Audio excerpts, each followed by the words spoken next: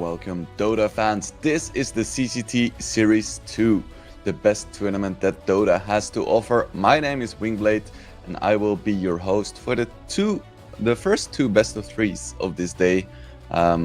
We have 4 beautiful best of threes ahead of us, and I'm gonna be taking you through Dragon Esports up against T and Vidar against Dandelions or Dandelions, I never quite know. And then for the second two, Monty against Next Up and Just Better against Night Pulse, we will have the illustrious Harry Freak being your host. So yeah, I am very excited for what today has to offer. Of course, we had a patch very recently, and that is always, I think, the most exciting time to be watching Pro Dota, to take a look at what all of these amazing players are doing to give themselves just that little edge. This is going to be the format that we have for you guys. So we have a round robin group stage. Then we get 2 big groups, top 3 from each group advance. Then we get into the playoffs. It's double elimination, which is always lovely. Best of threes. We have 8 teams coming through. 2 are directly invited, which are Mouse and Liga team, and then of course the top 3 from both of the groups, and then we have a best of 5 finals. It is indeed a lovely format. Of course, we have some pretty good money up for grabs as well, thanks to our partners in part. $30,000 for the first place, 10,000 for second, 7.5k for third, and still a juicy 2.5k for the fourth place. So definitely not too bad. If I got any of these prizes, I wouldn't be too disappointed for playing some Dota. So yeah, let's take a look at the group, shall we? So we have Group A first, with Night Pulse taking the lead so far. Winning every single one of their series. Of course, they did drop some games, so they're not unbeatable. And we have T, DMS, and Just Better. And at the bottom, we have Dragon Esports, who so far have only managed to win a single game up against Team T. So they have been mathematically eliminated, unfortunately. Then in Group B, we have Rivnia, the team that always makes me fight for the pronunciation, winning all 4 of their series. So they're done with the groups. Then we have Monte, Dandelions, Vidar Gaming, and unfortunately next up is the same story as Dragon Esports Club. They're already out, so it's all about Monte, Dandelions, and Vidar to try and stay in it. So far Monte has the best spot because they've already won 2, but they're not in the home stretch just yet. They still need to fight for it.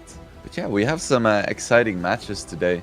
Of course, Dragons are already eliminated, but it's still a very important match for T. So this is the Dragons lineup, or a fully Ukrainian lineup. Paul, Dual Rays, Norma, Merlin, and DRT. I'm not sure if I noticed or if I saw something about a stand-in. I'll briefly check. Oh yeah, Merlin is gonna be the stand-in. Or maybe it was a roster change, but Geo isn't gonna be playing. So that is the Dragon Esports Club roster. Still some, I would say, newer players to the esports scene. And unfortunately, they couldn't really make it happen in this tournament. But of course, there is probably gonna be a CCT Series 3, so you never know what's gonna happen. And then we take a look at Team T. I am personally a huge fan of tea. It is probably my favorite beverage after water, so it's hard not to root for these guys. We have Smiling Knight, Mikey, Zibi, Eki, and Seneko. It's somewhat of an all-star lineup. All of these players have been in Tier 1 teams at some point in history, and now they're trying their luck together, seeing what they can make happen with this lineup. They're a very multinational team as well, with a Belarusian carry, an Iranian mid, a Swedish offlaner, Polish position 4, and then a Russian position 5. So they're all over the world. Always fun to see. Yeah, those are the two lineups that are gonna be facing each other today, and we are already in the draft. Time flies when you're having fun. So let's see what this meta has done so far. We have Sven and Tinker being first banned for Team T. And we have Batrider, Enigma, and Enchantress.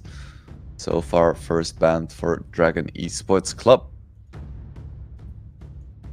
So, unfortunately, I haven't really been able to spam too many pubs in this patch.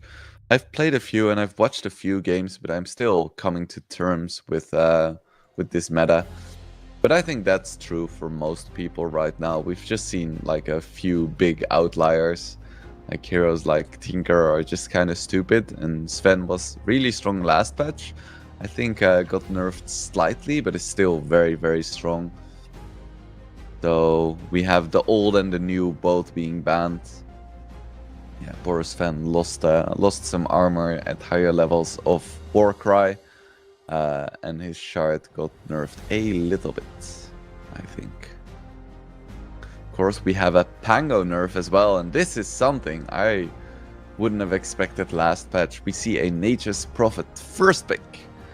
Of course, the big change I want to say about this hero is that his ulti now hits everyone instead of just like a set number of targets, which is very, very, very, very, very, very strong.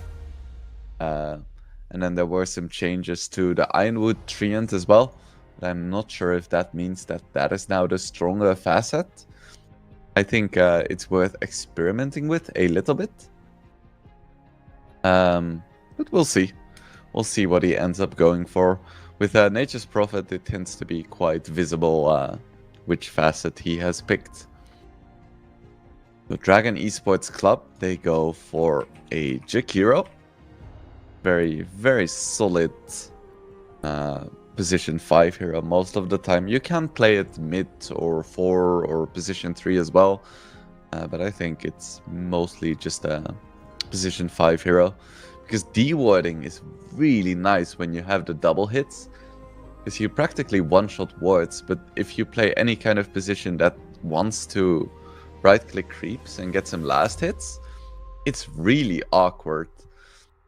Because in between your two hits, you can get denied. So it's basically like giving a little setup for your enemy to deny all of your creeps.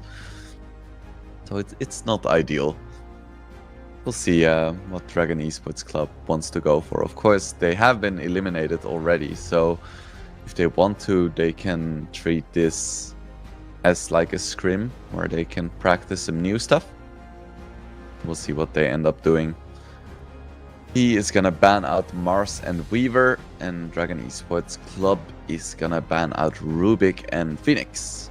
And they pick up the Primal Beast, so they have some flexibility there with which position they want to play. We've seen quite a few mid Primal Beasts. It's very strong against backline heroes. But we've also seen some position 3 Primal Beast, and some teams back in history have also played Primal Beast as a position 4. So we'll have to keep an eye out on which way they're gonna be going with this hero. So next up, T pick up Dragon Knight. Very stable hero, I would say. I wonder where exactly they're gonna play it. Because you have some flexibility there too. You can play it position 1, 2, or 3. I don't think you ever really want to play Dragon Knight as a support. But of course, it's a new patch, who knows?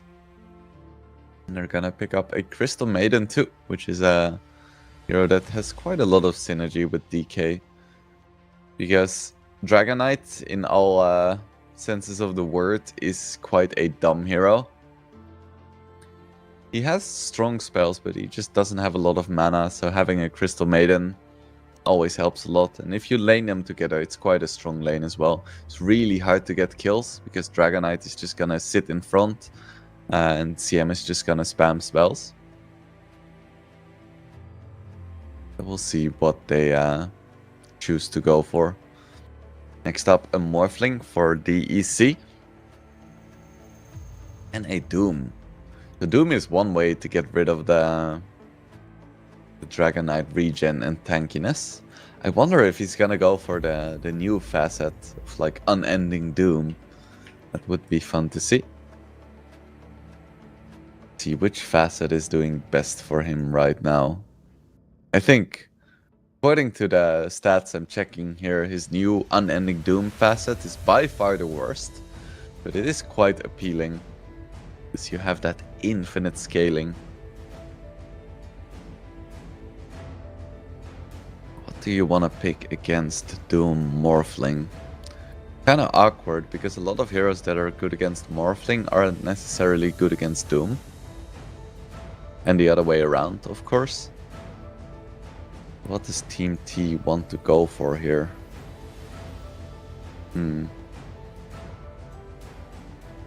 So they have a little bit of flexibility. I would expect the Crystal Maiden to be a position 5. Prophet can be 2, 3, or 4. Dragon Knight can be 1, 2, or 3.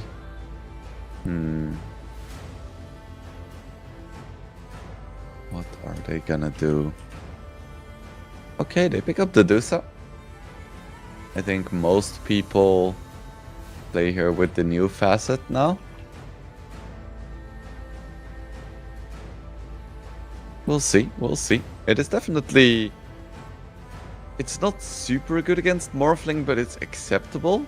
And it's quite good against Doom, because you don't care that much about spells. So I think it's a good pick. And seeing this anti-mage ban kind of leads me to believe that this is going to be at least the core Dusa. So not the support Dusa we've seen experimented with a little bit. An interesting pick. Expect to see something like a Lion ban as well.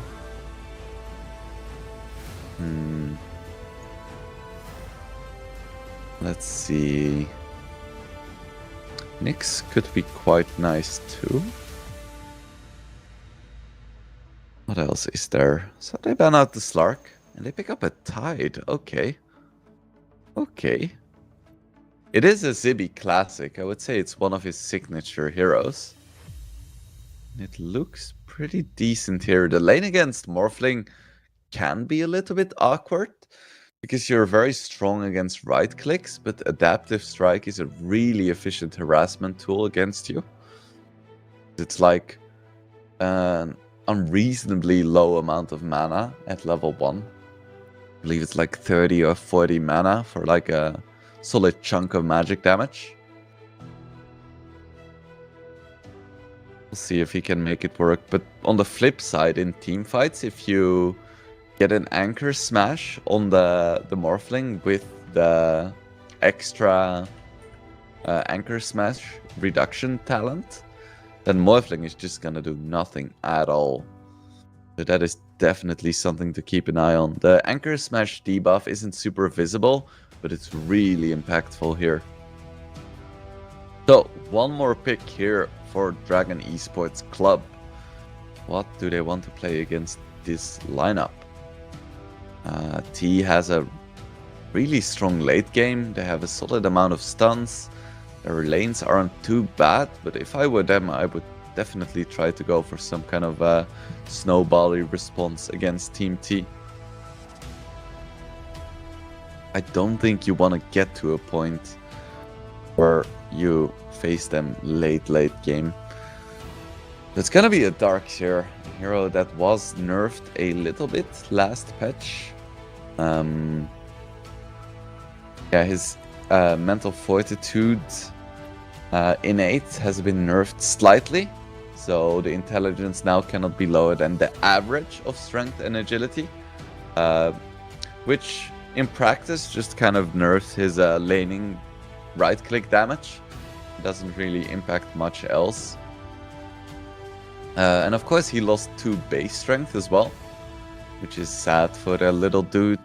And then the vacuum AoE talent at level 15 was nerfed slightly too. But I think he's still a very strong hero, especially against Dusa. So, it is going to be a position 4 Nature's Prophet. Going to be the mid DK. It is indeed the position 1 Smiling Knight Dusa. I believe, wait, this... Am I mistaken? Or is it a position 4 Doom? Yeah, it's a position 4 Doom.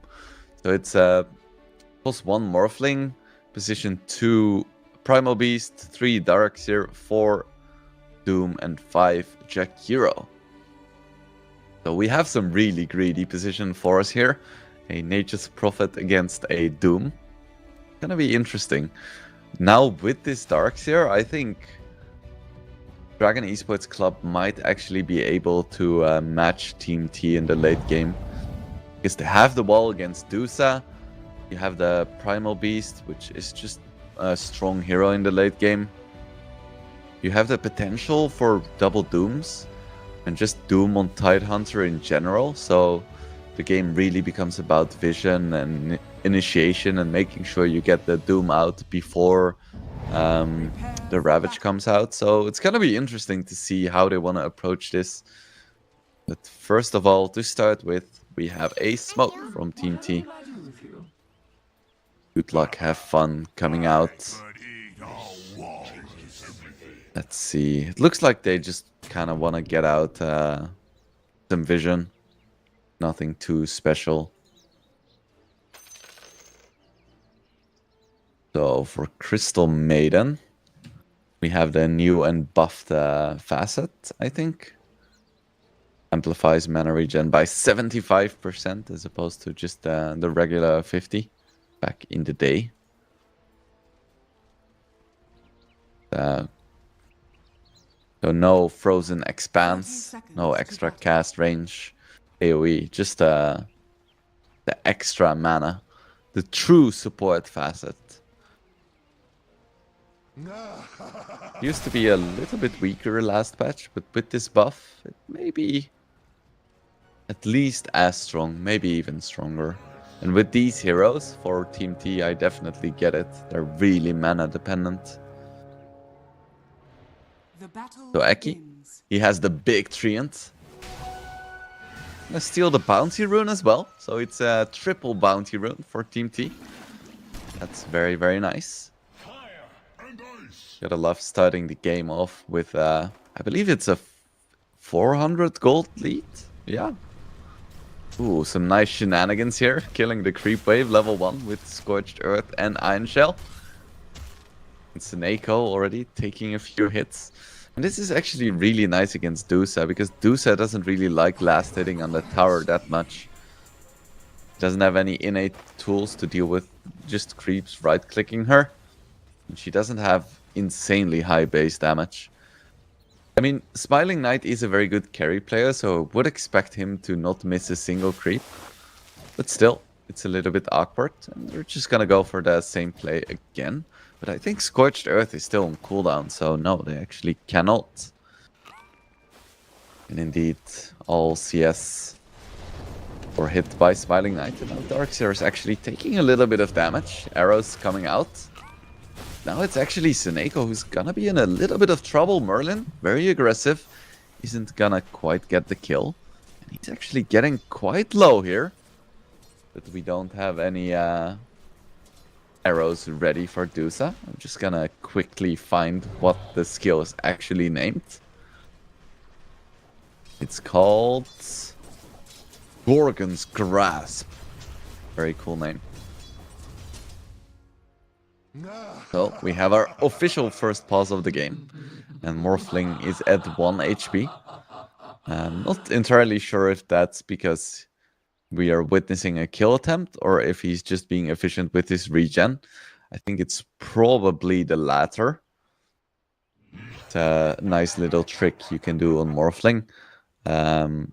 If you're ever at like 30% HP and you've already morphed up to strength a little bit, you can just fully go back to agility and then heal back up by going back to strength. It's a pretty elementary morphling trick, but it's still quite nice. It saves you a lot on regen.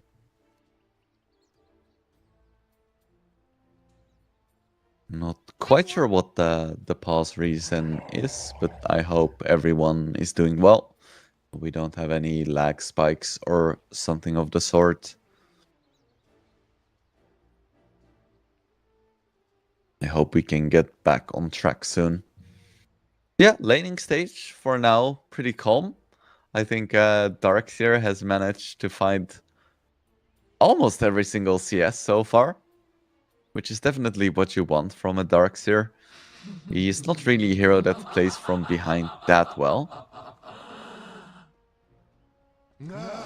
Of course, he can still have impact just with his wall, but having like quick Greaves and potentially like Crimson Guard is very, very nice on this hero.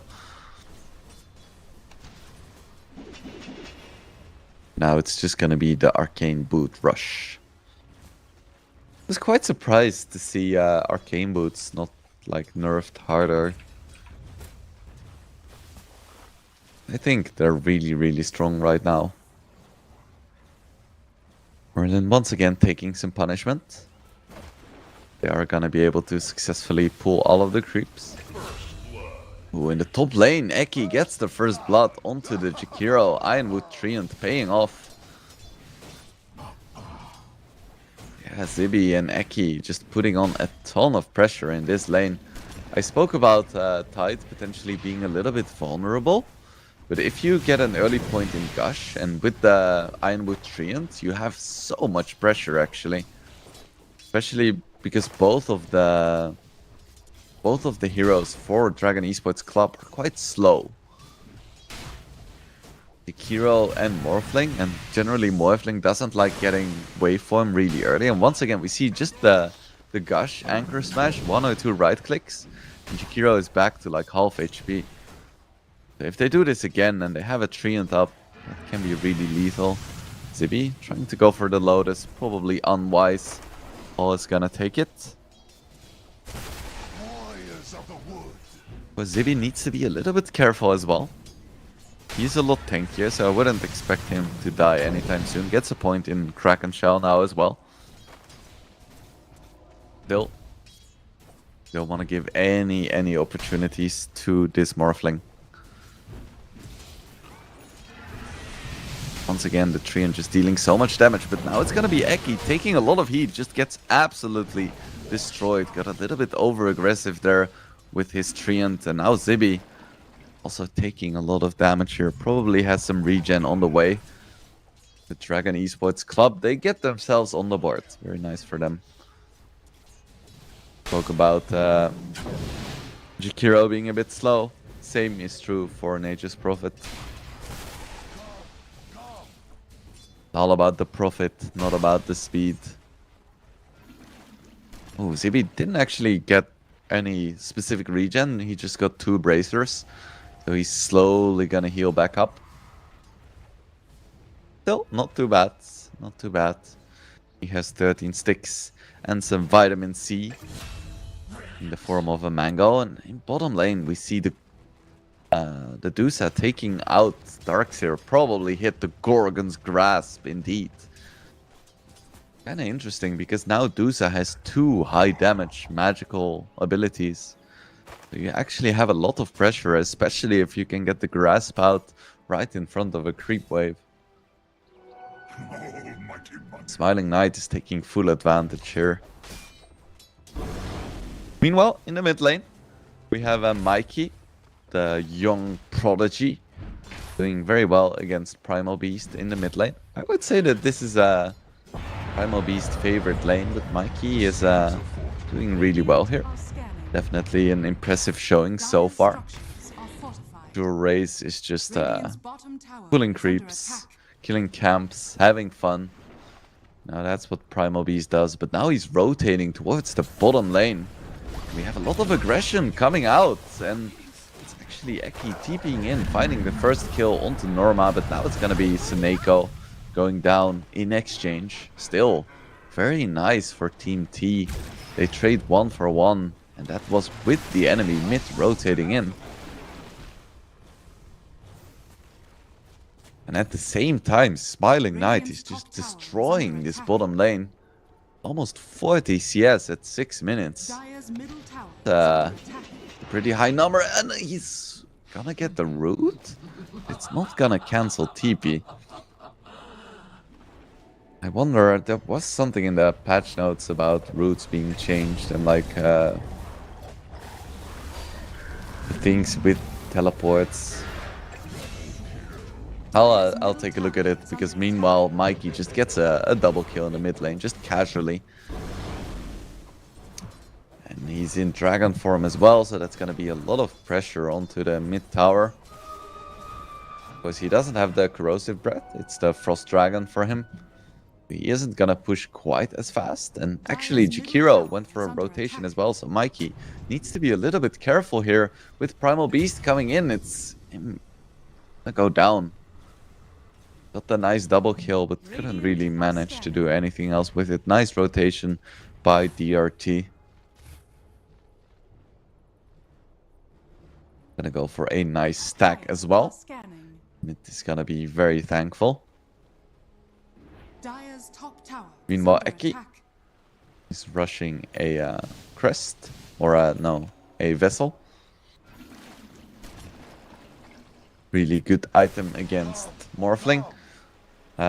Most of the item got nerfed, but the heal reduction got buffed slightly. So that is very nice against Morphling. Eki needs to be a little bit careful here. Doesn't have boots. Goes for the Sprout. Can he make it out? Yeah, Paul doesn't really want to chase. This Jewel Race is here in the top lane, trying to take down Zibby. Zibby is a very tanky boy, so this is gonna take a while. Ice Path coming out, waveform. Come on, get him. You can do it. Come on. 2 points in Kraken Shell, still running away, but oh, he gets the deny. That's rough, buddy.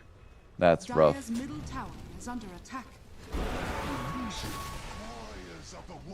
Meanwhile, more pressure onto this tier 1. Ironwood Treant having a lot of fun here. Mikey in dragon form needs to go for some kind of play, but didn't appear to see DRT there. At the same time, there is a stark contrast between Medusa and Morphling in terms of CS there. We have the Dragon Tail coming out. It kind of stacks stuns. Still, it's gonna be plenty of damage to take down this dragon.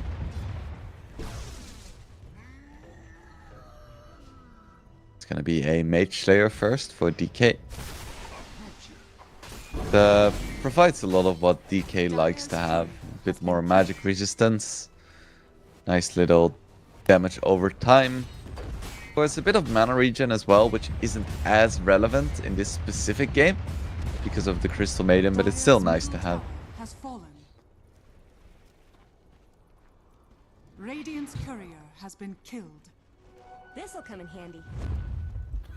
Rio sniped, and now a smoke coming out from Dragon Esports Club towards the top lane. They really want to make space for their Morphling, because he is going to be the big win condition. But Zibby just doesn't care at all, and now they're actually going to go for the Morphling before his team arrives, and they're going to be too late. Ravage comes out as well. Paul already going down, and now Jewel Race is going to be in a lot of trouble. Doom coming out onto the DK, so that's going to spell his doom, no pun intended. Eki taking a lot of damage now as well, and this could still be a good fight. Dragon Esports Club, they take down 2, only Zibby survives here. Pretty good fight for Dragon Esports Club, all things considered. Actually, all things considered, it was a 2-for-3 trade, but they trade out their carry and mid for 2 supports and a mid, so it isn't even that good, considering they rotated 5 people, and Smiling Knight is still free farming the bottom lane. Yeah, it's okay, but it's not really what they were hoping for.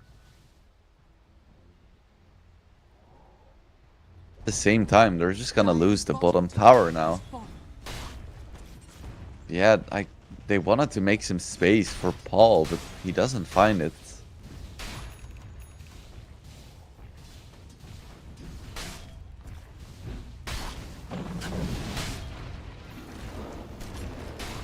And Zibby with his 2 points in Kraken Shell is just chilling.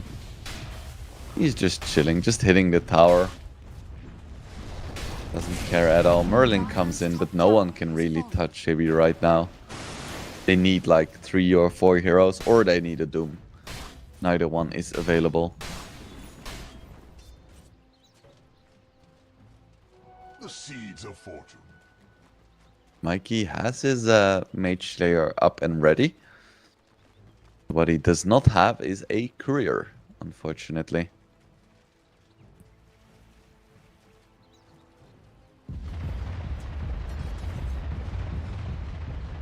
All of the tier 1 towers have been taken down already. I think T is pretty content to just farm until Medusa hits that point where she's unstoppable. This is not the kind of game where she can really solo carry, I would say. Because they are playing against a Doom and a Darkseer. So if she's the only hero with farm, they can shut her down really effectively by just dooming her and then creating an illusion of her that is basically just as strong as she is. Dragon form coming out from Mikey, but with the Invis rune, Dual Ray should be able to make it out just fine. Mikey doing a lot of work here with this Frost Dragon form. Slowing down absolutely everyone, but now we are gonna see a kill attempt onto Mikey. Another Doom comes out, so no regen for him, and his Mage Slayer is definitely not gonna be able to save him. Double kill for Norma.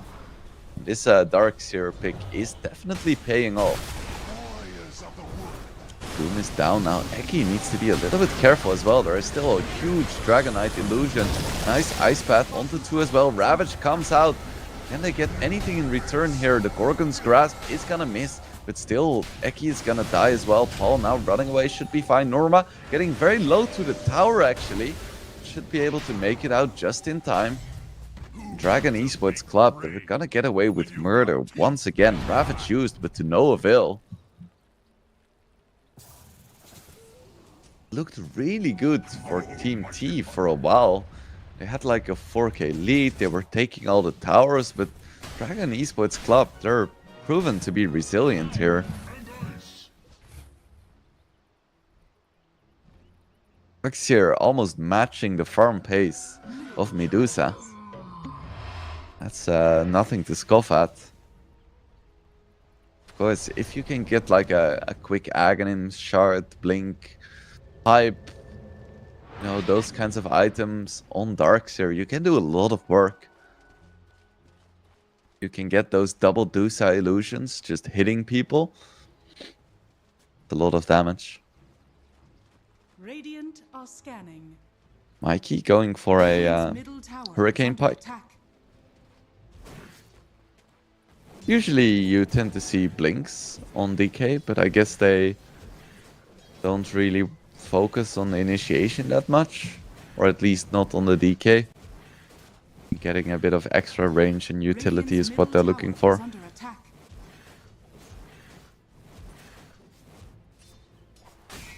Eki just farming. It is quite a farm heavy game so far. I think most of us kind of saw that coming looking at these lineups. You know, having a Dusa carry and both Prophet and Doom support. And he's gonna run to the left, so he's gonna avoid this smoke. Who is Team T gonna find in this bottom lane? If they can find Darkseer and burst him down, that is the dream. He is a tanky fella. He is a tanky fella. Do they have the damage? Yes, they do. That's a good start of the fight. Now DRT is gonna be in trouble as well. Double kill for Sivek. Can they find more?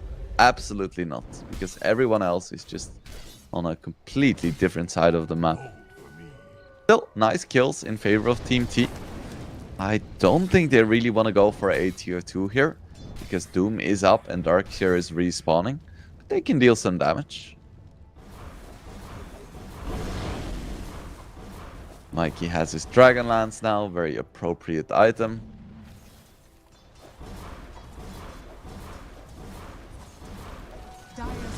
Are they waiting for any kind of timing here on Team T, or do they just want F5 slotted Dusa? Ooh, Eki's courier gets sniped, so no curse of the something. Curse of the Overgrowth? Old Growth. That's it. Curse of the Old Growth. Providing some damage and vision. Actually, I'm not sure if it still fights vision. Dire are scanning. Or if it slows. This shard has been changed quite a lot.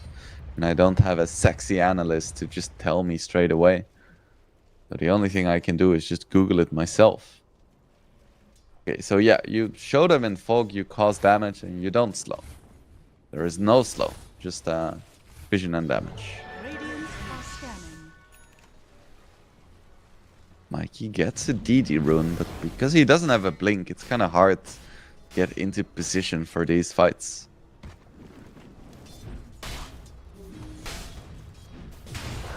He's gonna have a pike, gets doomed though. Do they have the damage to take him down? I would expect so. Yeah, he gets absolutely destroyed. Actually, not sure. He might be able to survive the big turnaround here. That Dusa ulti comes out, they take out Merlin, and Zibby is gonna survive. He actually lived. Ravage now onto 2 as well. Paul getting very low. Norma's slow to a crawl as well. Paul's gonna... Oh, he isn't gonna make it. He almost got the TP out there. Alas, no chance. Norma does get the kill onto Seneko, but that was a huge fight for Team T. The Tidehunter somehow manages to survive the Doom. And they kill both the Morphling and Doom. Very nice fight there for Team T. I had my doubts. Radiant's middle tower is They under made it attack. work. And now with Manta Diffusal on Dusa, Radiant's can bottom try to tower take this is tier under 2, but again, they don't really want to commit. They're like, okay, we feel confident in a mid to late game, so we're not gonna push it too much.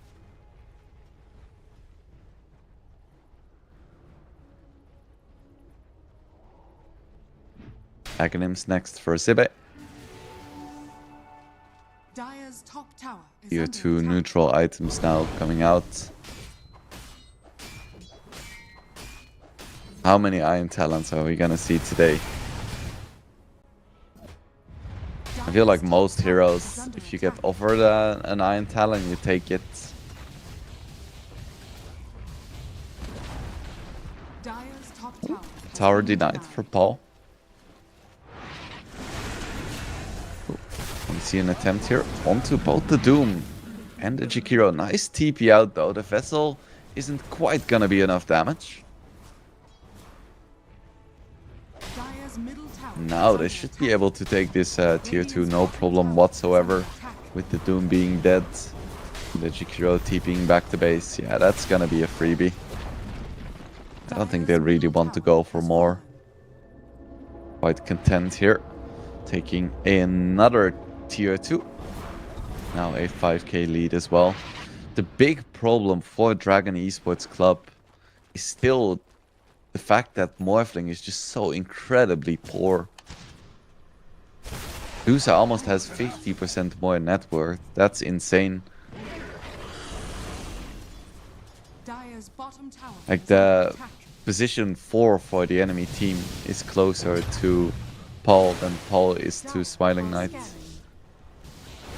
Dire's bottom tower Gonna go is under for an attack. attempt onto Zibi here. The Diffusal Blade, but no, they just deal absolutely no damage. And at the same time, it's gonna be another tier 2 falling. Dire's bottom tower has fallen. What can you do? What can you do? Every time they try to go for something, it requires so much commitment here. Now the Tormentor is gonna spawn as well, so that's gonna be a very nice pickup here for Team T. I wonder who's gonna be able to get it. And it's gonna be going towards Neko. So he gets that frozen clone. It's a decent chart. Can't be too disappointed. Of course, Prophet already had his. Dusa had plenty of money. So yeah, I think they're probably happy. Radiant's They middle scout tower out is Jewel under Race, attack. but he runs away. And they find him. Doesn't look like it. There is a Disperser now on Dusa. And we have a Doom coming out onto Tidehunter, but he just walks away. So Team T should be able to disengage, but big engage by Jewel Race. Vacuum onto 3 as well. This is a really good vacuum. Maybe Dragon Esports Club might be able to take it here, but Doom runs out, and there we have the Ravage onto 4 heroes, I believe. But Deuce is almost completely out of mana. Still stuck in place, trying to fight the illusions, and just doesn't make it work. Just no chance whatsoever. Now, Nako gonna go down as well, and it's just Mikey against the world. It's a 1v5.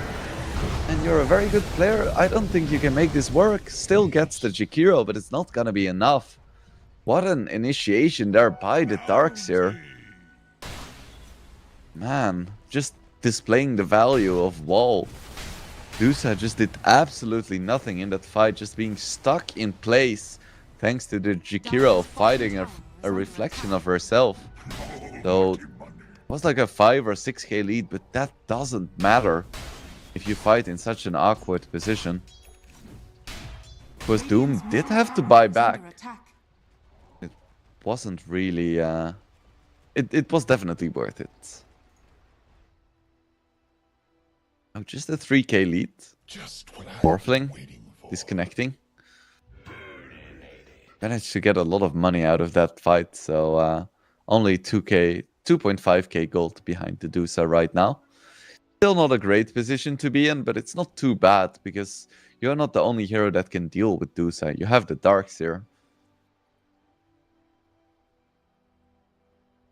We'll see. I hope it's just a small hiccup and he comes back soon.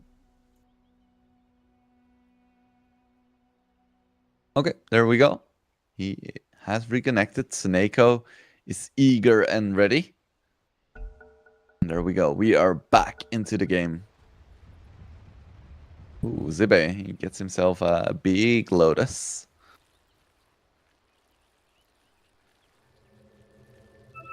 I mean, he just needs like 4 or 5 more, and they can go for the block of cheese strat. And I love that item. It just feels so good. Yeah, he just needs 4 more. Well, I'm not sure about the top pool.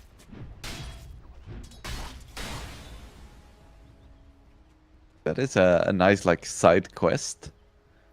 I feel like this game might just go late, so it is definitely something they could go for. I would love to see it. Smiling Knight with his Disperser and Manta. Going for a Skadi next. No big surprises there.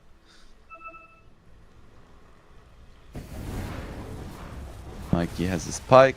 Going for Aghanims next. Has that Arcane Rune too, which is just lovely. Means that you can use Dragon Form with basically like 80 or 90% uptime.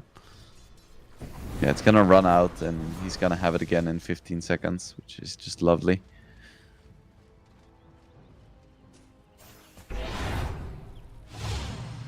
So, the game, once again, pretty quiet. Neither team really wants to go for any kind of big objectives right now. Roche has been left alone for almost 25 minutes now. He's just chilling in his cave. That was me in my esports years as well. When I was still a player, I also just chilled in my cave for days on end.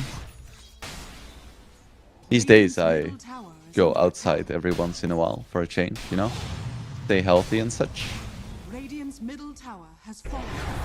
Oh, I spoke about Roche. Looks like they're finally gonna harass the big man. We should be able to take this fairly quickly. It's not the quickest lineup, but they do have the Gush armor reduction. They just have a good amount of physical damage. All they would really need is like an AC or something to really make Roche melt, but this is not too bad. It isn't fast, but no one is really taking damage. They're steadily getting him down. Radiant's top tower is under attack. There we go. Big man goes down. Aegis goes towards Smiling Knight. Now we have 2 snakes.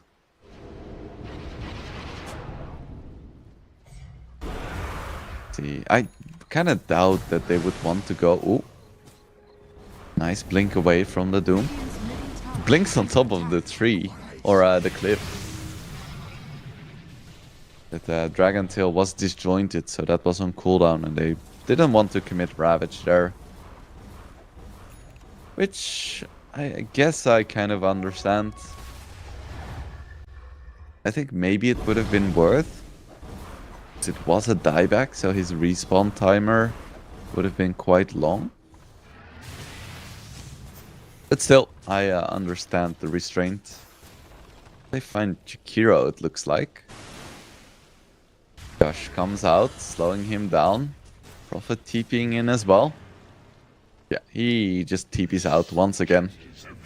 DRT, clutch with his Radiant's bottom TPs, for tower sure. is under attack. Gold for me. Looks like T, they want to deal some damage to the high ground here. Radiant's bottom tower has fallen. It is really hard to stop this Dusa plus Prophet from slowly whittling down your towers. Dire's bottom tower But ulti has comes fallen. out, just for lane pushing, I guess. Probably wanted to kill the bottom creep wave. And he actually went for a Dagon. Radiant's bottom tower is Okay. under attack. Yeah, I love this build. It's kind of stupid, but I love it. Mikey almost has his Aghanims as well. Dire's He bottom probably tower is wants under that before they really attempt high ground. Should be able to get it with this bottom creep, but no, he Dire's misses bottom it. barracks has fallen. I still gets it. Still gets it. So that's flying out. Dagon flying out as well.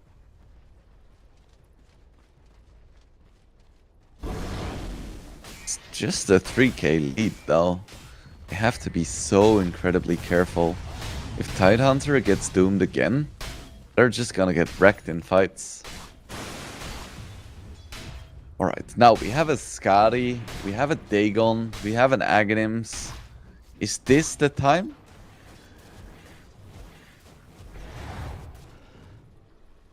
Is it time? Is it really time to deal damage to buildings? It's just a 27-minute game so far, but it feels way longer. Fighting Knight. Okay, there we go. Solar Crest is up.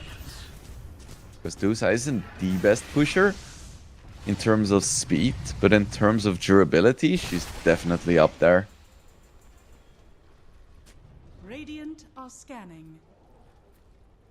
I like what I see. See what they can do here. Aki TPing bottom for the Wisdom Rune. The very nice thing about playing support Nature's Prophet. You'll always have that opportunity to steal Wisdom Runes. But yeah, this was the big Aegis moment, I guess. With 4-slotted Dusa with an Aegis hitting the towers, but so far it's not going that swiftly. I keep popping his ulti as well in his upgraded dragon form. Macro Pyre now coming out, just tickling Dusa. Crimson Guard is on cooldown now, so she can actually deal some damage to towers, which is nice. Should be able to at least take down this tier 3. Jewel Race runs in with Blade Mail, gets stunned, taking a ton of damage here. With Vacuum onto 3 once again into the onslaught. Ravage comes out, but it's a bit too late. Everyone on team getting so incredibly low, but no one falling just yet. Now finally Aki goes down. Can they get anything else? The Dragon Illusion does finally fall. Paul pops the BKB buyback by both the Doom and Crystal Maiden. Doom is still up. Who do they want to find here? Spiling Knight still has his Aegis. Dire's bottom barracks So much being used, but only 3 heroes dying so far. Aegis still up. Dragon form is gonna expire, but what a huge fight with such an underwhelming Pale. Because yeah, Team T, they just go back to farming. Ravage is down and they're like, oh hell no, man. This life ain't for me. I need the creeps. Also, Zibe is still on his side quest. Get the block of cheese.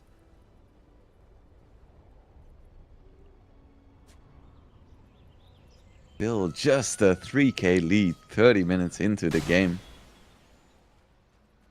Honestly, wasn't really paying attention. We need to look at Doom to see which facet he has. If he has the infinite scaling or not. Tide doesn't have his krill either, so he isn't gonna be like the huge Tide. You see an attempt coming out onto the Primal Beast, and all of his actually, he does still have his BKB. Finally is gonna commit it, so he is gonna make it out just fine. Radiant's top They tower aren't is gonna under find the attack. kill there. Yeah, Tide went for Radiant's what's it top called? tower has The Kraken Swell. fallen. Dire's bottom barracks are under attack. So he just gets the permanent damage block. So I guess he does skill infinitely. Big fight once again. Normal punch coming out onto the Dusa. Actually, the Dagon makes a lot of sense because it instantly kills Illusion. Wow, I didn't even realize that, but that is actually really good. Because the only way Dragon Esports Club wins fights here is with big illusions from Dusa and Dragonite. So being able to kill them instantly is Dire's huge. bottom barracks are under attack. And I don't think they're strong illusions. Dire's Strong middle illusions, has fallen. they're like a special subclass of illusions that don't get killed instantly by things that would usually one-shot illusions like Scythe of Ice or Pugna ulti, for instance. But I don't think that Darkseer has those on his wall. But I'll briefly check, because it is quite important to make that distinction. I'm 100% sure that normal punch illusions are normal illusions. Dire are scanning. But for wall, I think, let's see. Yeah, I think it's just a regular illusion, so it makes a lot of sense here. Yeah.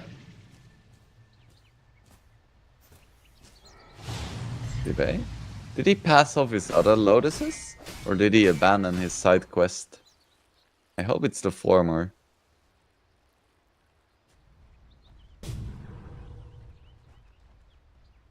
He almost has his Aghanims.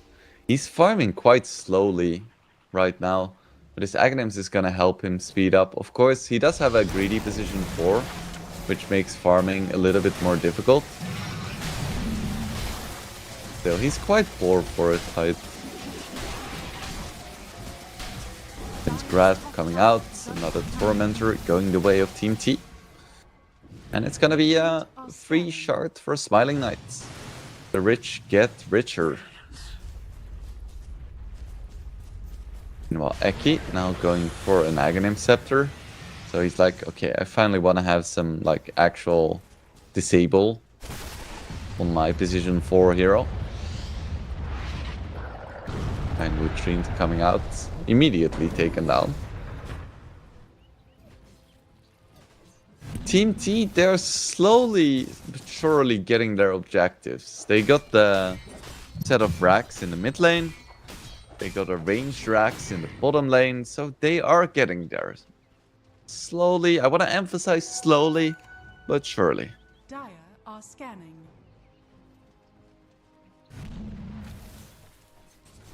Mikey has a Yasha. Going for SNY for some more status resistance. You usually see Manta on DK, but now with the new dragon form and his illusions not having splash, I don't think it's as relevant. So, it was a quick Roche, and it's gonna be taken down once again by Team T. No, it's not actually. Because Eki gets picked off, and they don't want to commit for this. He is on top of the cliff. Neither team really willing to commit for now. Could see a big initiation by Norma. Not quite. Smiling Knight. Gets ran out by Jewel Raze, who is now completely out of mana. And that is quite a big deal, actually.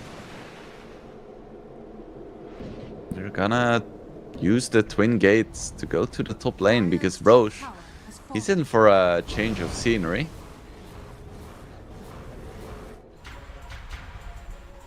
He is respawning. Jewel Race did manage to get his mana back. And now they're all gonna TP on top of Zibe. Are we gonna see a huge Ravage? Yes, we are. Darkseer is gonna get taken down before he even gets up the wall. What a TP by Dragon Esports Club. Just TPing into Doom. They lose 3, and that's gonna be a free Roche in favor of Team T. Can Merlin make it out? Yes, he can, but that was just a disastrous Twin Gate usage.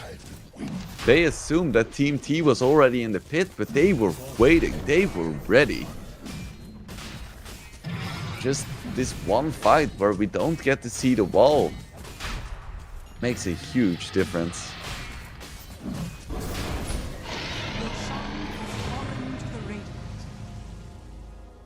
SNY now up for DK. That's the second Aegis here in favor of Team T. Smiling Knight picking that up once again. Aghanim's coming out for Eki.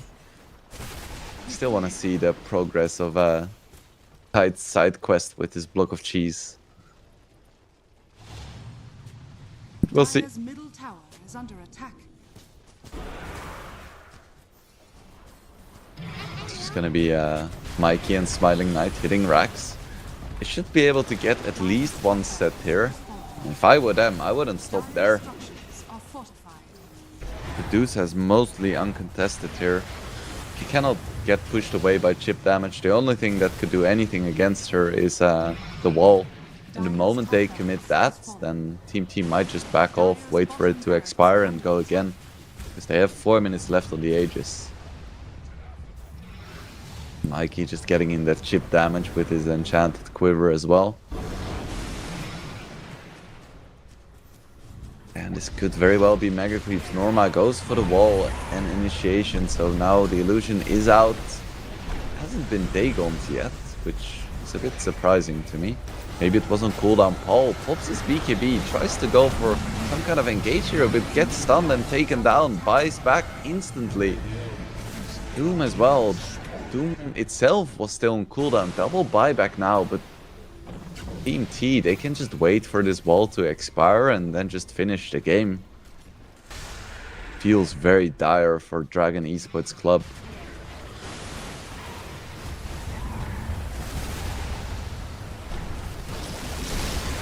So now we have the Ravage. Blink Ravage onto 4 heroes at least. Darkseer gets taken down. Mega Creeps are out. It's fine. No problem whatsoever. Completely drains his mana. Tide is gonna fall once again. And so is Crystal Maiden. But at the same time, Doom dies back as well. Finally, Smiling Knight is gonna lose his first life. But the damage has already been done. Mikey goes for the dive onto DRT. Is gonna find it. Does buy back. But is it gonna be enough to stop this Tide of T? Stuns coming out onto Dusa, but do they have the damage? I don't think they do. Stun comes out onto Paul. That's gonna be a dieback for him. Down he goes. 115 seconds, no Morphling. Jakiro goes down as well. It's only Primal Beast against all of Team T, and it's not gonna be enough. Game 1 is over. GG is called, and Team T is gonna take game number 1. You know, it looked a little bit dicey at some points of this match. I was like, they are taking fights that they shouldn't be taking. The Doom is getting Dooms off, even though he doesn't have a BKB.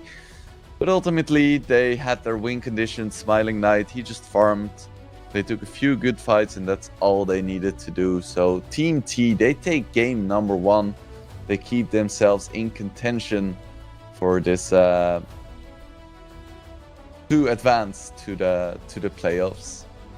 So yeah, that was game number 1. We're gonna be going into a little bit of a break, and then we will be back with game number 2 between Team T and Dragon Esports Club. So stay tuned and we will be back.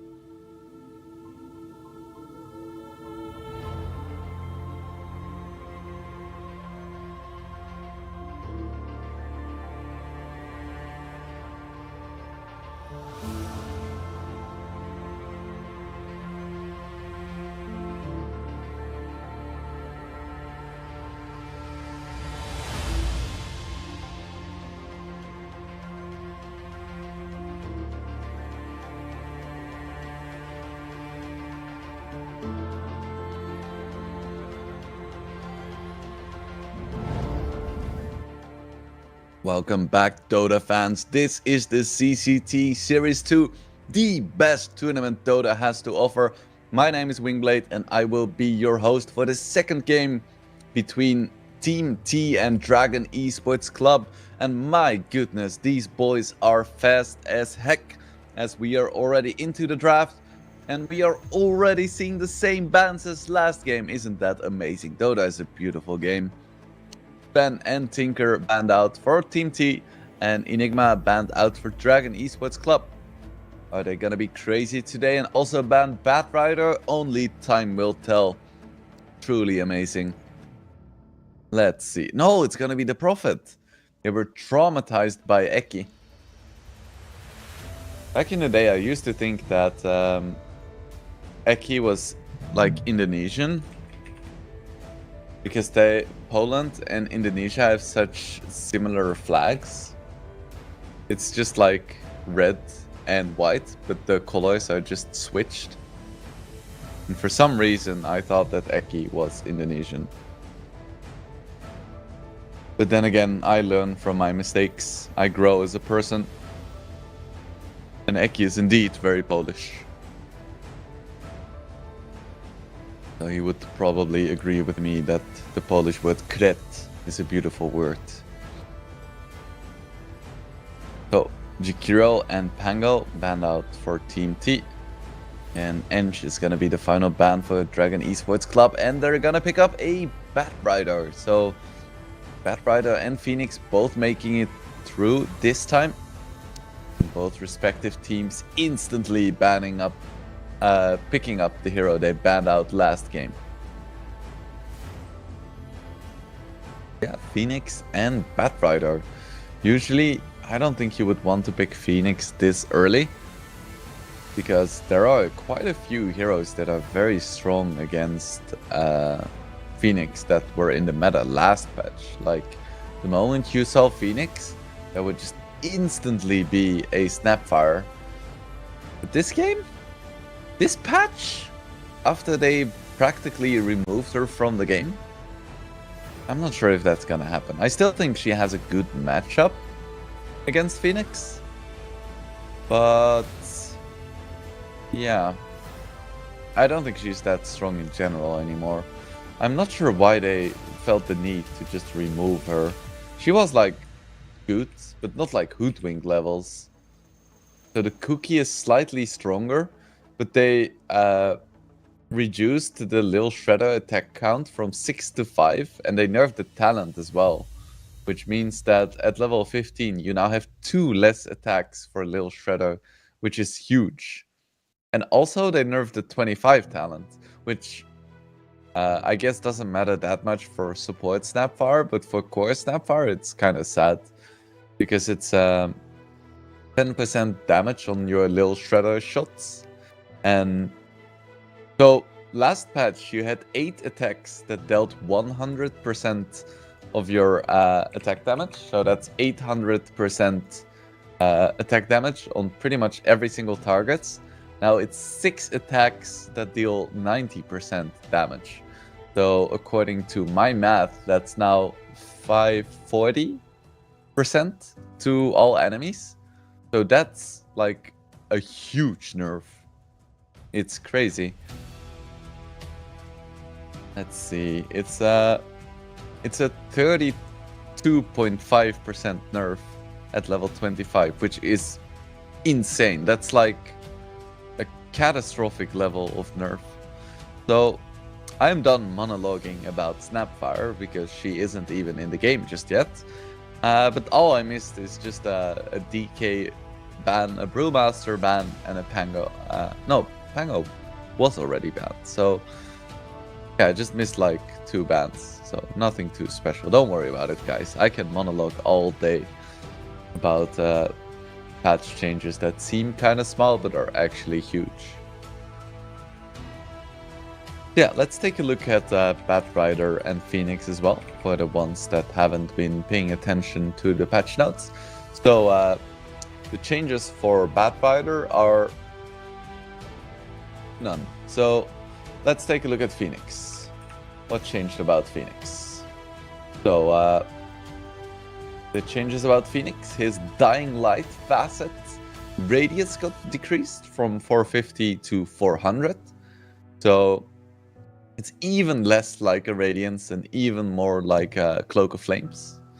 And his Icarus dive, move slow, was decreased from 16, 19, 22, 25 to 10, 15, 20, 25. So just the early level slow, just that little bit less. Regardless, I think he or she or it or they or whatever is still a very strong hero. And next, Team T, they instantly pick up a puck. That's a very, very early puck. Let's take a look at the puck changes as well. So Curveball now has a better preview. The Curveball has it curves the orb, obviously, but now you get a preview of the trajectory, which is kind of cool. Then he got a slight buff to his level 10 Waning Rift silence duration from 1 to 1.25, and a slight buff to their initial Dream Coil damage talent from level 20 from 175 to 200. So 2 small buffs. But I am still quite surprised to see Puck being picked up this early in the draft, even if he got some small buffs. We'll see if they can make it work. Dragon Esports Club, they pick up Ember and Oracle. Okay. Oracle getting that magic immunity, of course, to his teammates is always very nice against both Puck and Phoenix. And Ember, I think, is still just a really stupid hero. His double impact facet was slightly nerfed.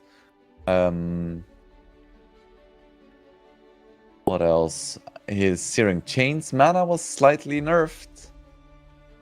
And they detached his Flame Guard from his passive burn. So it used to be that Flame Guard had 5 levels and you had a passive and active component, but now you just have an active component, and permanent immolation is a facet or a innate ability. Okay, so Team T, they pick up a Lycan, a very strong hero against pretty much all that Dragon Esports Club has right now. And I'm curious to see what facet he's gonna go for. Because you still have the Ooga Booga I Cannot Micro facet. But you also have a really cool new one, which is like Alpha Wolves, which takes away 1 level from your Howl and Feral Impulse, or 1 max level, so you can only scale them up to 3, and instead gives 2 additional levels to your Summon Wolves, which makes them a lot stronger, gives them hasted and phased movement speed, giving them a root that hits every 4 attacks. So there's definitely some cool stuff there. We'll see which he wants to go for. Next up, it's gonna be another Crystal Maiden for Team T. So they really like their mana. And Dragon Esports Club, they pick up an Ursa, and this is a really good Ursa game actually, because you don't care about Crystal Maiden at all, because you can just remove all of her disables and you just kill her in 3 swipes. You're really strong against Lycan in lane, because he is a hero that has quite a lot of HP but not that much armor or mobility, so that's basically the dream. You're good against Phoenix because, well, you have some really quick attacks, and that's something Phoenix doesn't enjoy playing against. And you're not that great against Puck, but you can't have everything, you know? So, Troll Ban coming out from Dragon Esports Club, one of the few carries that actually can man fight an Ursa. Ban makes sense, and T, they're gonna ban out some annoying offlaners, so the Darkseer from last game, which in this game doesn't really look that strong to me. because there is no big agility carry, but alas, it's gonna be bad. And a Mars. So, yeah, just a basic strong offlaner.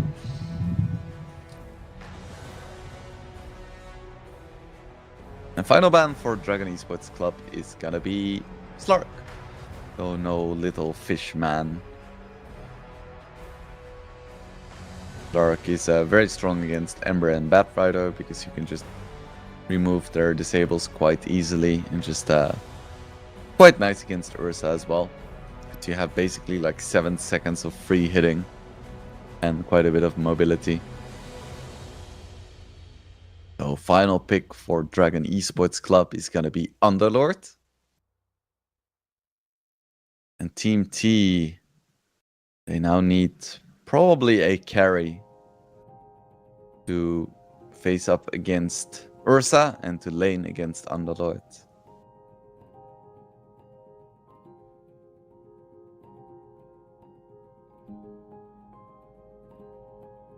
Let's see. What is it gonna be? 18 seconds left. What is nice against Underlord here? Morphling? I think it would be decent. What else is there? You can go for a Sven, but it's not that great. Yeah, it's gonna be the Morphling. Okay, as expected. It's a Smiling Knight classic. It's quite good against Underlord. It's funny because you wouldn't expect it to be, because most of your right-click damage is given through your base damage and your agility, which means that his Underlord's aura, which I am gonna Google the name for because it's Atrophy Aura? I'm not quite sure, but it reduces base damage.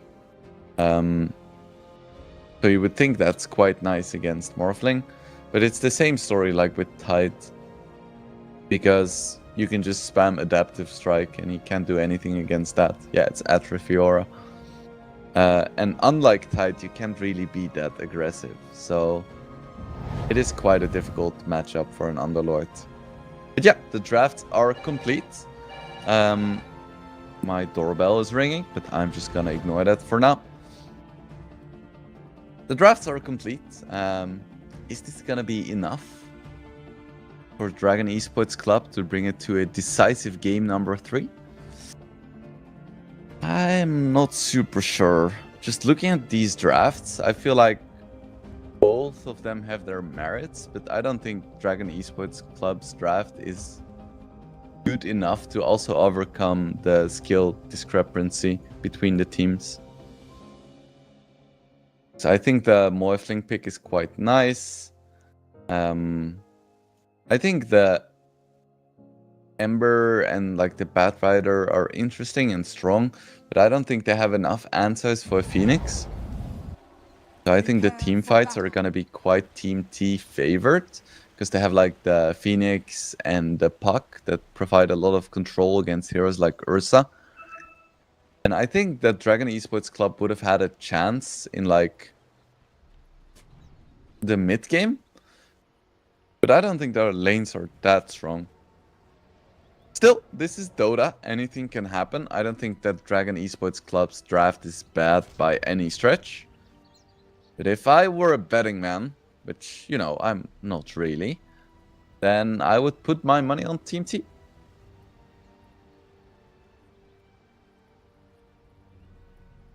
So Eki, just trying to get out some vision here. 30 seconds to battle. Nice ward to have. I wonder if he's gonna go for the Icarus dive steal. Gets the quote-unquote D ward. Ah, I forgot to look at the facet for Zibi. And Mikey didn't even take the curveball facet. The battle begins. Damn. Let's see, is it gonna be 3 bounties? No. It's gonna be 2 against 1. DRT gets the clutch deny. Well done by him. It's not a 400 gold lead this time, it's just a 200. Because you don't steal it, you just deny it. But still, it's very nice. A single right click, denying 200 gold for the enemy team. That's some decent value. And it is gonna be the Alpha Wolf, right? This is the icon for Alpha Wolf, I believe. Let me just quickly check. It is... No, it's not. It's not. It's not the Alpha Wolf. He just took the regular... What's it called? Facet. Not the I can't micro one, but the one that gives... What does it give? Gosh darn it. I don't play enough Lycan for this stuff. It's crazy. Luckily, I am my own analyst, and I have this thing called Google. So I'm gonna find out what it does for you guys. Okay. So far, Ursa is having a pretty decent time, and I would expect that to keep being the case, because this is a really nice matchup for him. Okay, I think it's Pack Leader. I think that's the one. Yeah, Pack Leader. Enemy heroes killed by Lycan or his units extend shapeshift duration. This is like the one facet I've never seen a Lycan take. Because back in the day, it was like everyone just took the Spirit Wolves Ooga Booga talent because people cannot micro. And now with the new patch, everyone is like, yeah, I'm the Alpha Wolf. And they take that facet, but this is new. This is a Zibby way of doing it. Merlin gets the first blood onto Seneko. So bottom lane is going better than expected. Maybe I'm just full of shit after all. Smiling Knight still doing okay in terms of CS, but Norma is doing a surprisingly good job here. Smiling Knight unwilling for now to put any points in Adaptive Strike. It's very good for harassment, but he may potentially need Waveform for a kill or escape. Once again doing the Morphling quote-unquote trick to get his HP back. It's especially nice with Magic Wand, because you can just go to 1 HP, heal back to full with a single usage of Wand, and then move back up to strength and be full HP.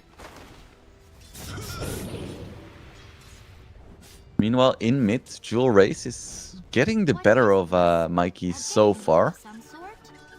Slightly up, both in terms of last hits and denies.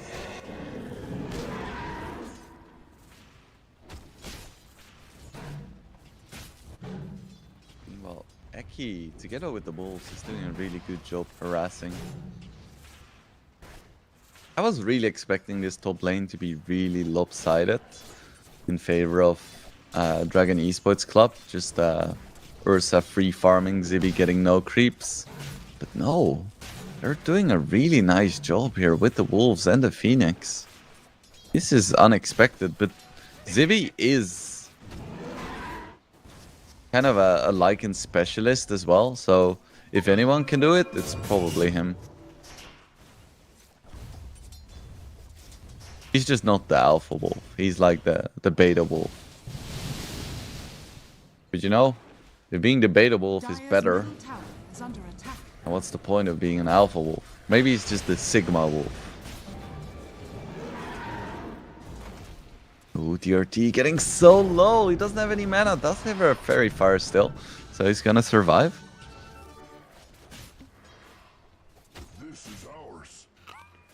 I still have regen and a mango and a clarity. It's all good.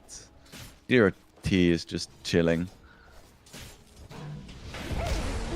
Oh, I'm gonna try to go on Eki. I have a lot of damage. One more right click from Paul. Not even necessary. DRT takes it. Eki goes down. Nice kill in favor of Dragon Esports Club. That's what you get for wasting your Icarus dive. Goes for another overpower, but I don't think they can kill Zibby here. No chance whatsoever. Ooh, nice phase shift by Mikey. Reading Jewel Raze's mind. No secrets from Mikey. Still, Jewel Raze is winning this mid lane. Rotation by Seneko with the Crystal Nova and the Frostbite. Down goes Paul. Nice usage of the Twin Gates. Dragon Esports Club's carry goes down.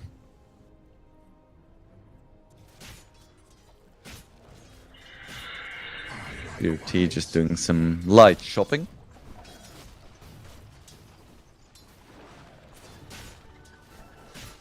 Zibi still free farming in this top lane. 19 denies. That's a lot of denies. Meanwhile, in mid lane, Seneko tried to go for another rotation. The Dragon Esports Club, they saw it coming.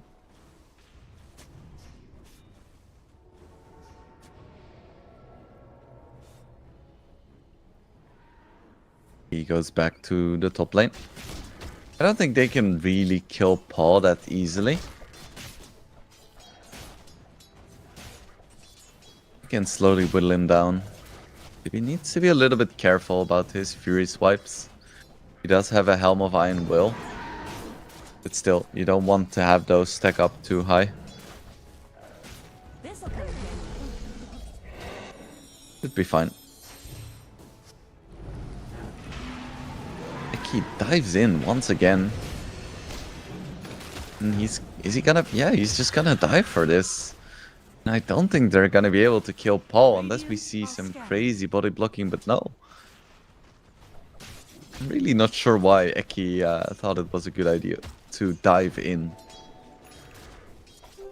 Yes, he got out his fire spirits, but then he just died.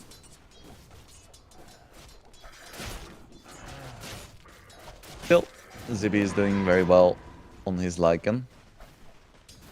Most of Team T's heroes are doing very well right now, at least in terms of CS in their lanes.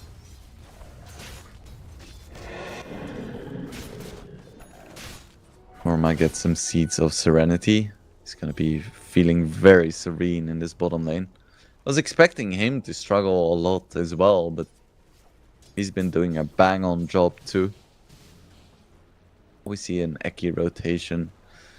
I don't think they really have the damage though to take down this Underlord. Maybe I'm mistaken. But taking a good amount of damage, yes, and they're gonna be able to take him down. No problem whatsoever. Just full commitment, no hesitation, down he goes. Worth noting that Smiling Knight actually has a null talisman. We've seen throughout the years quite some different approaches to mana regen on Morphling. I think Smiling Knight was one of the players who always used to buy Vlads for mana regen, because the percentage damage is really strong on Morphling as well. Provides both HP and mana sustain. Maybe he changed his approach, or he might just get both. I think it's Null Talisman just feels really weird on Morphling. But again, I'm not gonna argue with Smiling Knight on Morphling builds. He's the man.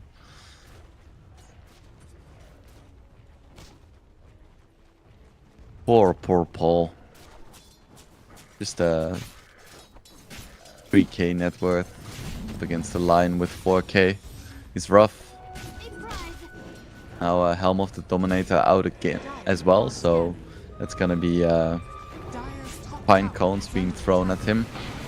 Aggressive dive by Eki and rotation from Mikey as well, and Paul should go down with the Dream Coil and the Wolves. Is it gonna be enough damage? One more right click, one more orb, he finally goes down. Snako is taken down by the rotation from Dual Rays, and Eki's gonna pay the ultimate prize as well. Can they find Zibe as well? Is there any chains? There is an arcane rune. They're gonna get the chains. Do they have enough damage? And Shapeshift runs out. Zibe goes down as well. Very nice rotation by Dual Rays. They get a 3 for 1. Again, it's only supports and offlaner dying for the carry, so it's not the end of the world. Dual Rays now doesn't have a lot of mana, still has a single remnant, is gonna make it out. Batrider is gonna get very low, but he's gonna survive just fine. Now DRT has to be careful. The Waning Rift is gonna miss. Is there another orb? There is another orb, but DRT has his Fate's Edict ready as well, I think. He's gonna be just fine. Smiling Knight went from Vlad's to just casual Morbid Mask and ultiless, man. Interesting. Next up, Manta Style. A really nice Manta Style game. You have 3 different routes that you can take off with that. Oracle Q, Searing Chains, and a Pit of Malice. Mikey almost has his Witchblade, and that's big timing for a puck. It means that you can actually start solo killing supports. Ooh, Dream Coil comes out, is broken immediately with the silence. Do they have the damage? Yes, they do. Very well executed by Team T. Beautiful coordination. They knew exactly how much damage they had.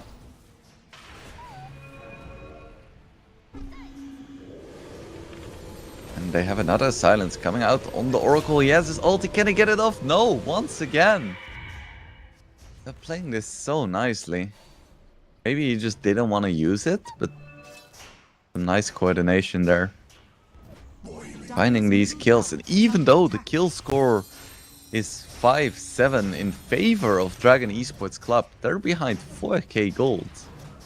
That's a very significant number at this stage of the game. Last game we had a 3k lead at like 30 minutes. Okay. Dual Race gets a freebie.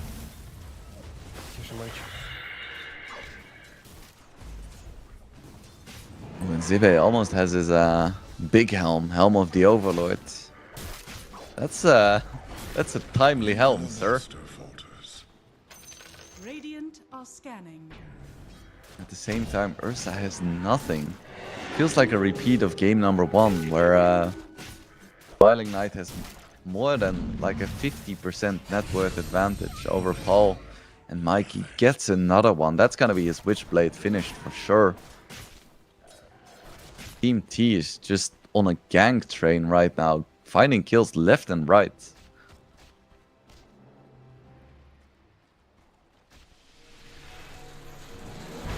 Is being gone on by Jewel Race and Merlin. Searing Chains comes out. There we have the lasso as well. That's gonna be plenty of damage. Even Shapeshift used there, so very nice kill for Dragon. Oh, we see another coil coming out onto this Ember. Doesn't really have anything, and Mikey just takes him down. No problem whatsoever. He's beginning to snowball here, because Mikey is a puck specialist. I don't think Puck is a particularly broken hero this patch, but Mikey is making him look like one. Egg comes out as well, DRT trying to go for some self-heals. I'm not sure if it's gonna be enough with all of these right clicks coming out. Slowly but surely he's falling. One more orb, not even necessary, but still gets it. Very nicely done indeed. 5k lead now. Smiling Knight almost has his Manta, which is also insanely quick.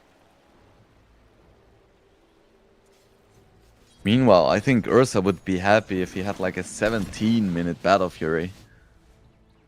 Which admittedly is not the dream. Mikey almost has a Blink Dagger. That's crazy.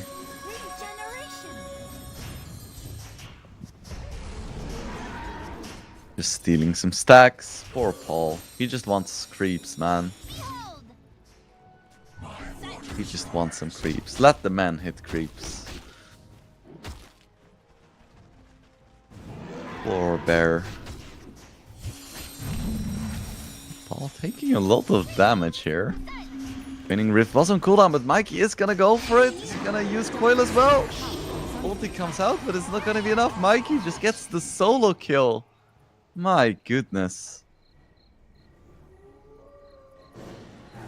Mikey on this puck, making it work. Poor Paul. It is an appropriate name for Ursa, but he's not having a good time. Not having a good time at all. And I'm not sure how he's gonna come back when he doesn't even have a Battle Fury yet. I feel like at some point, Smiling Knight is just gonna double up his net worth.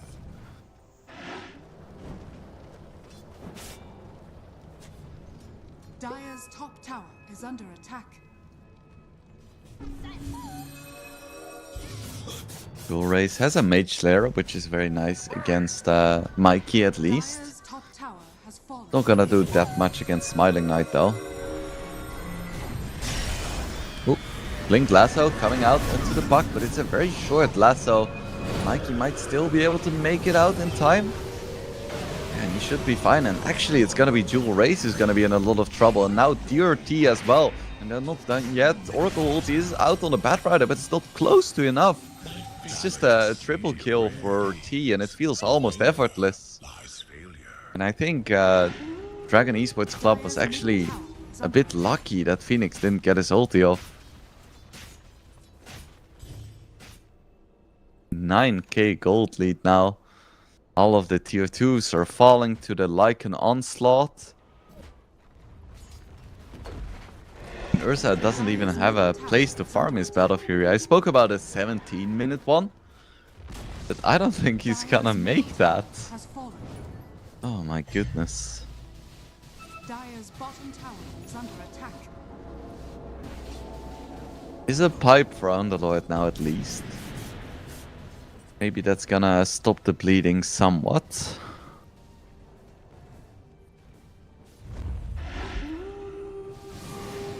Smoke Dire's coming bottom out now tower from is under Team attack. T.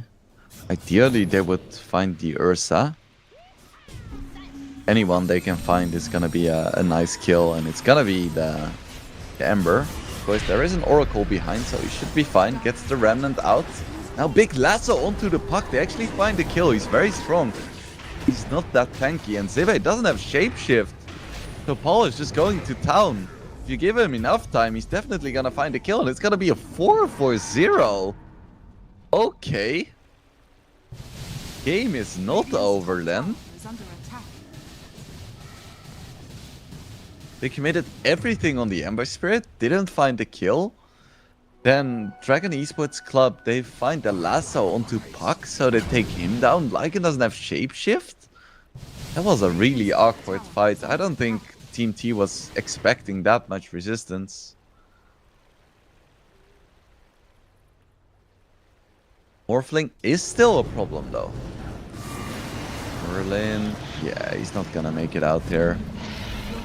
Frostbite, Yules, but Paul, Radiant's middle he gets the tower is under Roche. attack.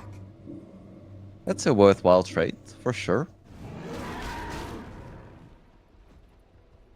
Looks like he finally has his Battle Fury. So now the Barrack can start hitting some creeps.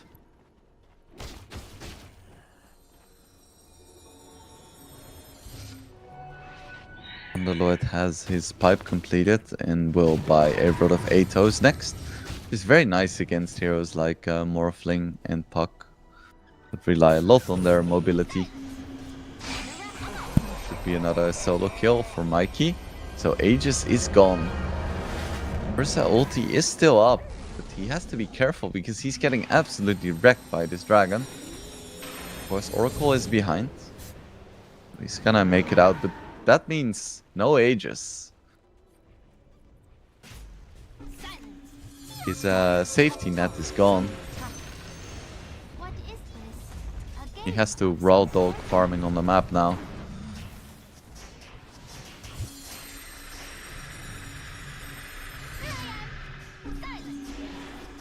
Mikey working towards a Lincoln Sphere.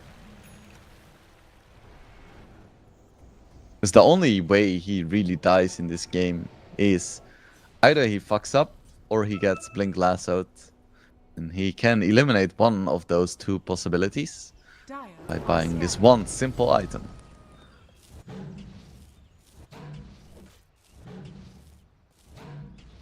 Scan comes out.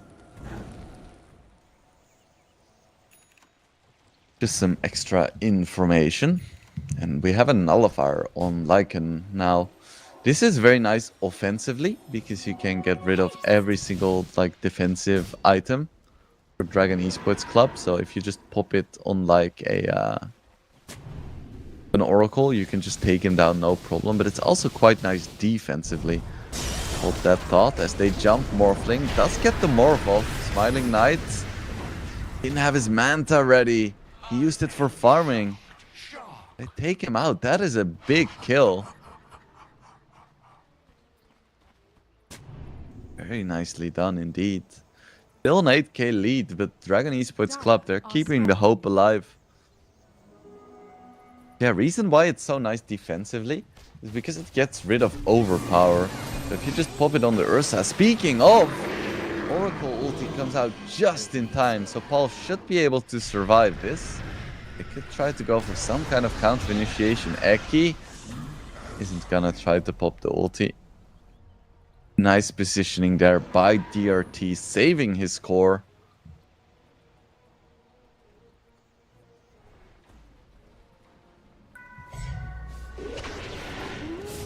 Ooh, and Sive popped his shapeshift. Let's see. Silence, not quite in time, so Jewel Race is gonna make it out. And that's shapeshift used once again. Now the lead has shrunk to 6k? 5k? Ooh. This is starting to get a little bit dicey. Once Ursa gets a BKB, he's gonna be like an actual hero. That's gonna be a problem.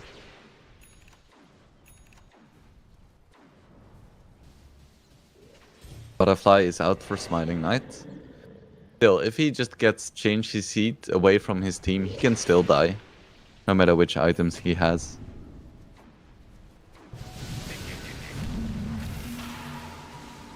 Ooh, but DRT falling, that's a big deal. Didn't have his ulti.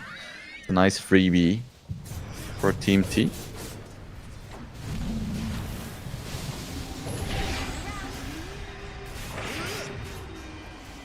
Fuck ulti coming out. Doesn't really do anything aside from forcing Jewel Race's BKB.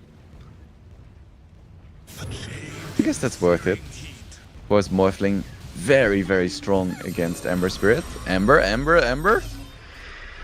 It's gonna be fine. No stress. Mikey just doing puck things. As a caster, having a puck in the game is so rough. You know, you have this little narrative going in a fight and then Puck just disrupts it by just doing the most random shit ever. You just need to respond to it all the time. Dire's bottom tower is under attack. Divi's still doing a lot of work with this dragon. Now, all of the spells are back up for Dragon Esports Club, so Team T is like, nah, this ain't the time. This ain't the place. So they back off, back to farming.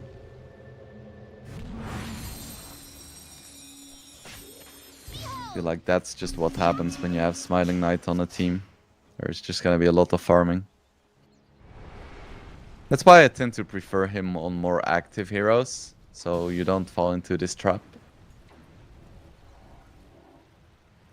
But I mean, they're up 1-0 and they're in a winning position this game, so maybe I shouldn't be too harsh on the farming-oriented playstyle, because it is working so far. Ooh. Paul gets the TP. Oh, he's in trouble. TP gets cancelled. Eki putting his Yules to good use. I don't see this man making it out, or this bear. Yeah. That was unfortunate timing. Does get his BKB. And of course he dies all the way on the Radiant side of the map. So there is not going to be a objective push coming from this. Still, it's a nice pickoff. Radiant's top tower is under attack. He has an amplified damage rune as well. If he can get on top of the Oracle, that's a big deal. Ooh, did they see him? Did they see? No, they didn't. They didn't see him. Dire's He middle top tower is under attack. here from Mikey. The timing is really awkward because now Jewel Race TP's back as well. Mikey just kind of wasted his both his TP as well as his amplify damage rune. So back to farming. Lincoln's is gonna be quite nice for him for sure.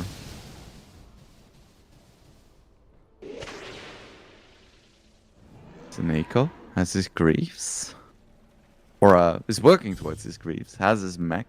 Radiant We see a are big scanning. smoke now from Dragon Esports Club, but it gets scanned out. Are scanning. Blink in from the Batrider. Can he find the lasso? Yes, he can, and it's gonna be Zibe falling. Or is it? Yes, it should be. It should be. It should be Zibe. He's gonna live. Okay. That is very big for Team T. Now a lot was committed, and they can actually try to take a fight here. Even Ursa had to use his BKB, tries to go for the TP out, is gonna make it. But still, Dragon Esports Club has to disengage, and they can't fully do it. Underlord gets taken down. This could be a really big high ground opportunity now without Lasso. And they find Ember as well. Do they have the damage? Searing Chains don't connect. There is still a Dream Coil, but that is a BKB forced for Ember Spirit as well. Dire's bottom tower With is the under big attack. dragon and Smiling Knight Dire's going structures are ham. fortified. His tier 3 is Radiant taking a structures ton of are punishment. fortified. The first tier 3 Dire's falling. bottom tower has Do they want to commit for Rax? Mikey actually gets the kill onto Merlin as well in the background. Initiation onto Paul, but you can see the Nullifier instantly popped, so Ursa is just completely Dire's not bottom threatening. barracks are under attack. Dire's bottom barracks It's a free set of Rax. Ooh. Kill onto Eki, not in time with the egg. Cape shift in 1 second. Zibe is gonna be fine, and it's gonna be a counter initiation. Oracle getting very low here. Doesn't need to pop his ulti at least. And Eki bought back. Not sure about that one. Maybe he was anticipating some kind of fight. Radiant are scanning.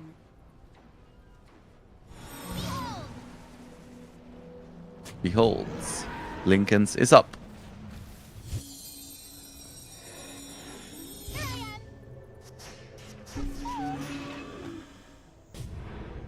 What does Mikey want next? I think what Mikey wants next is the $30,000 prize for winning this tournament. That's what I would want if I were him. Daedalus now up on Smiling Knight. He isn't buying into the Conda hype. He's like, nah, I want the better crit.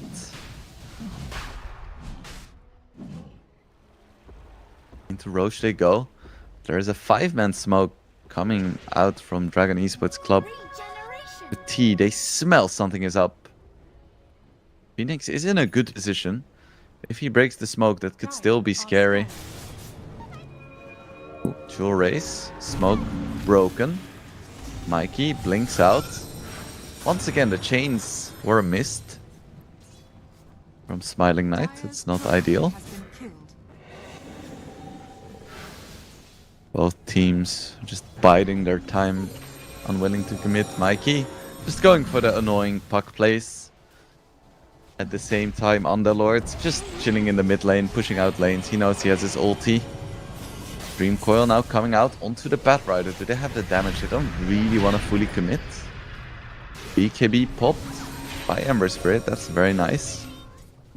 Fiend's Gate as well.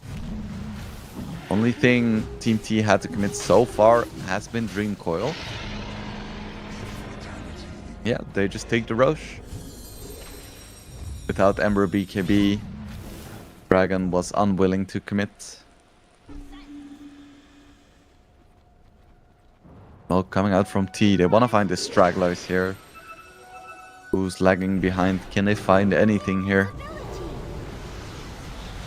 Oh, they find the Yules. onto Paul. Paul is a difficult kill target though. Of course, has his ulti with strong dispel as well as his BKB.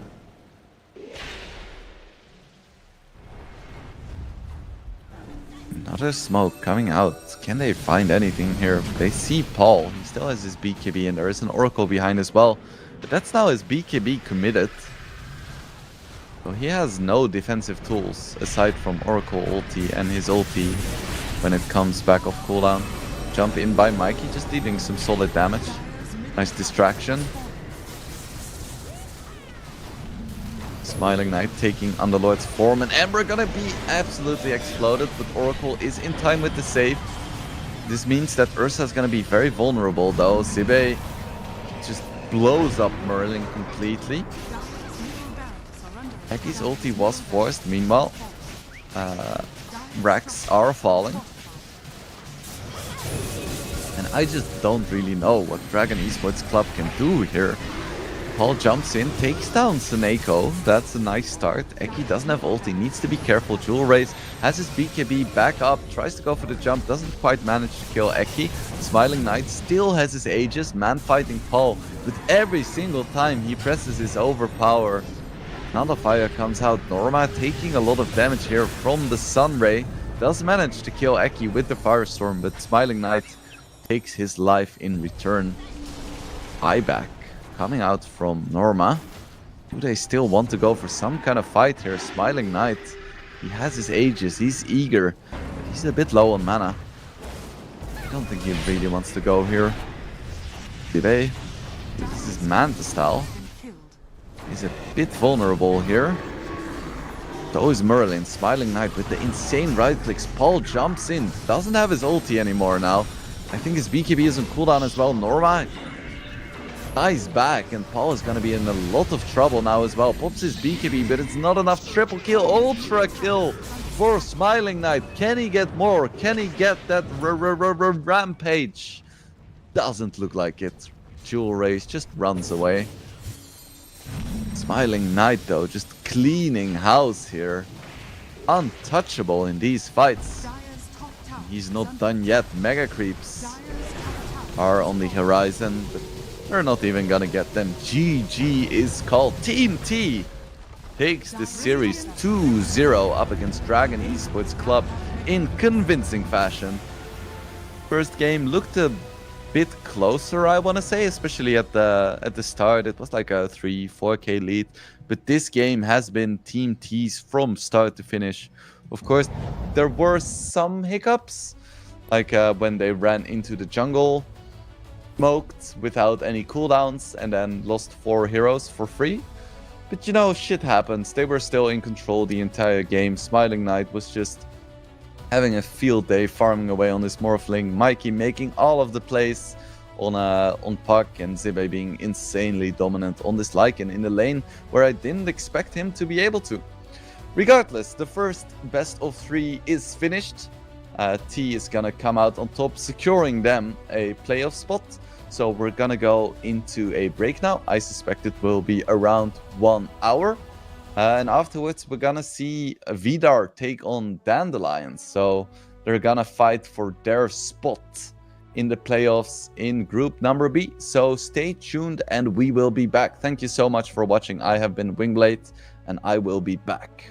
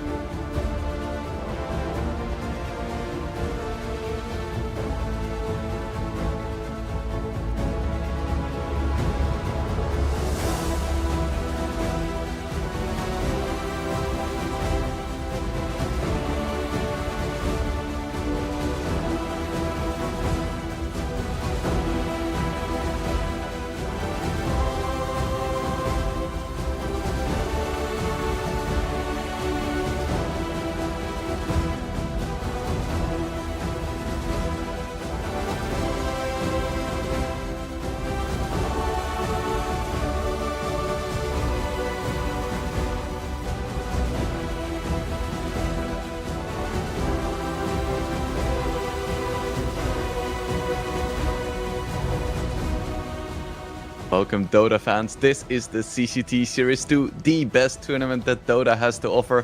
My name is Wingblade, on my lap is my cat, and I will be your host for the second series of the day.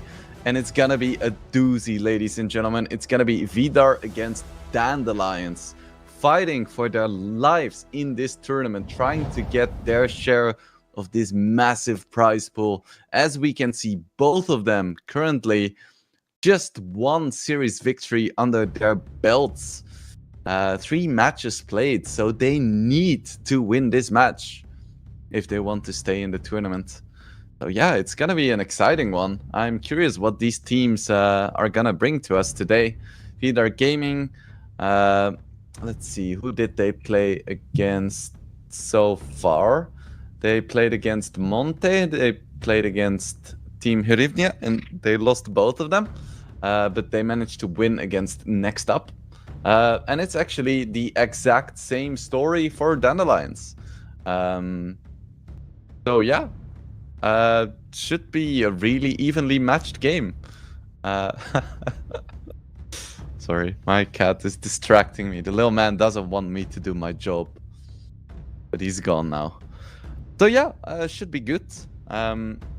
I think Monte is practically guaranteed to move on, but they could still possibly lose to Vidar as well.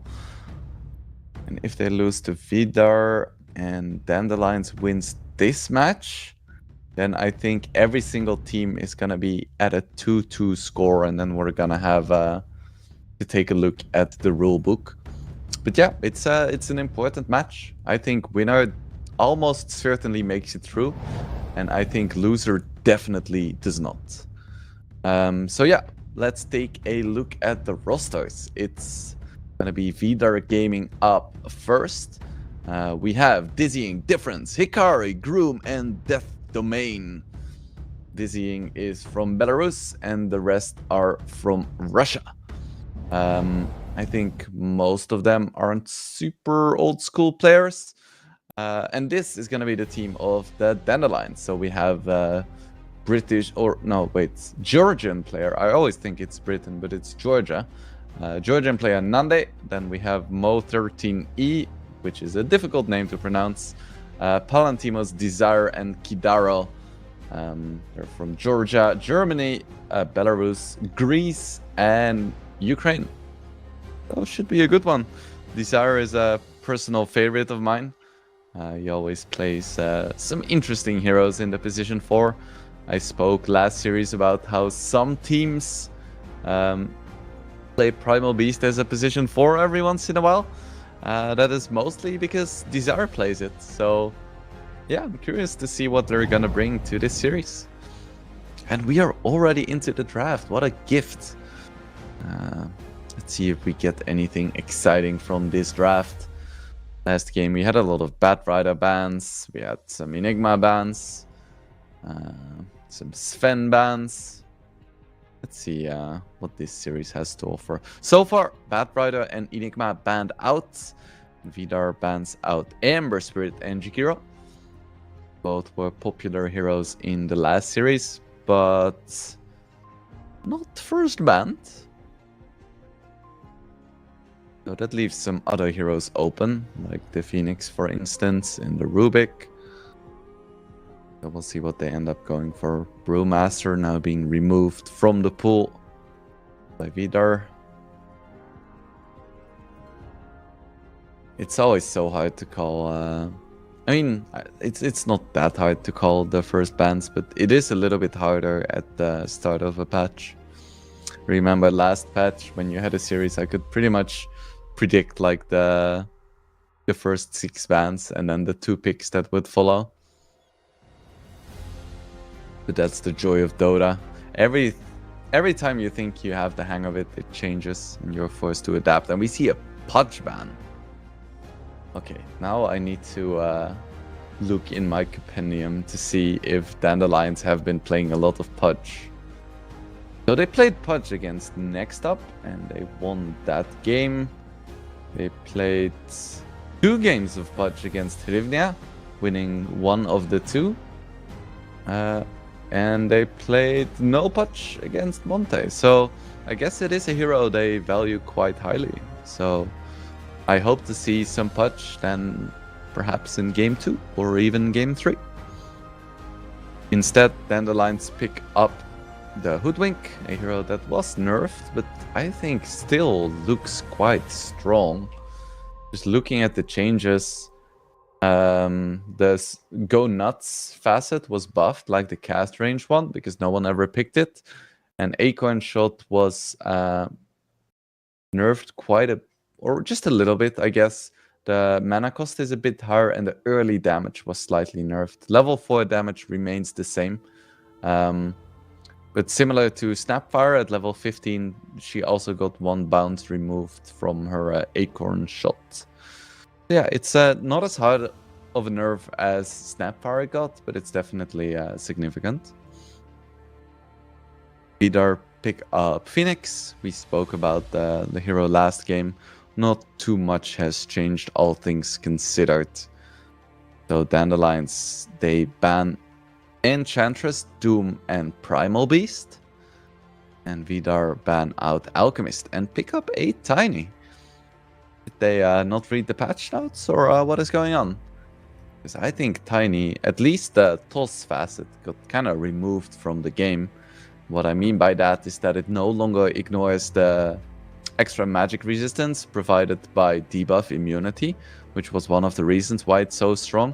But also, the bonus damage was reduced by 5% from 25, 30, 35, 40 to 20, 25, 30, 35 for the facet. And it just got a flat nerf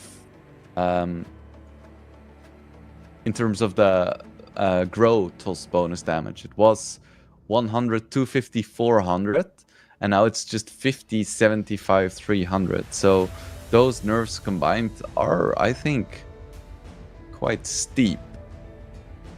Of course, this mostly targets the crash landing facet. The other facet, which I believe is called like Insurmountable or something. Yeah, Insurmountable remains just as strong. If they want to, they can go for some tiny carry, or they can still try to make the nerfed crash landing work, which probably is still good enough to play. So what's next? Dandelions burning through a ton of reserve time. And pick up a Warlock. Okay. Okay. Let's look in my companion. So the Shadow Word heal has been improved at every level except for level 1. So it goes from 16, 24, 32, 40 to 15, 25, 35, 45. And the level 15 talent plus 15 Shadow Word heal / damage has been replaced with 150 Shadow Word AoE. So honestly, not that much has changed. So interesting that they pick up a Warlock in the first phase. With heroes like this, I'm sure it was strong in some way, but you really need to pick it up in the first phase? Can't you just wait a little bit later, pick something more high priority first? Meh. I don't know. Next up, they pick a Slider hero that is just very strong against Tiny. Just punch him. I'm curious to see if Warlock is gonna pick up the Champion of Goroth facet or just a Black Grimar for the XP. I love the Champion of Goroth. It's such a stupid meme. Like, you buy a Midas, then a Refresher, and then you like stack hearts and shit. And then your golems are like incredibly strong. With like a 200 DPS radiance. Kinda crazy. Of course, that is unlikely to ever happen in a pro game. But let this man dream. So what is next? Vidar. What do you want to pick against this lineup so far? Oh, they just straight up pick a Troll. Well, that is a hero that works fairly well against Slardar. It's hard for Slardar to do anything if he's missing all of his attacks, so fair enough.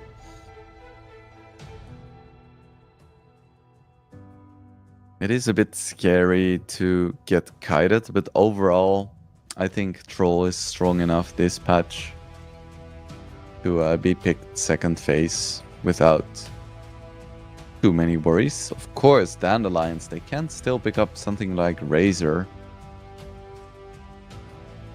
I'm not sure if they play it too much. But I seem to remember Nande playing it at some point in time. Maybe I'm... Yeah, he definitely played it against Hrivnia. Of course, they lost that game, but then they were playing Razor against PA, which is just an absolute shit tier matchup. So I would be surprised to not see it coming out here. It's not great against Darkseer because the dude can literally just run away. But I think it's still worth it to go for it and then to pick up some kind of egg hitter for the mid lane. Like a Lina or something. We'll see. We will see what they end up going for. They go for Morphling. Okay, so they're not Razor Pilt.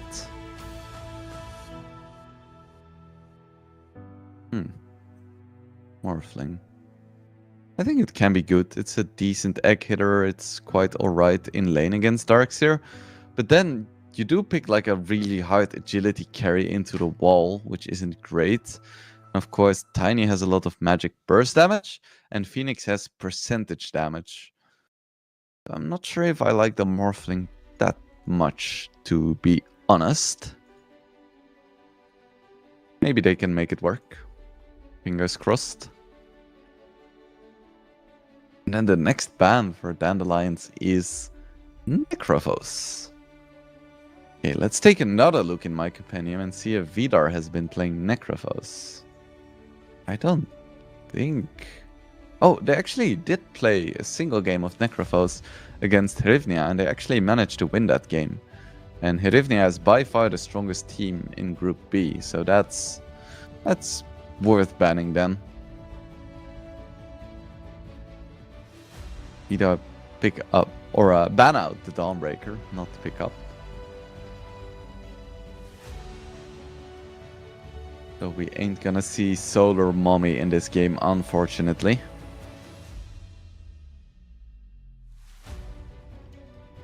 Let's see what is next here. Just 5 seconds of reserve time left. Probably want to ban out a mid offlaner. Oh, actually, it was just a regular pick time. Because I would expect this Slardar to go offlane. You know, maybe I missed something and Slardar is now a mid laner. Could be. Let's see what changed about the fish. Yeah, he just has it just slightly nerfed his Ags. Slightly buffed the random level 20 talent. Okay. Okay, now we're talking.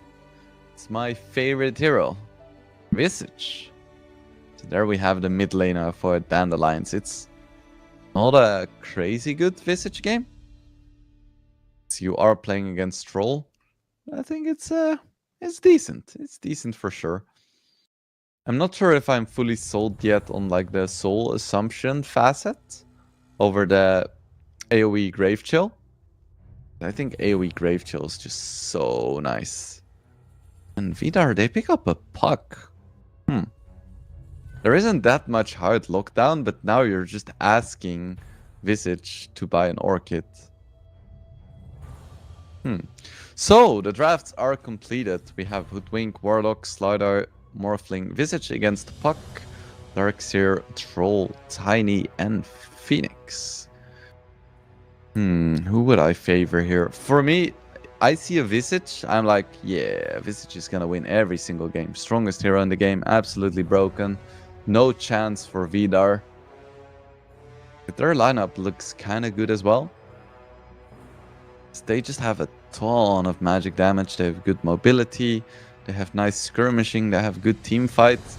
They have like everything that a draft would possibly need, while I'm still not fully sold on the Warlock. Like, especially against heroes like Puck and Phoenix, I'm like, yeah, it could work. But I feel like he's just gonna feed. Like, Difference and Groom are just gonna jump him every single fight. He's not gonna get off his golems. And then, is this Dandelion's lineup strong enough to then win a 4v5? I'm not sure about that one. We'll see. I think I like the Vida draft slightly more. But I think Dandelions can make something work if they have good lanes, right? If the Visage has a good start, manages to buy like a quick Leipnir or Orchid, gets some kills, I think he can be really strong in this game. Because Visage can be kind of a snowbally hero. And I think if Morphling has a good game, it's going to be great as well. Yeah, just in terms of pure team fight and draft strength, I'm probably favoring Vidar a little bit. Again, I don't think this is a major outdraft going either way. And I think these are incredibly closely matched teams in terms of skill. So I think we are going to be in for a good game here. Like, I don't want to jinx it. I don't want to use my caster's curse powers already. I want to save those for the right moment. But yeah, we are into the game. Smoke coming out from Vidar. See if they can find something here, or if it's just the classic we're gonna place a ward kind of smoke. They find Morphling, that's a really nice target. Most Morphlings just randomly kill Morph level 1. At least Nande morphed into strength a little bit, just to be tankier for any kind of level 1 fight. Now he's going back to agility to get that deeps up. 30 seconds to battle. Are they gonna find something here? And the line's going for the late smoke wraparound. Phoenix and Puck are both pretty shit targets. Not ideal. They would need to perfectly chain stun. Yeah, this... Ooh, Soul Assumption is enough damage. Strongest level 1 nuke in the game. Good luck, have fun. Coming out. Now that's some BM. That is some The BM. battle begins. He needs to be careful. Gonna be a 2-for-2 bounty rune exchange, but with the first blood going towards the Visage. That's a nice start. And also, my goodness, it's not gonna be Visage mid. It is indeed gonna be Slardar mid. Interesting. I thought... Oh, it's... Wait, yeah, of course. It's a off-lane Visage. They didn't want to lane their Slardar against Troll. So that's kind of a bad matchup, and Slardar against Puck is whatever, and Visage is actually very strong against Troll. You see, that's 3 stacks, it's another Soul Assumption coming out, and Dizzying almost dies. Like, the amount of damage that Visage has, level 1, is unparalleled. Because every single Soul Assumption stack gives, I think, 80 damage or 70. So it's either 210 or 240 magic damage. The really long range for Visage. It's absolutely bonkers. And it has a really short cooldown as well. That's the crazy part.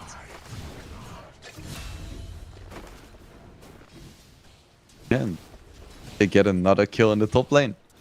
Phoenix goes down, just absolutely destroyed. Dire's courier has been killed. And Slardar is doing quite well mid. Actually forces out a defensive orb, that's nice. Yeah, it's 70 damage per charge, so it's 210 magic damage on a 4-second cooldown. That seems pretty good to me.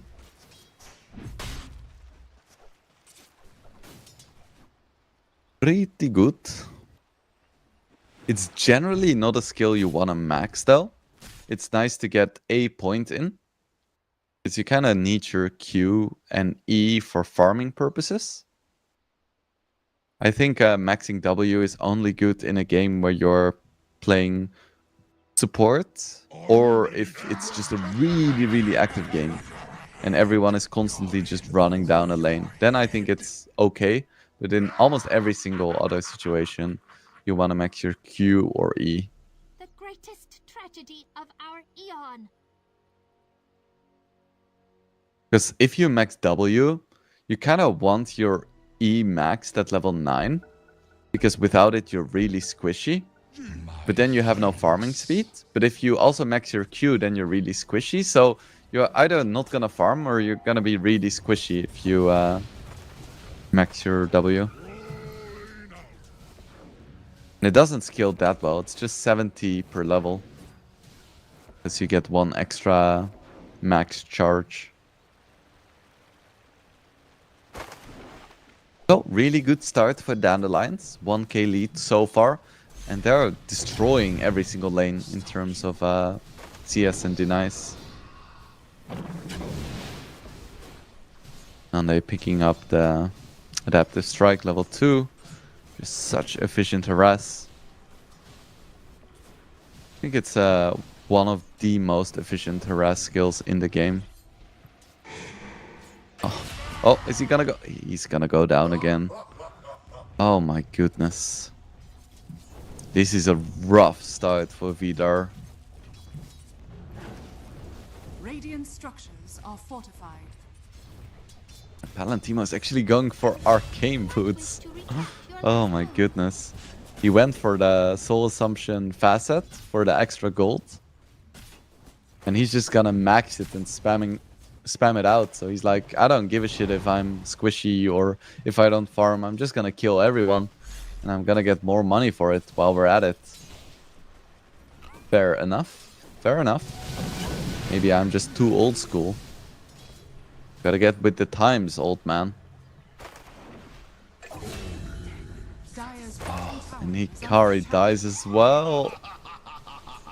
Every single lane is a disaster. Even Slider is just completely destroying Puck mid. I don't know how or why or when, but it's happening. 3k gold lead at 4 minutes. Ah, come on, Vidar.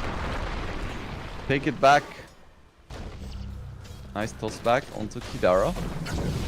I don't think this is a fight they really want to take. Groom is just going to go down, and now there is no surge. So Hikari needs to be careful. There is a salve on Kidaro.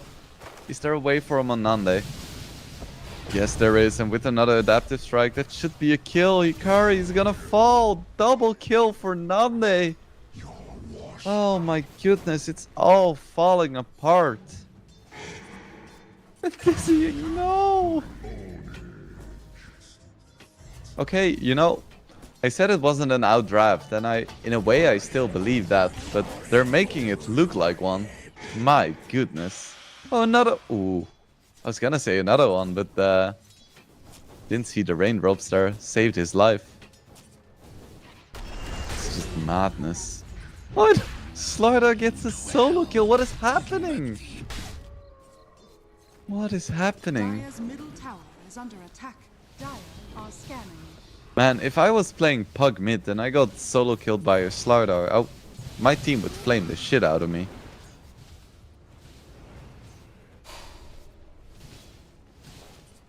Look at the CS and the denies.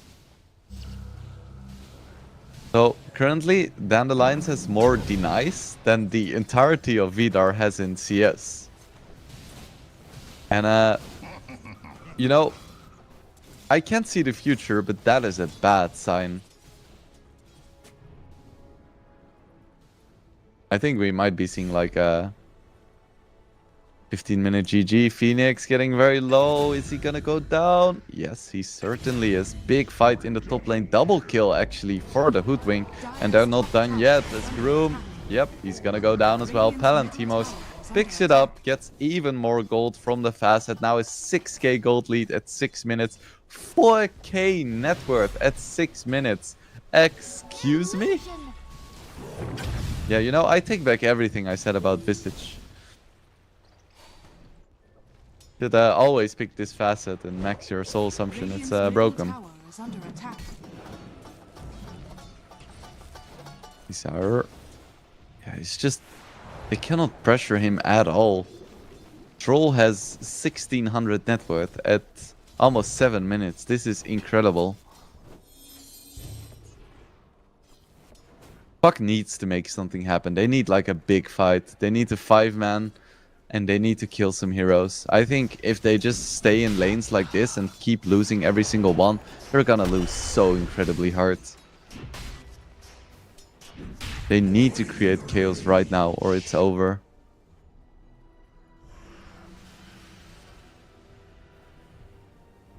Level 7 on Warlock at 7 minutes. What is even happening? A soldier's fortune. I guess he ate his Black Rimar. But we have golems coming out when Troll is level 4. Oh my goodness. Valentino's just throwing them out every single month. 5k net with now 8k gold lead. One more. Can he get the vision? Not quite. And Palantimos went for a mech as well, so they're not killing him anytime soon either. Yep, that's another kill. Push. 9k gold lead. Give us that GG. Give us that pre-10-minute GG. Man, this is rough.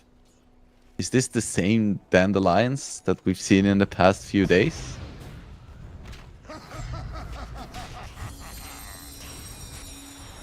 Dire's middle tower is under attack.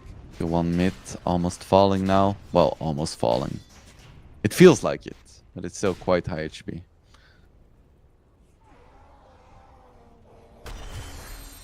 Dire's Both the middle Vidar tower supports is just level 4. Palantimos gets another one. Radiant's bottom tower is under attack. I haven't seen a Visage snowball this hard in a long time. Hikari, one more hit, goes down as well. 17 against 0. 11k gold lead. GG is called. There we go. Game is fucking over. That is insane. What a masterclass by Dandelions, just systematically dismantling Vidar. It felt like they looked like heralds here. And it's not even that they were playing that bad, they just couldn't do anything. The tools that their heroes had and the situation in the game, it was just hopeless. Every time they walk into lane, they die. Every single lane is lost. Just no chance whatsoever. Game is over. It's a best of 3. Vidar can still come back. They're gonna lick their wounds. And we're gonna go into a bit of a break. It's probably gonna be 10 minutes, maybe even 5. Maybe even longer than the game. My goodness. But yeah, we're going into a little break. I am Wingblade. This wasn't the last Dota today, so stay tuned and we will be back.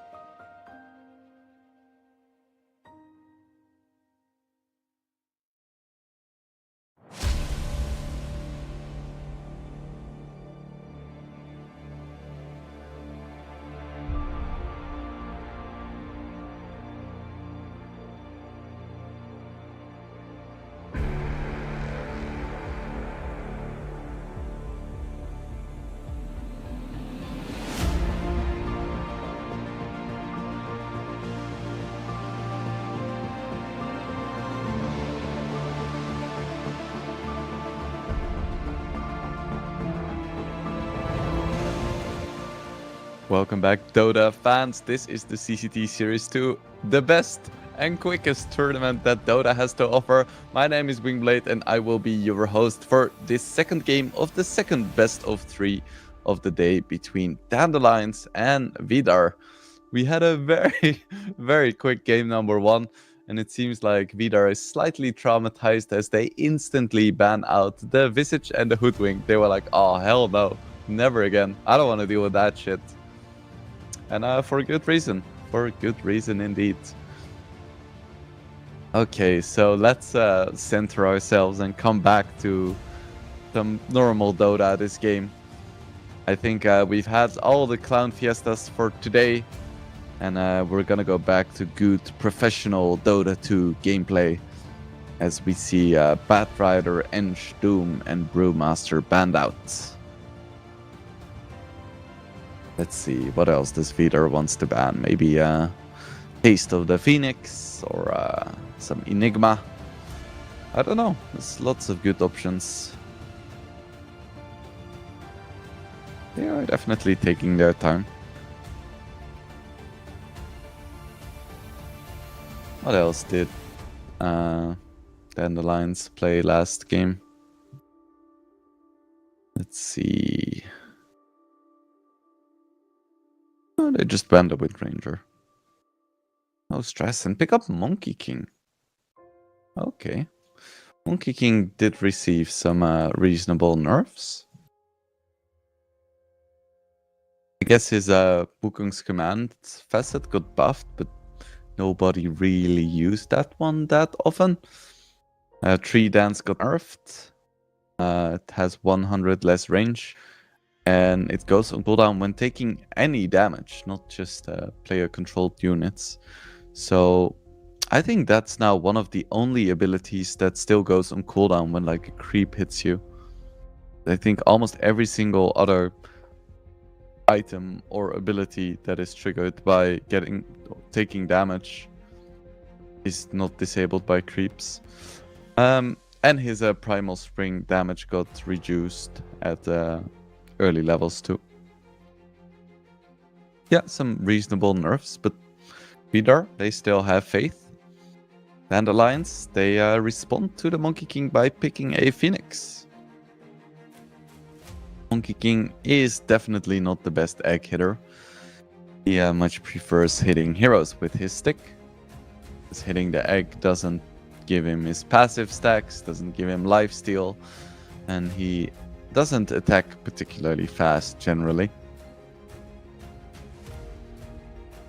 You see my mic moving, it's because my cat is scratching his chin against the pop filter, because it's a good feeling. And Dandelions pick up Rubik. One of the strongest heroes for this patch, I want to say. Even though the patch has only just begun, this hero is just very good. You can play him mid, you can play him support. He's just good at everything. He's like, you like having spells? Well, I have spells and they're stronger than average spells. Vidar, they banned out the Jakiro in game number 1 and now they pick it up for themselves. A very strong position 5 hero. But Rubik also really likes stealing Jakiro spells. They tend to be quite limited by the fact that they're short range and have a slow animation speed.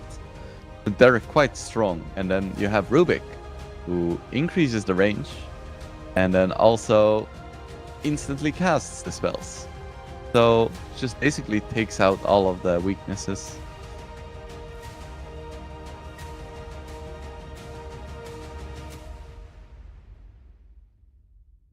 Definitely a good pick. Enigma and Slaughter were banned as well, and Vidar pick up Primal Beast. This could be a mid lane Primal. That's what we see most often these days, but could be off lane too. We'll see what they want to do. Primal Beast is kind of a difficult hero to counter in the mid lane, because Pulverize makes him counter melee heroes. Because, well, you just run at them and it's kind of hard to trade into that. But he also counters ranged heroes with Onslaught because he has like 2000 initiation range before he even gets a blink. It's just a difficult hero to deal with. And Dandelions, they pick up Centaur. Now that's a hero I don't see too often anymore. Didn't even get changed in the last patch. They were just like, we need an offlaner who just does offlane things and is tanky, and well, that's what you need sometimes.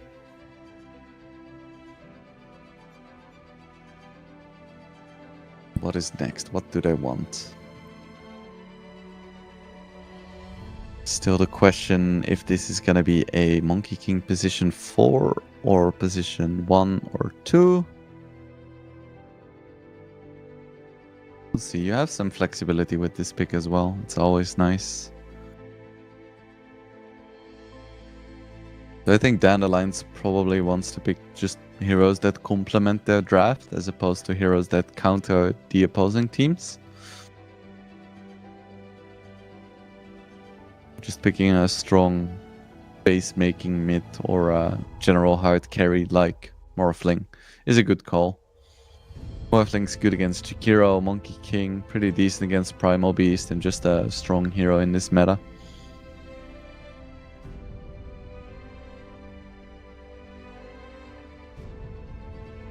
How do you want to respond to this?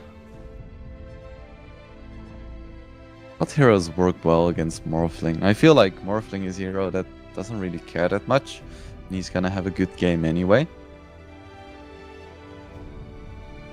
So they pick up Ursa. Ursa seems alright-ish. Decent against Phoenix, it's decent against Morphling, it's pretty decent in lane against Centaur.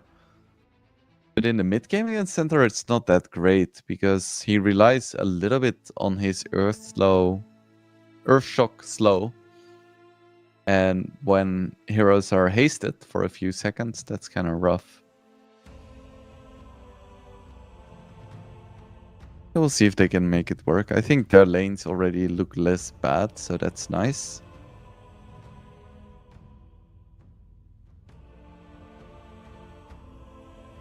Huskar ban from Vidar. They don't want to get cheesed again.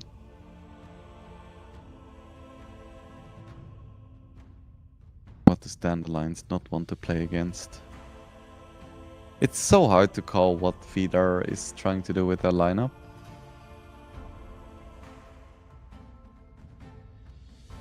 Because the Primal Beast is quite flexible. Monkey King is quite flexible. Only the Jakiro Ursa are kind of set in stone. Yes. You probably want to ban a support, maybe? And a Cuddle.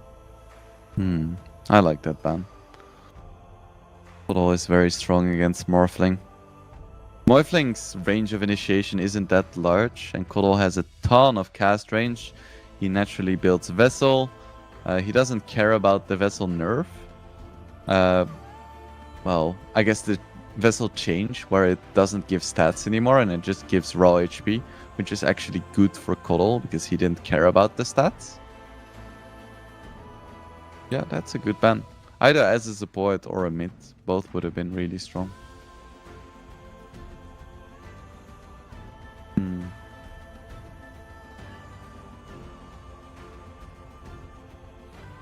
Oh, sniper ban as well. Interesting.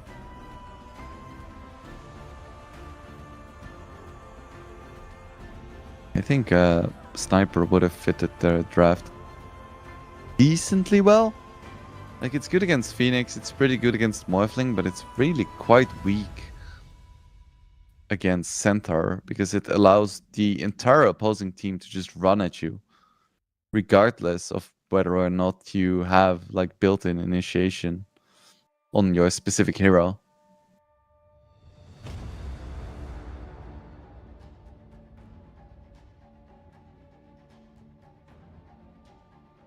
So one more ban for Vidar.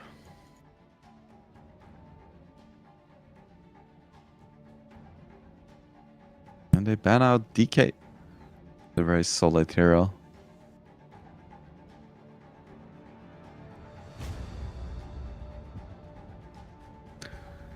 What's the last pick gonna be? They still have some reserve time left.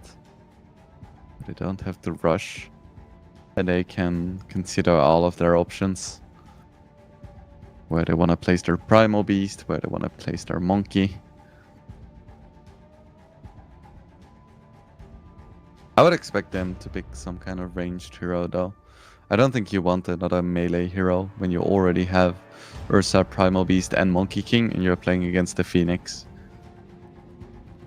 Because then the Alliance is just gonna put the Rubik mid, pick a Treant and just fucking destroy you in every single team fight.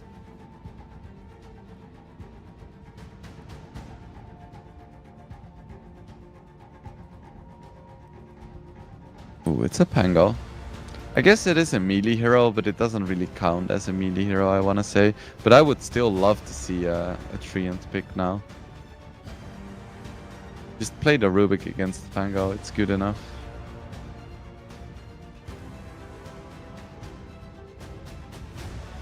Is there anything else they could play here that is good against Pango?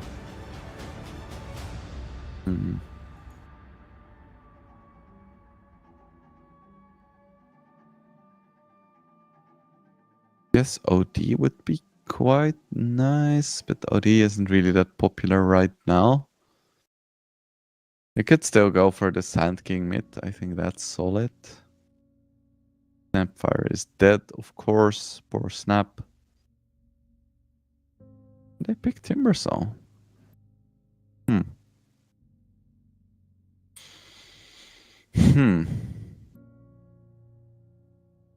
Interesting. So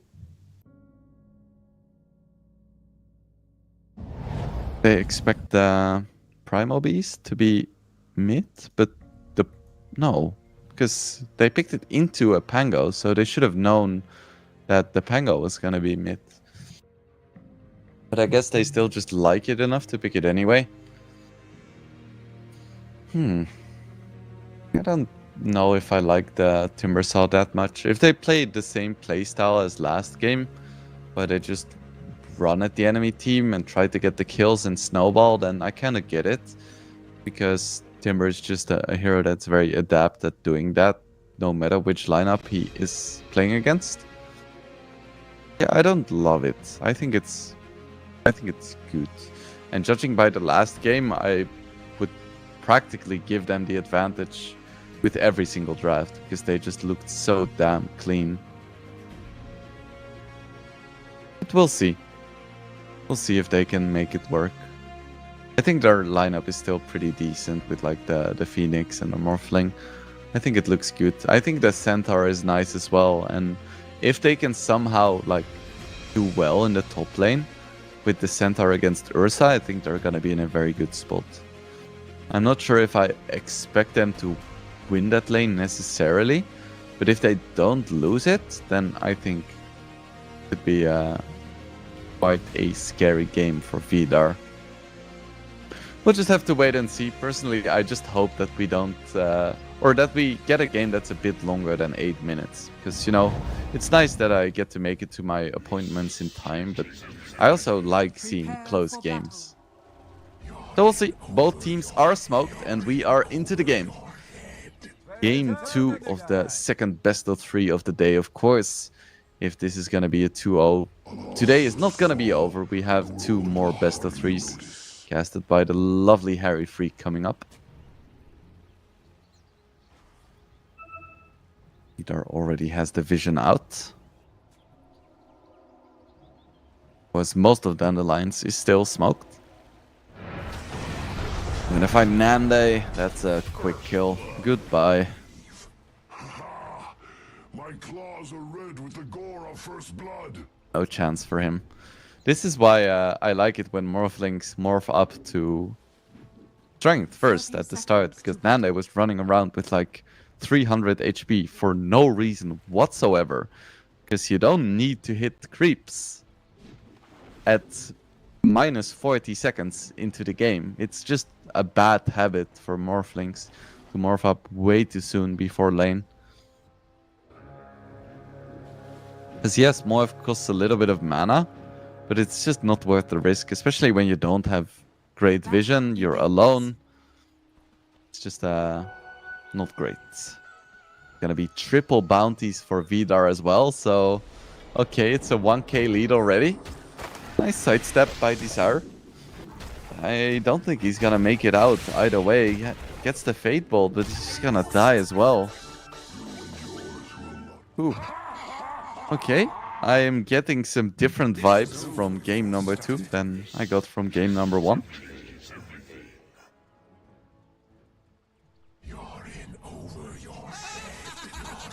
And we have the first pause of the game as well.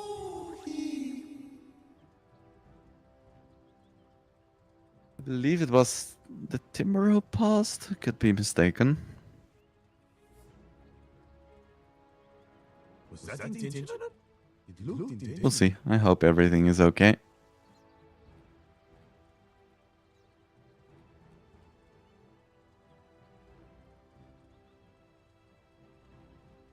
I haven't seen too much of the matchup between Timbersaw and Pangolier in the mid lane. I don't expect to see that much action.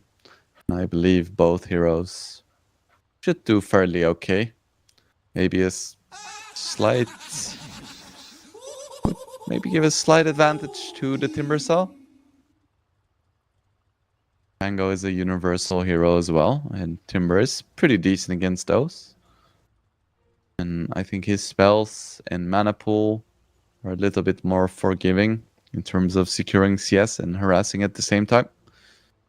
But we will wait and see.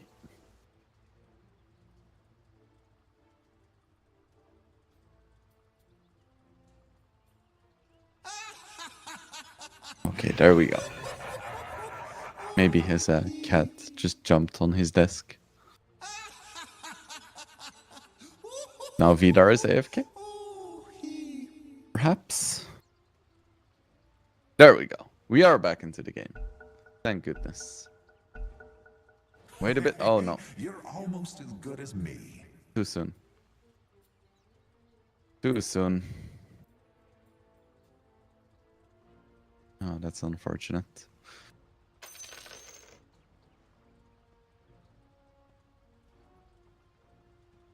I think what won Dandelion's last game is the tip, the early tip, the BM tip.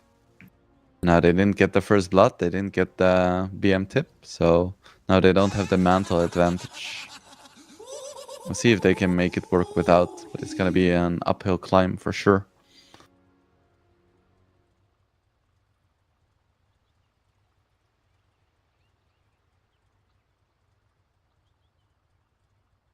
Yeah, what else is there to talk about? I think the top lane is quite interesting. It's a Rubik Centaur against Ursa plus Jakiro, which is a very swingy lane. If the Centaur and the Rubik get a good start, I think they can actually win and get kills in that lane. Because they have quite a bit of magic damage and they have 2 stuns. But if it gets to a point where they're behind and it's like risky for the Centaur to get close to the creeps, the lane is going to be omega lost, because then you get into the situation where it's just Ursa punishing a melee hero. So I think this is a lane where it's kind of hard for it to go even. It's either going to be the Ursa wins or the Centaur wins. And it very rarely is just the both of them just trading CS. Very polite Kidara. So we'll see. We'll keep an eye on it while we check out the mid lane.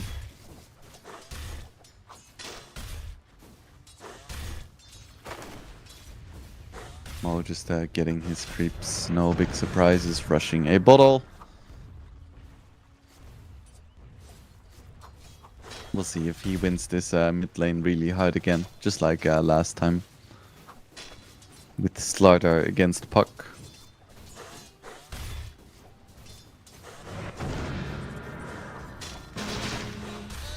Hitting the level 2. Yeah, I don't think this lane is super interesting to watch.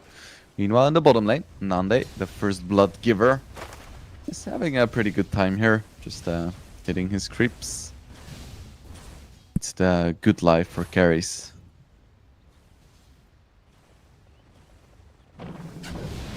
Kidaro has his level 1 Fire Spirits, which does mean that he's a little bit vulnerable right now. But of course, level 1 Primal Beast and a level 1 Monkey King aren't really gonna be able to capitalize too hard on that. So far, it looks like the Centaur is actually winning this lane a little bit, despite the early kill.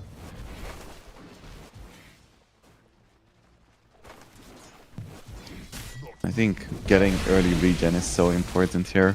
There's a lot of damage coming out onto Palantimos, and he doesn't have another stun for 5 seconds. Goes for the double edge, gets the kill before dying. That was very close, but he gets away with it.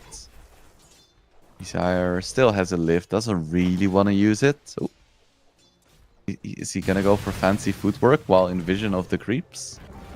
Dude, use your lift, bro! What the hell? Oh my goodness. He almost outplayed himself so hard there just to save 110 mana. Oh my goodness. He's just playing with fire. He doesn't have any more regen. It is coming in the courier, but yeah, Monkey King is just gonna jump him. It was so stupid. I mean, I love you, Desire. You're a good player, but sometimes, you know, sometimes the simple play is the best play.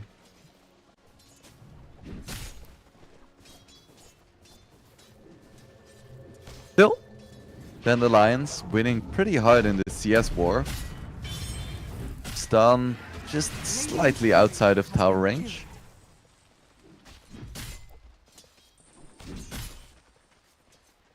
Palantimos is gonna go for the nuke build to be expected against Ursa. You wanna put on the pressure. Monkey King just doing Monkey King things. Trying to snipe some couriers, but they don't actually have a ward that scouts couriers very well, except for in top lane. So it's not easy to do. Excellent. Same time, Morphling is once again having a great time. Now, Monkey King gets jumped by the Phoenix. Of course, the level 1 slow for Icarus Dive was nerfed. And he gets away with it, no problem whatsoever. And this doesn't really change anything about the CS that Morphling is getting. Because he's gonna get every single CS anyway. On the tower at least, because he has really high base damage. But it ensures that the Primal Beast gets more farm. And otherwise, as we can see from the last hits in the Nice, he would at least get like half of his creep wave denied. Isn't ideal. A lot of damage onto Hikari. Very low commitment as well. Morphling can just hit twice. Ooh. Desire once again getting very low. Still has a salve though. This time he does have enough regen to stay in lane. Just every time Hikari comes close to creeps, he tanks an adaptive strike and 2 right clicks. I think next dive could be risky for him.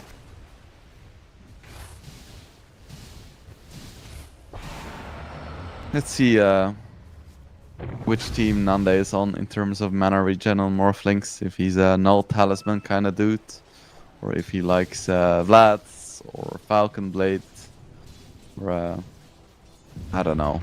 So many options. Casual Basilius, I've seen that as well. Ooh, Palantimo's getting super low, gets taken down.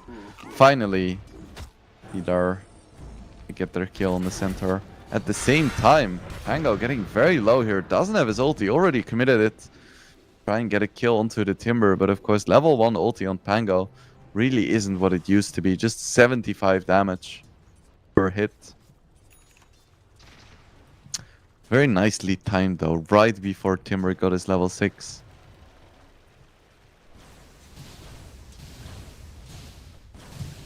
Oh, Nande is Team Falcon's Blade. Okay.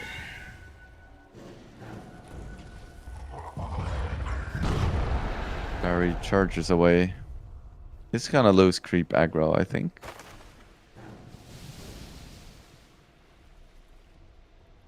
That is not ideal. Same time, another kill onto Palantimos. So yeah, I spoke about it before, but it's impossible for this lane to be even, and the pendulum has firmly swung into Vidar's favor. Centaur can no longer get close to creeps. Radiant's middle tower is under Ooh, attack. Monkey King gets his tree cut down.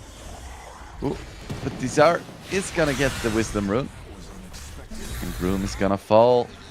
That's the main. Can he get the kill into Desire? I don't think he can. It's so close. Radiant's Nah. middle tower is under attack. Mo just gets the double kill. Very nice rotation by the Timbersaw. Good communication.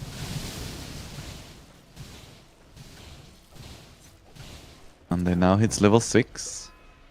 Wonder if he's just gonna get his ulti straight away. It's quite nice against Primal Beast. Yeah, just look at Palantimos' positioning. He's so scared. Especially with the Pango coming in. Palantimos gets a nice triple-ish stun, but he ain't gonna make it out of this one. No chance whatsoever. Rubik is far away, and Palantimos is the sacrificial lamb in this game. Dire's middle tower is under attack.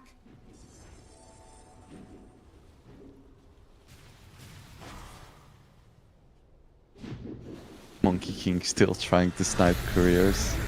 Just Monkey King things. Meanwhile, big fight in the mid lane. Hidaro picks up that one, and Mo gets an amplified damage rune in his bottle as well. That's quite spooky. And this fucking monkey. It's gonna run, not quite run into Centaur actually. Dire's middle tower is There's under really attack. nice vision here, so they see the monkey. Radiant's Gets top another one, tower this is time under onto attack. the Pango. That's a big deal. Now his tree dance is gonna be on cooldown because of the Phoenix. Do we have a dive as well? No, but the stun just connects. One more hit. And Groom goes down, gets punished for his insolence. And my cat is trying to disturb the cast once again, lying on top of my keyboard. Luckily not closing any windows. It's alright, my buddy. You're doing good. Thanks for the support. Radiant's top tower is under attack. So, the game is equalizing somewhat. However, this game, the Ursa has a Dire's bottom pretty tower darn is good under game attack. so far. Not like what we saw in the first series. Monkey King trying to find something here or set something up onto Kidaro. There is a Rolling Thunder, but doesn't want to commit it. Dire's middle tower is under attack. Hero going for Arcane Boots. Nothing too surprising here, but we've already surpassed the point in the last game where the game ended, so that's an improvement.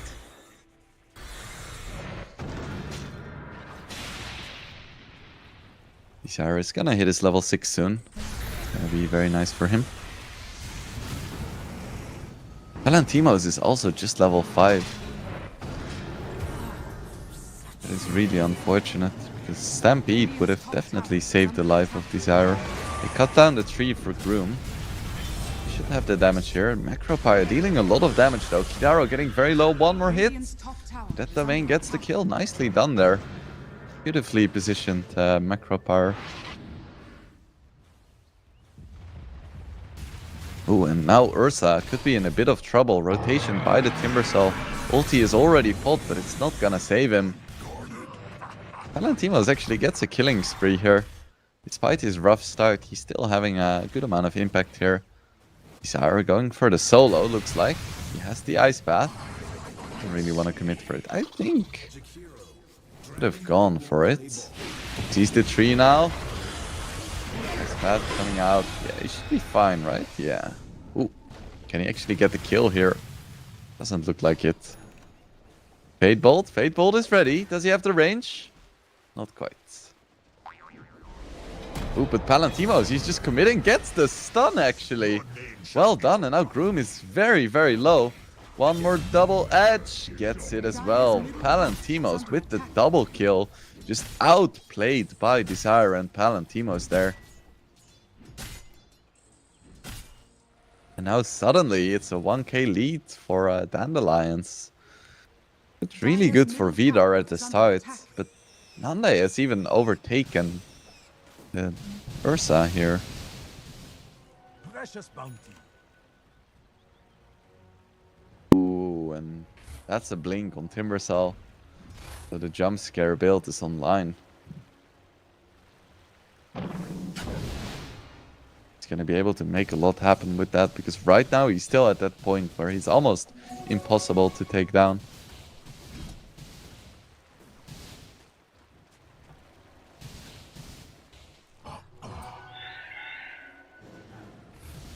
And they're going for a Mantis style next. And he is Team Kanda. Last series we saw a Deadless on Morphling, but Kanda is still up there. Still a good item.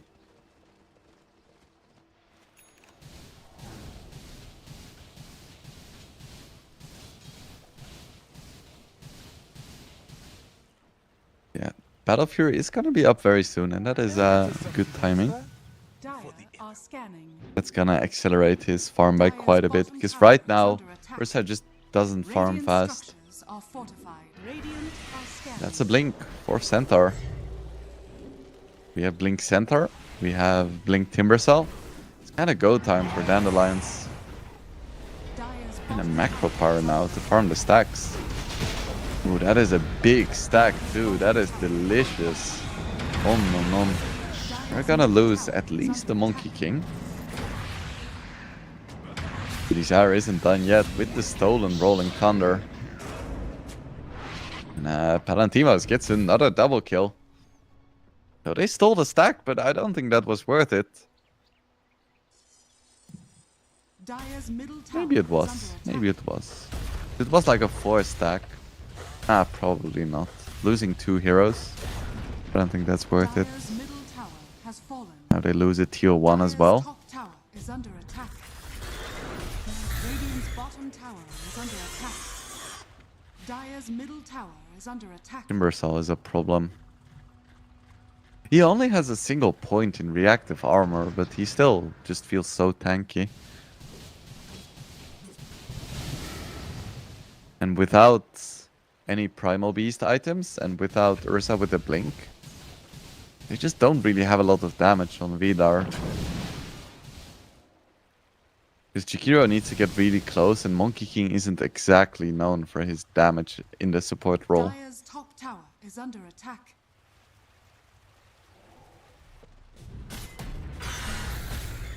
Ooh, jump in. Double blinks. Goodbye, Death Domain. Dire's top tower is under attack.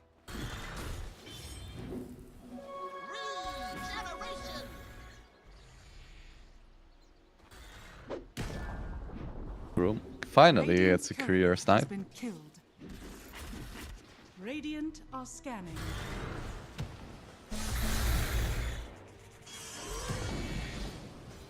Oh, almost has himself a nice little Kaya. That's a Manta now for Morphling. So despite the Battle Fury, Nande is still out farming him.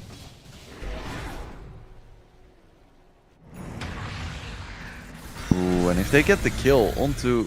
And they do. Radiant's Get bottom the kill tower onto is Pango, under and that's a attack. big kill. Feels like wherever Dandelions is going, they're just finding kills left and right.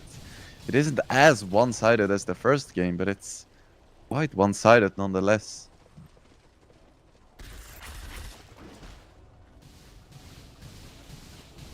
All the tier 1s are down. I feel like we're getting to a point where they could start thinking about tier 2s as well. Monkey King gonna get his tree cut down. And then he himself is gonna get cut down. Stun from center, so that's gonna be another kill. And it just feels kind of effortless at this point. Wherever they go, they find kills just for free. And at the same time, Nanda is still playing super aggressively because he kind of knows that he's very hard to kill. Because there isn't that much like true lockdown or hard lockdown on Vidar. They have some stuns, but it's not like a Hex or a Roar or something. It's all quite... They all have caveats. Like Rolling Thunder is great, but you need to like blink in and then find the right bounces. Primal Beast needs to come in close. They're gonna find the center. That's gonna be a nice little kill. Because he had a big streak. Even wastes the Stampede now. So that's very nice. That is very nice for Vidar. And now they have a blink on Ursa too. Let's start to make some things happen. But Hikari, he jumps in here. I don't think that's what you want to be doing, sir.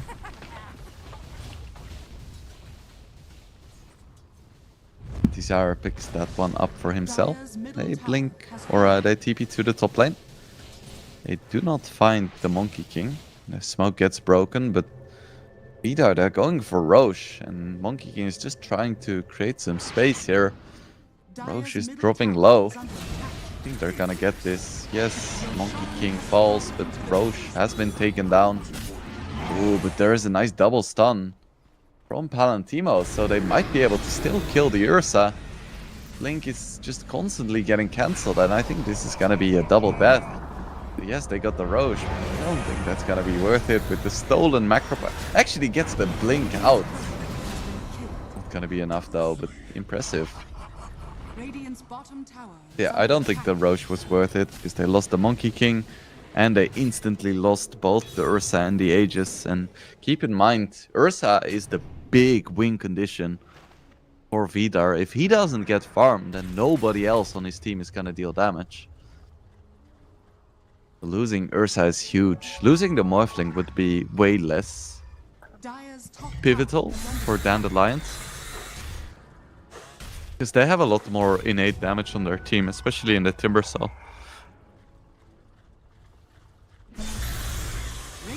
Ooh, tree gets cut down once again.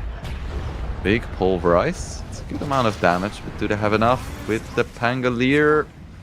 Stampede comes out and he's gonna be fine. Blink out in... Oh, could have blinked. Could have blinked, but didn't see the Pango, so now he's gonna pay the price for it. If he just blinked and then TP'd, he would have lived for sure. But that's another big streak. Blamed by Vidar now. Definitely what you want to see. Rubik, what a team player, actually went for a 4-staff as opposed to the classic Blink or Adderlands. He's like, wait, we're playing against a Pango, we're playing against a Primal Beast, we're playing against an Ursa. Maybe having that little push in the right direction is all we need.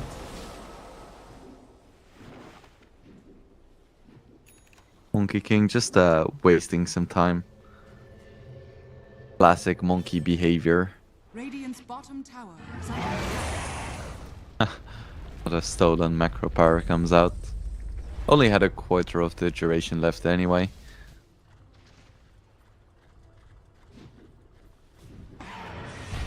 Monkey King. They're just doing stuff. And they find a pickle onto the Phoenix. That is very nice. Cancelled the Timber Chain as well. And Monkey King is still in the macro power, so he's gonna explode. Stolen Wukong's command doesn't do anything because Rubik doesn't deal damage. But it's cool. Looks cool. Nice double ring. 4 staff away. It's not gonna be enough. Now Nanda is in the fight, but his team is already dying. He is gonna be able to claim the Ursa though, and they get the cancel onto Primal Beast as well. So somehow they still managed to turn the terrible start of that fight into a win. Getting a triple kill for Nande. So yeah, I think it's safe to say that this Morphling is kind of a problem. He has his Skadi now finished. He still has a Greater Healing Lotus. He's over 3k ahead of the Ursa. It's a free kill onto the Monkey King. But that was definitely a sign of life for Vidar, but they're not out of the woods just yet. We still need some kind of answer for this Nande Morphling.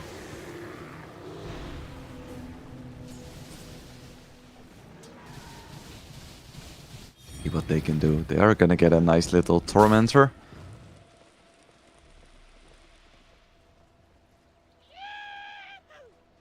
But Jakiro now has his entire kit, which is nice.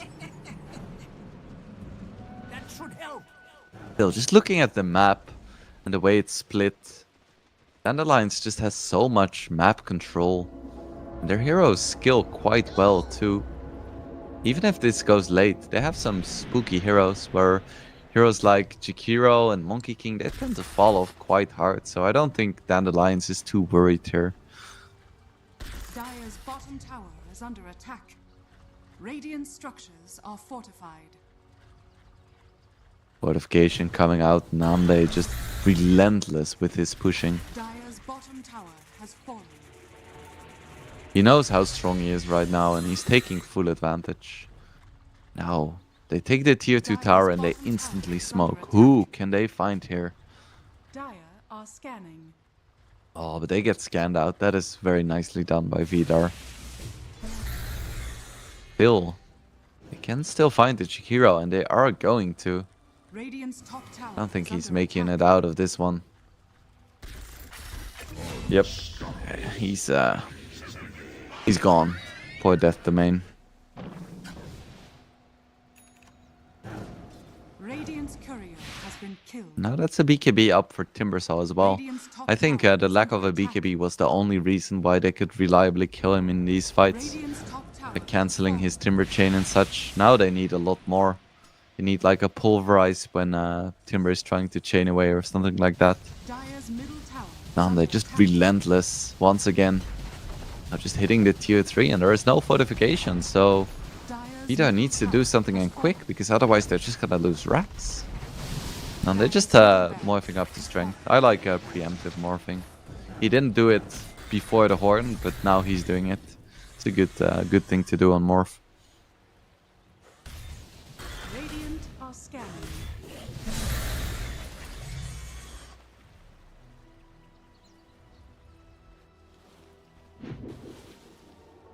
Room just running around and he's actually rushing a BKB. Interesting. I don't really like this. I feel like he's just gonna get taken down inside his BKB then. Maybe he wants to be like the dedicated egg hitter or something, but I think it's a mistake. I think he should have just rushed Vessel. Because they are lacking one desperately against a Morphling and a Timber.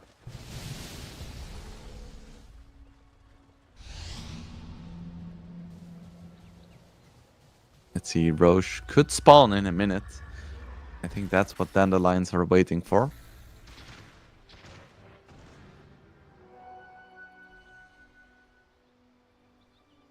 Radiant's bottom tower is under attack. Both teams just chilling. The calm before the storm. I think if Vidar gives away the Aegis, they're gonna lose the game. I don't think just Jakiro is gonna be able to stop this push. Oh, Bizarre with his dual breath. Probably one of the nicest spells to steal in all of Dota. Just feels so good.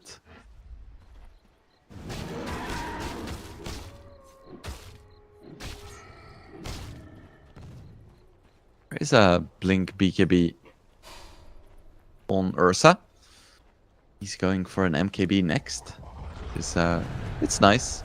I think he's anticipating a Morphling Butterfly, but Morph isn't going for a Butterfly, at least for now. If I'm not mistaken, he's still going for a Kanda. Oh no, never mind. I'm paying attention, I promise. He already has the Butterfly, so then it's the perfect decision. Radiant's middle tower is under attack. I guess Nande just, he was like, I have enough damage. It's gonna be a quick Roche spawn. Morphling is making his way towards the pit. Oh, they saw him for sure now. Oh, manages to dodge all the attempts, Radiant's middle tower but he gets cut down. That is gonna be a free Roche for Dandelions now, because they're oh, do they see it? Yes, they do. Now they do. Instantly they turn around, and this Roche is just gonna melt because of the physical damage from the Morphling. And there is no way that Vidar can contest this. Timbersaw, not too bad against Roche himself because of all of the pure damage. That's Aegis and Radiant's Roshan's middle tower banner. is under attack. Let's see what they can do with this.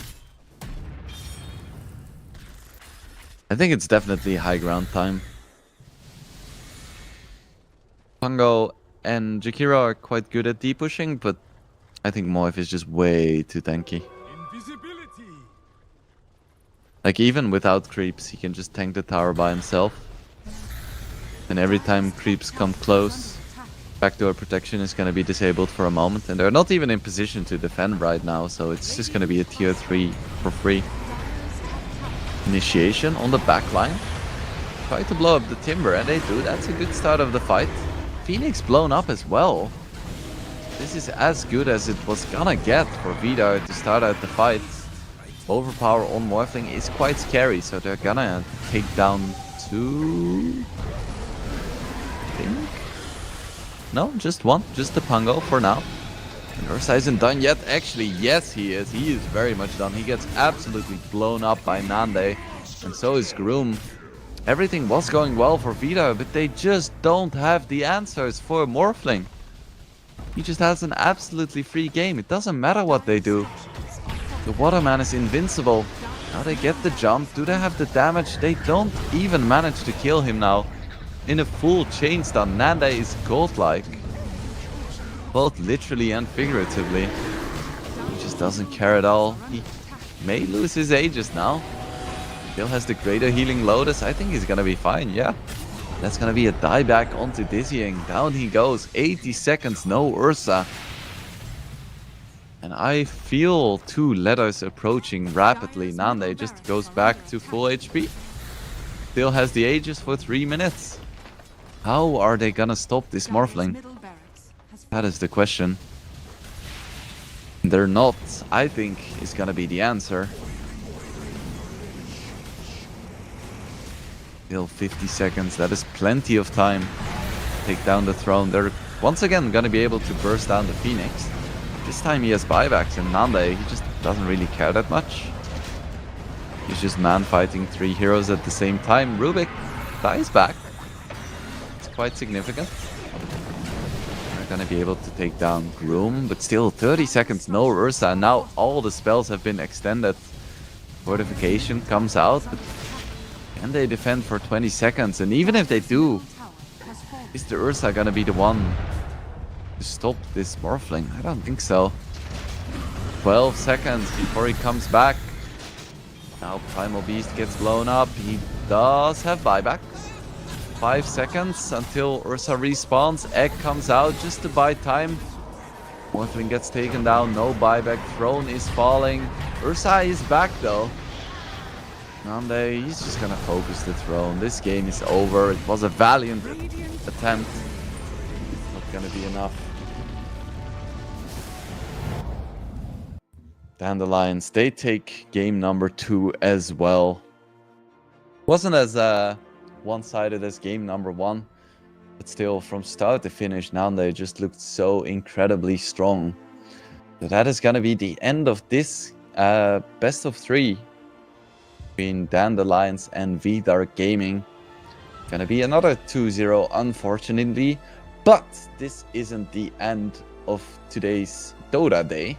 In fact, we have Monte against next up, and just better against Night Pulse still coming up. We are gonna be going into quite a long break, 90 minutes in fact, before we have the next best of 3. But that is gonna be the end for me today. We're gonna have the lovely Harry Freak do the final 2 best of 3. So I would say go for a walk, maybe call your parents or something, and then we will be back with more Dota after 90 minutes. So that is Wingblade done for today. Have a good one, and we will see you later.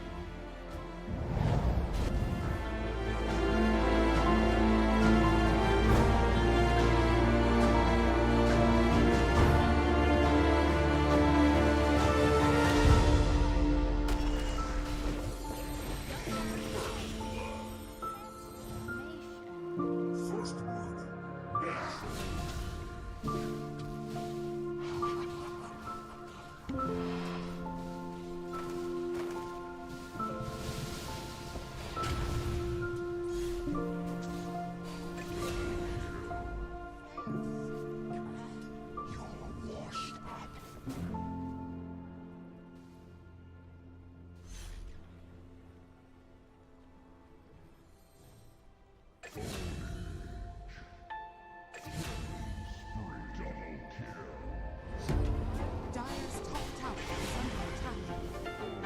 Radiant's middle tower is under attack.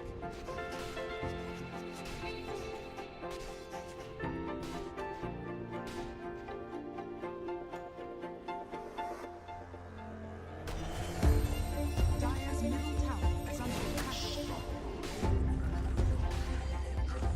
Radiant's bottom. Dire's middle tower is under attack. Radiant's bottom tower is under attack.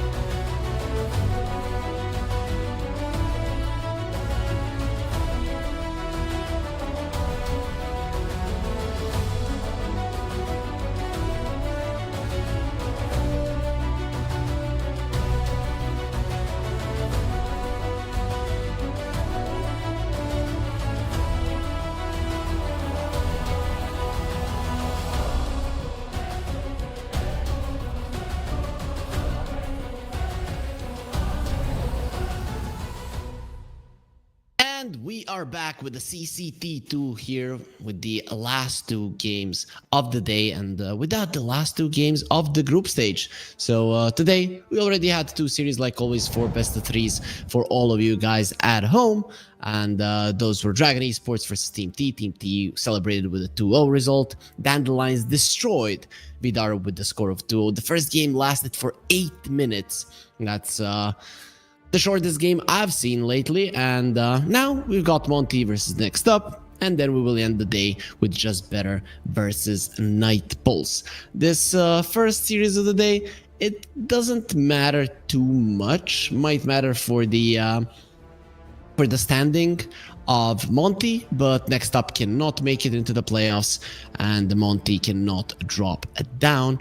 We're going to be looking at that Group B to see how it's looking. So Monty, they are the results I saw were that they're 5-3 at the moment. Here it says 6-2, so I guess maybe I found something wrong here. But anyways, then if this is the case, then really there's nothing that's gonna be changing this standing. Either way, we got Hrivnia, Monty, and Dandelions that are gonna be going into the playoffs. What about Group A? That's the group that will matter later on down the line once we're looking at Just Better versus Night Bulls. There, anything could happen. If Just Better win both of the games, they can actually make it to the playoffs. Just let me check how they did versus DMS, because that's the game that matters the most. They actually lost. Okay, so in my mind, then this is really not gonna matter much either, right? Because DMS, they are even if Just Better wins the head-to-head between them and DMS, so basically the last two games of the groups unfortunately aren't gonna be changing much, but we still want to see them being played, right? These teams, they've come here, they deserve to show us what they got, even though they've got no chance to make through. So Night Pulse, Team T, and DMS are going to go into the playoffs, where they're going to be meeting the two directly invited teams, which is going to be Mouse and Liga. And Mouse and Liga are coming in as some of the favorites to win the game, but to be honest, Night Pulse also looking hella scary. Now let's focus on Monty versus Next Up, right? That's the series that we've got in front of ourselves, and these are gonna be the rosters first of Monty: Crystallized, Moonlight, Vladik, Cubify, and Eknart. These guys have played together for quite some time now. I've seen them in multiple tournaments. They were here in the previous CCT, looking pretty solid and looking better with every passing month. When you see a team consistently improve, then you have big expectations from them going forward, and their opponents, of course. Let's move on to them. Let's see Next Up how they're looking. It is gonna be 7Jetsu, Zip Zap, Dimitri. This is Palantimos for people that don't know. That's gonna be Shizoid, and in the end, Vanilli is gonna be the last one. So looking good here on Next Up. We'll see how they're gonna be showing today. Overall, they can't go through, so things haven't been looking the greatest for them. They've only won one game in the groups, and that was versus Vidar, which is the other team that is at the bottom of the group.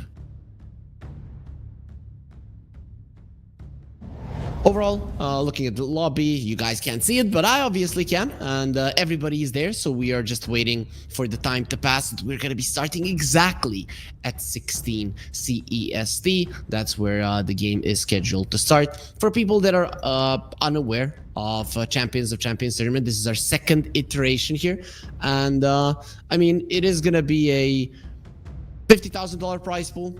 We could go and see just how it's going to be distributed. Money for the top four. You see, it's going to be 30,000 for the first place, 10,000 for the second, and third is going to be 7.5, fourth 2.5. That means that there is going to be a play for the oh, actually it's a double elimination. Scratch that. So that's why we know who's going to be third and who's going to be fourth.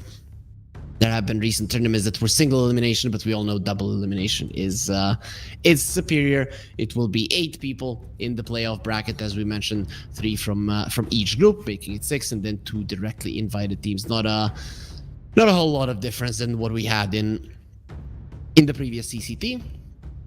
A lot of these tournaments have been announced, guys, so don't worry. There is going to be a lot of Dota to come. We're going to have so many tournaments and so much fun together watching these games.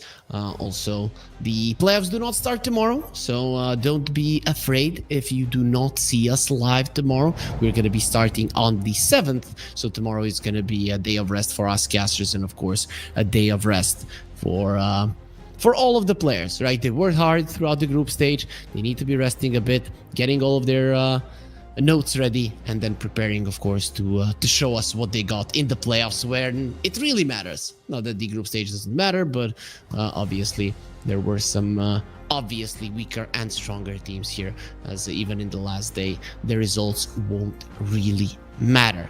So there it is. The time is coming. We're waiting for us to get into the game. Let's see what these teams have been playing lately. Monty, have been casting them a lot in a different tournament, but in terms of heroes, not much has changed for them.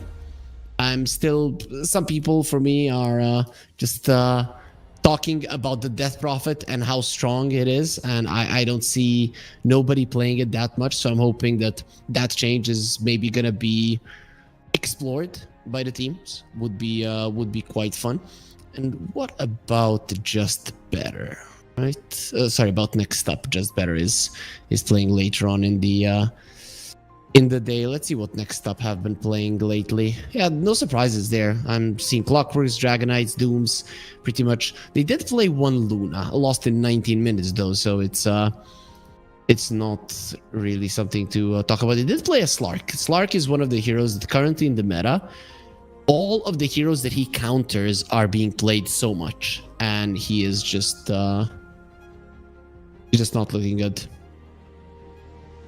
Okay. So also, we just got a info from production, from our admins, that the last game of the day is not going to be played. So this is going to be our last series of the group stage. Just Better did forfeit the Night Pulse. It is a match that doesn't change much for them. Was hoping that I was going to get to see that match. Didn't get to cast the group stage of CCT too much, and there's LeBron in Just Better with 2 Greeks who've both been boot camping in my country. Obviously, I'm from Serbia, so LeBron is my countryman, a good friend of mine. But unfortunately, we are not going to see them. So Monty versus Next Up. This is the only series that we are going to be watching now. Of course, for all you guys that have been following since the start of the day, you did get to see Dragon Esports versus Team T, and of course Vidar versus Dandelions. Though those were a relatively fast series, especially the Dandelions Vidar one. The first game, 8 minutes 53 seconds. Second one, 29 minutes 49 seconds. Usually we say they beat them in less than an hour. Here is like they beat them in less than 40 minutes, which is absurd, but it does happen. Considering that Next Up haven't been looking the greatest, I personally do expect it to be kind of the same performance as that, but maybe just not as fast. Depending, also it does depend on the motivation of Next Up. Some Dota players, they just live for the victory, and the other ones, when there's really nothing to play for, nothing at the end, even MMR, right? When there's nothing on the line, just like in this series, then they don't really show up with their best Dota. I'm just hoping that's not going to be the case here, and we see Next Up at their best. Though, to be honest, they're even their best in this tournament hasn't been good enough. Winning only one game is pretty bad. I'm trying to see Vidar, who did they win their games versus. He actually won a game versus Hrivnia, which is actually quite impressive. And also very impressive that Hrivnia is at the top of Group B, to be honest, because I've been following this team ever since they kind of assembled and completely 5 new names, and suddenly now they're at the top of the groups here versus some of the pretty strong European teams, right? Sure, this is not the top of the top that people would look at, you know, your Liquids and Gaming Gladiators, but very, very solid teams who even in some games would have a chance versus them. We do have a draft ready though, so we are going to be getting right into it, and there we are. So let's see what these teams have in store for us. Like always, the overlay for the CCT looking very clean, and that is what we like to see. So let's see what is going to be happening here. Also, guys, it would be very much advised for you to follow our social media. We're going to be posting there when the tournaments are going to be up, when there's going to be next tournaments, when there's going to be next games. So feel free to do it. CCT _ Dota is where you're going to be finding us. Of course, you can follow the cast as well. You can find my my X account right there at the left of my head. It is not that big of a head though. It's but it's smart. It's smart for sure. Believe me. I know my stuff. I try to. As looking at the bans, no surprises there. Invoker early ban. That's not something that we see too often, but I'm gonna guess that Zeep Zap does play quite a lot of Invoker. It's still, I still don't think it's a hero worthy of a first ban. Medusa, I'm fine with that. There are just some teams that are very good at this hero. Other than that, everybody very well established in the meta. Morphling people sometimes even go for a first pick on it. Ember Spirit has been like a go-to opening for some of the teams, but let's see if that's gonna be popular in this one. I'm actually looking. Yeah, there are some teams that do play a solid amount of Ember Spirit. Really weird that he got buffed actually, but we're gonna see an opening of the Brood. Okay, that's interesting. Has been played as a carry lately. The biggest change I'd say is that you cannot take the necrotic webs, just put it in the mid lane and make sure that the enemy mid laner is healing less. So the way that the facet works now is that the webs have to be connected and the broodmother has to be part of them, right? So it's like a spider, guys. If you don't know how spiders work, they put their net, right? And then if you're a bug, you get onto it, it starts moving, they feel the vibrations, and then they come to a point where it's vibrating. It was kind of the same when there was an Aghanim Scepter of the Brood, you know, those when the Brood was putting those things on the ground. I don't even remember what they were called any longer. Is the Aghanim Scepter the same? No, it can't be right. Actually, it is. Spinner Snare, it's still there. It's just that nobody's buying it after so many nerfs. And yeah, anyways, that's how it works. Spinner Snare, people get caught in it. They're rooted 3 seconds, and the Broodmother gets a ping on the map exactly where they are. Yeah, that's how it works. So we want those nets to, or those webs to be connected to the Broodmother for her to actually have effect. So it does make sense. It was kind of OP and unnecessarily strong for the necrotic webs to work wherever they are on the map. Beastmaster banned out. Okay, that is a good hero versus the Brood. You roar the Broodmother. Broodmother dies. Watch how it goes. And Broodmother doesn't like heroes that are super tanky, because then they can stand their ground. Your Insatiable Hunger sometimes won't be able to outlast when all the enemy heroes are alive. You want to be bringing down quickly. Hoodwink gets picked up after DSF. No surprises there, right? Hoodwink, still a very popular position 4, one of the only ones that has been, and she has been touched with some nerfs, but really not that much of it, so it's still looking pretty solid, as there will be a Jakiro on the other side. Jakiro has risen in popularity and really has been looking good with the Liquid Frost facet. Let's see, what else?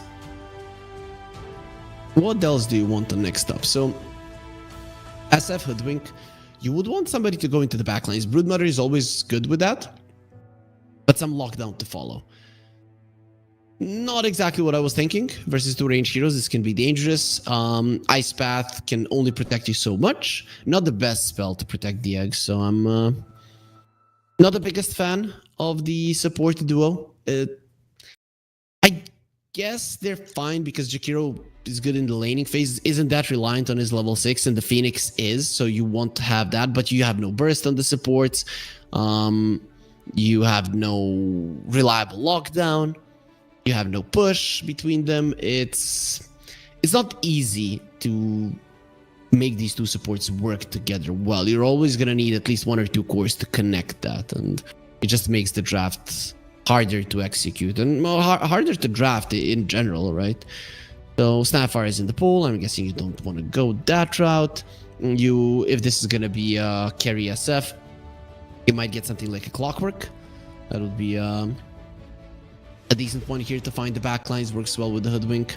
I wouldn't mind that.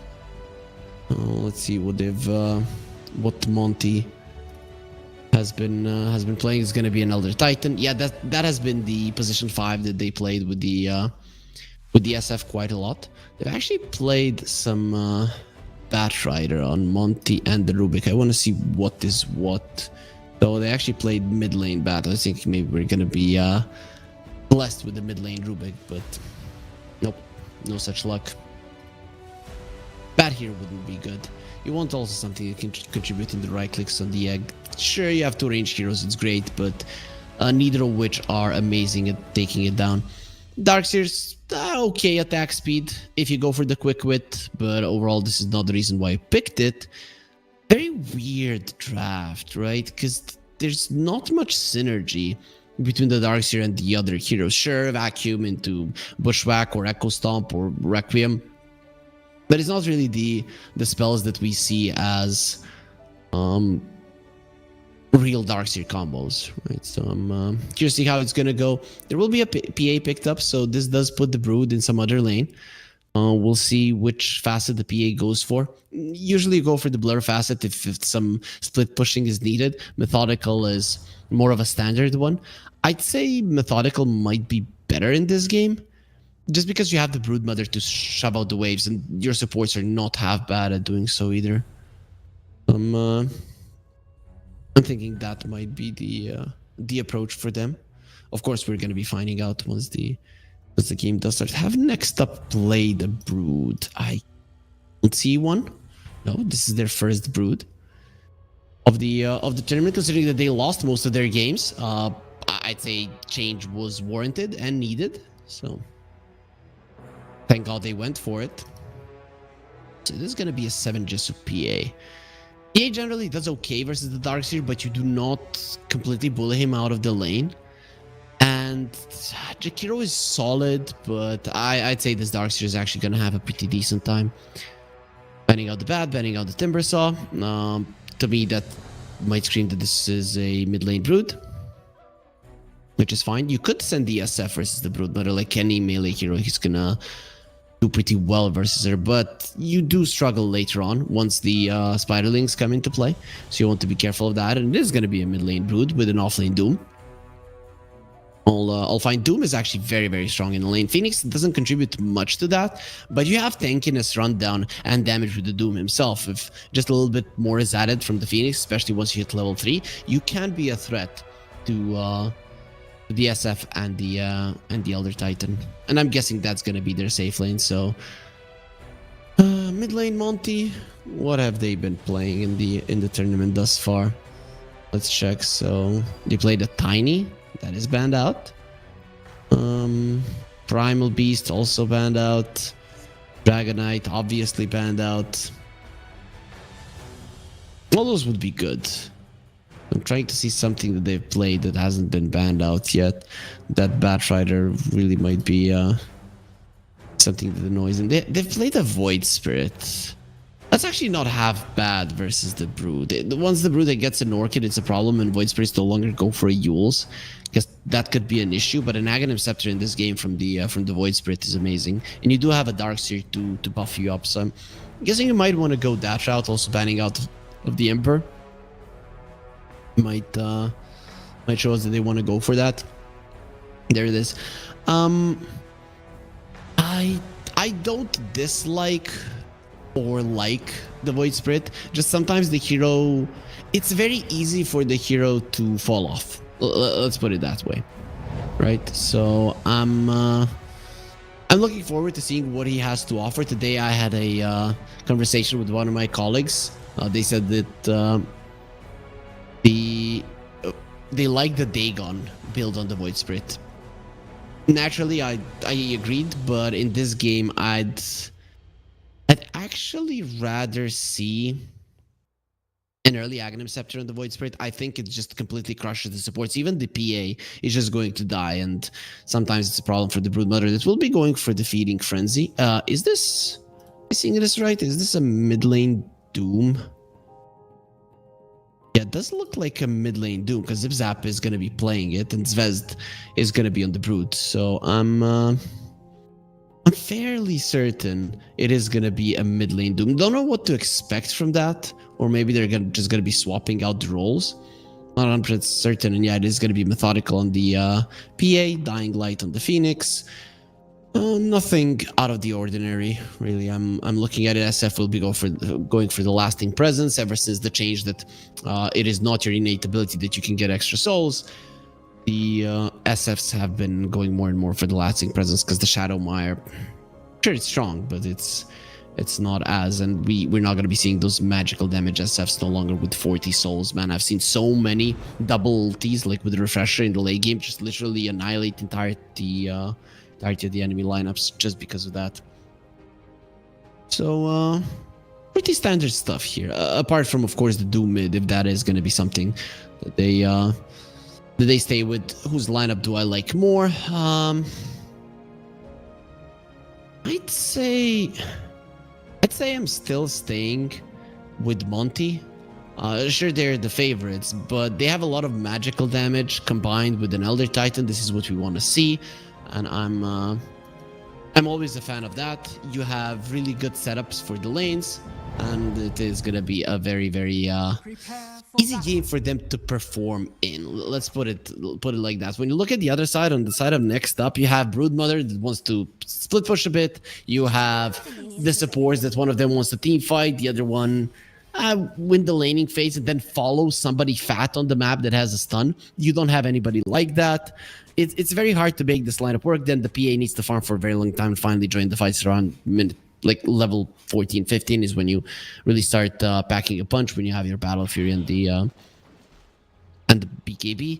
Their lineup is all around the place, right? Not impossible to win with, but how do you keep people close to the egg? You don't. How do you control the darks here? Only if you do them. Your lanes need to go well. You need to snowball with this type of a lineup, and every hero works independently, which isn't necessarily a bad thing, but Monty, considering they've been looking like a better team throughout the tournament, I'm definitely going to be favoring them. Seeing some voice lines being spammed out, solid wards placed on the bottom lane. That ward wasn't spotted, so right now, next up are under enemy vision, and Monty don't seem too eager to capitalize on that. They might try to get an extra rune. Even that is going to be risky. So 2 for 2 in terms of runes. No surprises there. Nice rebound trick shot. Solid attempt from the PA to cut down the tree. Doesn't change much. There were so many of those around, and we're gonna be starting the game. Pretty standard laning setups. A bit. Oh, there's the ward taken out. Nice done by Cubify. Extra gold for Eknart and extra experience for Cubify. This mid lane is the one that I'm the most interested in. I have no idea what to expect from the Doom mid. He did go for the Devil's Bargain, so we can probably assume he's gonna be going for some Midas shenanigans. I still haven't seen any more creative approaches for this. Shizoid is dropping low. 2 more hits are gonna take his life. SF is in trouble, and Crystallize will live. Now they turn around onto Zvezd, and they're gonna be smacking him a couple of times as well. A lot of regen was wasted on Monty, but unnecessary aggression from the Phoenix. Usually level 1 Phoenix is pretty weak as he cannot run away, and he has very low armor. Still decides to just run into an SF and then Elder Titan. Obviously, it didn't end well for him, but he does secure solid CS for the Brute, so it's not too bad. Let's put it that way. Zvezd now is gonna have the incapacitating bite. Doesn't even go for the for the lifesteal. So no insatiable hunger for the brute just yet. Probably going to be getting it on level 3. We'll see what it decides. Mid lane. Both of the mid laners getting a solid amount of denies, as we do lose Vladik in the bottom lane. Had 4 stick charges when he died, and Cubify could be next on the menu. Yeah, that is a dead hoodwink 100%. So the bottom lane going really, really well already for next up. Didn't really expect them to be that careless on Monty, so both of the teams a bit too eager to get into a fight in their off lanes. To be honest, the Darkseer has 2 CS, so his lane is going catastrophically. And Darkseer doesn't like slows at the beginning. That's why you wait for level 3, and then you just shove in with the Iron Shell, and you're generally gonna be fine, even if you lose a ton of CS early on. But you don't wait, you're not patient. This is the result. You pay the price. Now this Darkseer might be suffering throughout the lane. Cubify is already dropping low. And if you die again, you have no TP. So then your Darkseer is going to be all alone in this world, in this lane where he's already being punished severely. He's pulling the flag bearer creep. Probably going to be... Ooh, he is so lucky that an Iron Shell managed to burn him down and they get the extra gold. That would have been a disaster if he didn't get that CS. A free CS coming towards him on a flag bearer in a lane where you're already struggling. Speaking of struggling, the SF is struggling as well. He did get the first blood, so it's not the biggest deal in the world, and he has a wave of creeps in his tower, but generally the Brood is doing better at the moment. Lucky for them that the mid lane is going well for the Void Spirit. I actually haven't seen a Void Spirit do this well in a lane for a long time. And I guess that is the downside of having the Doom there. The upside is going to be a very, very early Doom, right? So just the question is, are you going to be able to make a rotation necessary towards that Void Spirit to capitalize on it, or make a rotation necessary with the Doom to some other lane to make a good insatiable hunger? Popped, crystallized, running away. Aknart. Just doing Elder Titan things. Would have expected the Elder Titan to do better here. To give Broodmother a harder time. Shizoid is having a very hard time there. Aknart doing a lot of damage. Missing on the raises there. Crystallize is going to be going on to Zvezd.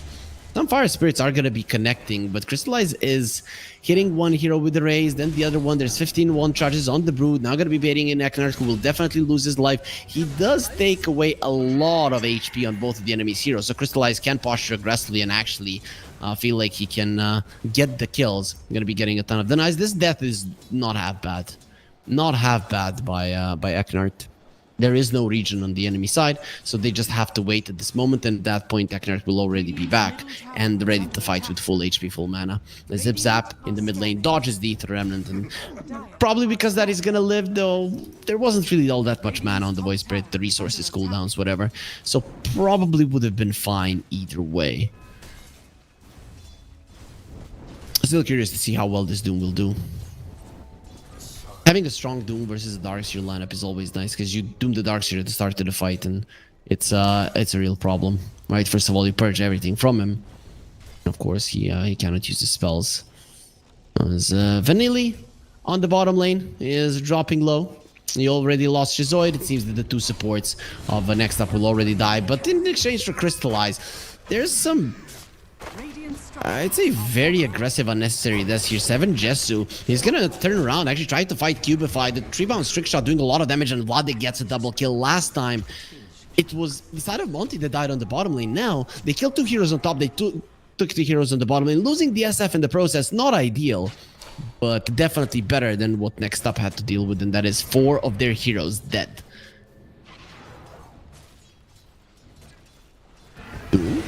Doesn't have his level 6. Dissimulate from Moonlight. Better safe than sorry. With the first power rune, it is going to be on top. Eknart gets the haste. Shizoid needs to be careful. This guy has a ton of damage. Look at that. One more hit, and he's going to die. The Ice Path will be slowing him down. So much attack speed slow. Eknart, he really doesn't like it. Is actually dropping quite low from the overtime damage. Not enough to lose his life. He uses the scan. He was hunting for the Phoenix, who's now pretty high in terms of HP. 1 Fire Spirit connects, so you could very easily lose your life. So that haste is best used to just run away.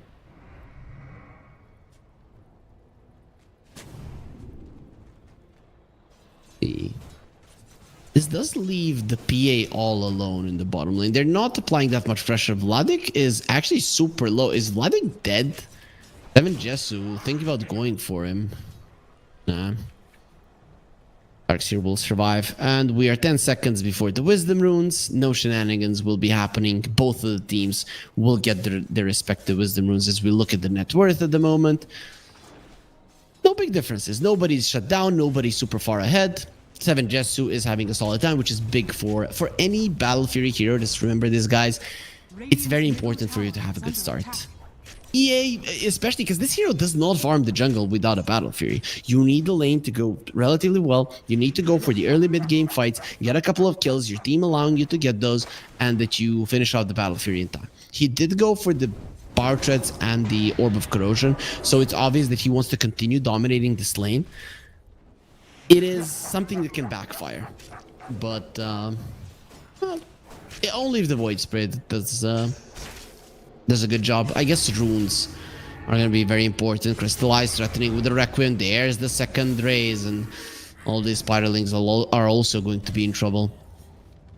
SF versus the Broodlings is not the best, but that's why you're getting some rotations here already. Actually, Bushwhack going to be used. Requiem, PA coming over just to die. Seven Jesu will die to Eknar. There will be good usage of the spells on Vanilli. But now without the Requiem, Crystallize, what are you to do? He's going to be eaten by spiders. His supports are in the vicinity. Here comes the Finis. The Death Requiem actually does so much damage to the Void Spirit to finish off Zvezd. And Vanilli left all alone in this world. Again, we're going to be seeing 4 heroes fall with the side of Monty only losing the SF. That's a level 6 Hoodwink. Already gets a perfect sharpshooter into the back of Vanilli, and Moonlight is the one to finish him off. A double kill from his first rotation, gets into the top of the network chart. Zipzap during this time, he is farming. And Vladik, he's running away from this methodical PA. Just one hit was needed for the crit to connect, but even with that, it wouldn't have been enough for the kill. Things starting to work out for Monty. Twice in a row, they bring down 4 heroes. They only lose 1 around the map. This was more of a fight. The 7 Jesu is going to be targeted again on the bottom lane. And that is going to be most likely a dead PA once more. Nope. TP's going to be saving 7 Jesu for now. It does get taken out, but at the cost of the Void Spirit, who will die to the Doom. That is a Doom used in a defensive manner. At least you're going to be getting 2 kills. So Doom used, plus you get a double. On the other side, you kill the enemy PA, and you lose 2 of your heroes, one of which is a core. It's... I'd say it's relatively even. Usually look at it, the team that is defending, the team that is using the TPs is the one that is immediately in a bad spot, because now you're not going to have those TPs, and Monty will be able to make aggressive moves. But with that aggressive move in the bottom lane, does leave the Broodmother all alone to take down the tower. So all in all around the map, next up are probably going to be happy. Now the question is, how much can Moonlight capitalize on the fact that there's no Doom, and very unlikely that anybody on the map can threaten his life. And I guess that the Broodmother will be going for an Orchid next, as Arcane Boots are going to be finished right now. Vladik slows down, has the Surge, runs onto the high ground. Blood Grenade will take him out. He did plant the Seeds of Serenity. Moonlight gets an AD rune, goes onto the high ground with 1 skills, and Shizoid will be taking down Moonlight. Dissimulate. Actually, he's going forward with it. One more Astral Step. He does have it. 10-1 charges. And they pick pull if he wants to use it. And look at the aggressive movement coming out from Eknar. He will be slowed down and purged off by Zipzap. Cute usage of the Bushwhack. Not enough to save his life. The Doom still sporting the Purge Creep. Really big. Versus the Darkseer. Versus the Void Spirit, and of course the Elder Titan as well. Astral Step forward, Dissimulate. He wants the kill, will be able to get it. No more Astral Steps, no Dissimulate. He needs help. 17-1 charges, however, and the Piggy Pole might be enough to escape. Doesn't look that way, as he's surrounded by 3 heroes and will in the end die to the overtime damage of Shizoid. Probably wanted to give it to the PA, but unlucky. The slow burn from the Phoenix is very, very hard to control from times. Very action-packed game already. 22 kills, 11 minutes in. Both of the teams going all out. Maybe even testing the limits, knowing that there's not much that matters in this game. And Broodmother is left all alone. I think that's the most dangerous of it all. Actually, he's going to be going for the Guardian Greaves, not even thinking about the Orchid. So we might see a Guardian Greaves pipe Brood, which is fine. In this game, there's a lot of magic damage on the other side. We talked about it, Elder Titan plus magic damage. It's a problem. Pipe is pretty much a necessity for you to not be blown up. Once the enemies just use their spells, not even in a perfect way. They just use them, and it is going to be a problem. Next up, they still have a 1k gold lead. And we talked about the individuality of their heroes. It seems to be paying off so far. They've taken down the top tower. The Doom is ready again. So you can once again use that spell to get a key kill. Void Spirit is probably the one that you want to shut down for now. Later on in the game, if you slow down the Void Spirit enough, you are going to be focusing on making this Dark Seer's life miserable with it. The Void Spirit going Manta Aghanims, not even rushing the Ags once the Manta first. Sure. I'm fine with it. You are versus a Phoenix versus the Jakiro. Even the slows from the PA incapacitating by the Infernal Blade. There's so many reasons to go for it. Akon shot Bushwhack. A slow Zip Zap, and with that Vladik will be fine. How is he looking? He's going Pipe immediately. Needs like less than 1,000 gold to finish it, so that's fine. Like being very careful about his approach here, so there was some lag. I didn't experience it. I think I'm looking at it right now, but usually when the servers lag, everybody gets to experience it. Here on our observer also everything looked clean, but of course we do believe the players, and hopefully everything has fixed now as Monty are going for a smoke. It is time to kill the Brood, but the Brood is in such a defensive position at the moment, so this smoke, even though I like the idea, I like claiming the top part of the map back, it's just not gonna work out. Not giving them anything, and at this point, unless you bring down the bottom tier 1 and are able to pressure that lane a little bit deeper, these kind of smokes are most likely not going to work because they're going to be way too obvious. They do leave a good division on the top lane, so the Broodmother is going to have to be careful, and of course it doesn't even know about that, so next rotation doesn't even need to be a smoke. But this rotation is probably going to work. 7 Jessu, Astral Step, Bushwhack, Sharpshooter, more than enough damage to finish 7 Jessu off. Yeah, doesn't matter how blurry. You see how you see what the Hillwing says. I really like the interactions of some heroes. Literally, when what a right click from Eknar denying that tower. No gold for you. Very nice. Had a ton of damage because of the Astral Spirit. He actually maxed it out. Usually we see 2, maybe 3 points. He didn't go for a max. Versus so many spiderlings actually makes sense. You're going to be packing a punch. You didn't really secure that great of a lane for an SF. I heard the Doom. It is going to be used on the Darkseer, who TPs away. And he's actually fine. Yep. If the PA had gotten 2 more hits, he probably would have died. But even with the no heal from the Doom, still going to be fine. Finishing off the pipe. That might be a time to go. SF is going to be on the menu. Use the Mask of Madness. Actually, the Requiem now.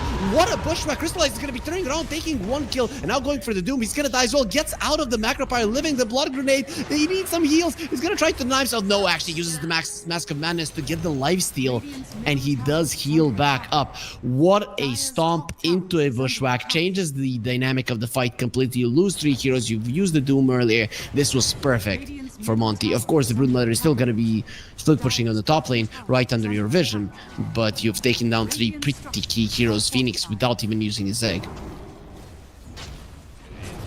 This is why sometimes you should just use your spell. The SF would have died if the egg gotten used, and then the question is if he even gets the Requiem off. His attempt here at the tower. Siege Creep still alive. They're pretty tanky. Have the pipe, healing Lotus, some stick charges, and a few more hits should kill that tower just to defend the Siege Creep a little bit longer. There it is. It's down. Phoenix trying to be cute with the Fire Spirits, but the Siege Creep, it might be slow in its attack, but it still does quite a lot of damage. Okay, after that previous triangle fight, things looking up for Monty. 1k gold lead, really not that big of a deal, but they are favored to win this game quite a lot. PA still doesn't have the Battle Fury. Will have it in just 150 gold, so 7 Jesu is pretty much there. Still 16.5 minutes isn't the ideal timing. This is why Power Treads, Orb of Corrosion, Wraith Band, and the Magic Wand can sometimes be problematic. I mean, his net worth is not super bad, but it's not really good compared to an SF in general. And SF is one of those heroes who can get an MKB relatively early into the game, and then you're kind of screwed. Invasion of the Triangle. All of the ultis are ready on next up. You have to be careful. Going forward, Doom onto the Darkseer, big deal. He does use the pipe, however, the egg will be used. They're trying to focus it down and will be able to do so. Defensive egg, but still not defensive enough. Crystallize, he attacks too fast. Darkseer is going to be living through this Doom. Two of the supports are already dead. Now looking towards Vezd, who will be using his nets to run away, trying to dodge out everything. Ether Remnant doesn't connect him, but they put the wall, slowing him down, and the right clicks from Eknar, they really do hurt. 3 heroes dead. Next up, completely helpless in that fight. The biggest problem, Doom was used. So now you don't really have anyone to make the play with. He's the one with the blink. Your Broodmother is an aura builder, and Darkseer is just a better aura builder. That's just how it goes. Guardian Greaves in this game, not as powerful as a pipe. You're gonna take some time before you're done with that pipe. SF. This brings so much damage in these engagements. Until you get BKBs, it's a problem. And Doom isn't even gunning for one. Neither is the Broodmother. It's only going to be the PA. That one's the BKB. But the PA, speaking of, is now going to be in the Land of the Dead fairly soon. Once the Sharpshooter connects, there's the Dissimulate damage as well. They don't even need the right clicks to bring down magical damage. Is more than enough. Let's Crystallize. There's the Mask of Madness. Has the Orb of Destruction, just picked it up, and the Spore Tier 2 without the glyph stands no shot. So much damage between all of these heroes. Radiant's bottom tower has fallen. Let's see. So what's the play for next up? You always have to think about that. So their team fight just isn't great. It has to be split push. It has to be dodging of the fight. There's no other way around it. I'd like for their supports to maybe stop playing with the Doom a bit and actually go for those individual movements a little bit. Your individual movements might cost you your life, but they're actually going to be revealing quite a lot about Monty's vision. So that's what I'm hoping for they do, because obviously team fighting is not working for you. Even if the Phoenix was, let's say, level 12 in that previous fight, the right clicks from the SF from the Void Spirit would have killed the egg. So it's not that. You don't need more levels. You need more control on the map. Doom, Atos, the Bushwhack, there's the Sharpshooter, Echo Stomp as well. No, the Echo Stomp isn't even needed. This is what I was talking about. Natural order with the magical damage. It's insane what they do. And he actually only has 1 point in natural order. What's going to be happening when that is maxed out? Shizoid, DP out, will be able to survive. No Echo Stomp to stop him. This is the individuality that I was talking about. Just try to make plays, do shenanigans with your supports. Jakiro will almost always die. The Phoenix, he can live. Roche, however, he's not going to be able to live, but Crystallize is going to try to finish it in 15 seconds. I'm pretty sure that this Roche is going to be moving. As mid lane, nice heals from the Sunray. It's actually going to save Jakiro's life. Roche will be moving in 7 seconds. He's not even close to death. I am surprised that Monty are doing this. There's going to be a PA there that sees the Roche is low. Cubify already did go through the Twin Gate as 7 Jesu caught by the Atos. There will be a Bushwhack as well. He's going to keep in place for a solid amount of time. Sharpshooter being charged up. Does connect, breaking him. That is going to expire when the SF comes over. Phantom Strike to the creeps, and 7 Jesu does look like he's going to be able to live. They're really committing onto this one. This kind of a chase can sometimes cost your life. Another Bushwhack, Requiem from the SF to keep everybody at bay. Echo Stomp as well. They actually get the kill. I'm surprised that there was not a fast response from next up, especially with Monty just running towards him. Jump in from the Void Spirit. At least the Doom gets the blink away just in time. There was nobody there to assist him. If he gets caught by the Astro Step Ether Remnant, he's probably a goner as well. Roche at half HP, pretty much. A little bit higher than that, but he is going to be on the menu for Crystallize. Him and Vladik just going in. I'm surprised he just pops the Mask of Madness. I think with the raises, the SF actually takes down the Roche faster. Either way, it's going to be fine. Meanwhile, Void Spirit pushing out the Brood on the top lane. Actually, even Shizoid is there, has the egg. Cubify, the top lane. That Hoodwink could be in trouble, eaten by the spiders. Cubify running away, slowed down. Nah, he's gonna be fine. In the end, nobody dies from Monty. They take down the Roche. During this time, next up, they weren't farming all that well. Is crystallized? I think he was already going for an MKB. Yeah, he will after the pike. So okay, it is in his quick buy. Elder Titan, is that gonna be an axe on him? I'm gonna assume so. Has the Ogre Axe. So drums in the Ogre Axe. If you get then an axe, boys, you're gonna hurt. You get close, you want to reduce the armor as well. Imagine you take away their base armor, then presence of the Dark Lord kicks in and you just start smashing them with minus armor. It's insane. Smoke from one side, smoke on the other. The thing is that Monty, they have the Aegis, but no Requiem. Requiem is a big spell. We'll have it in 2 seconds, however. Now, Cubify running forward. Atos will connect. Bushwhack as well. Nice Ice Pad, though, as well as the Macro Fire. Sharpshooter connects. 4 stab. The Broodmother still safe, protected by the pipe. Doom was used on the Dark Seer. Already used the spells. That's a big egg as well as an Ice Pad. This time around, the Ice Pad does protect the Mechanic. Is dying to the overtime damage. Cubify is still somehow breathing and living. They just can't seem to bring down the Squirrel as the Doom will escape. So use Doom, Egg, Macro Fire, and don't do much with it. The spells of Monty, not that important. They're still sporting the Agent Zip Zap. Is gonna have a blink in 3 seconds. The question is, can you get out? The Ogre Bruiser actually stunned up Moonlight. It doesn't happen too often, but he started off his animation onto the Doom and it was just unlucky. The Void Spirit came, Zip Zap, barely gets out. Cubify was still hunting. Dire's middle tower. Void Spirit working towards an axe. What does the Doom want? BKB, he already has a Shivas. EA has a BKB, level 16. Okay, this is what we were talking about. This kind of a timing could be a big one for a PA. Cubify.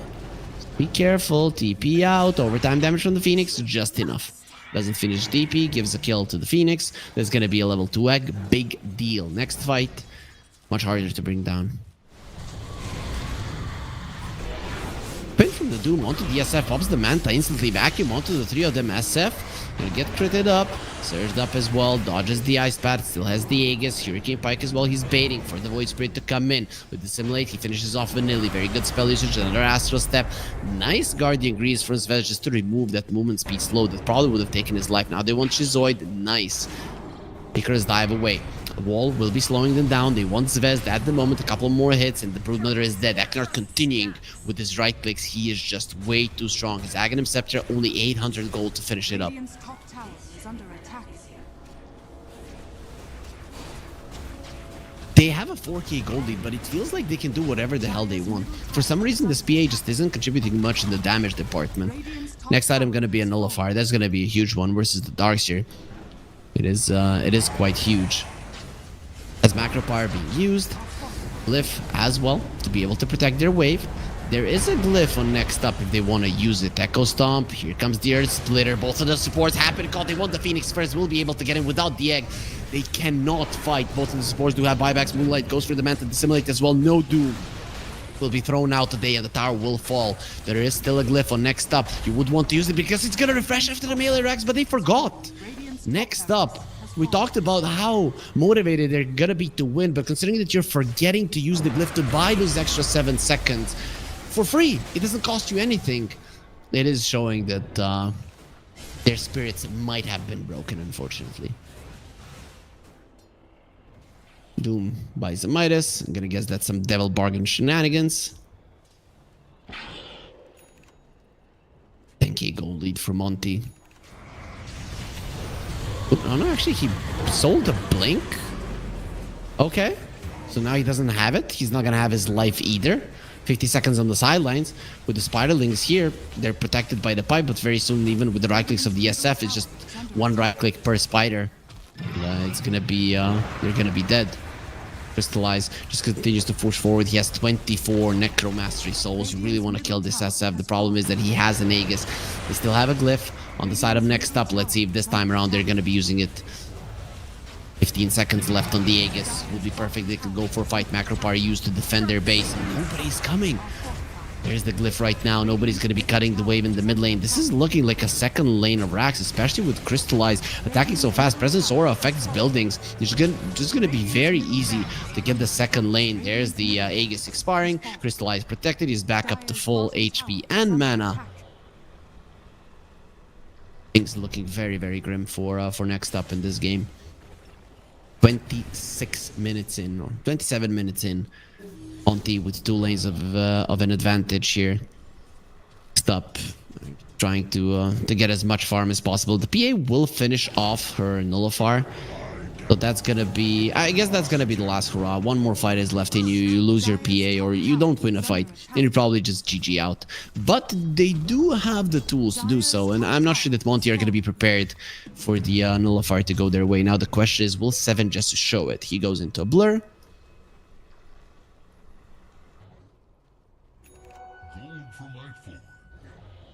BKB on the Doom as well.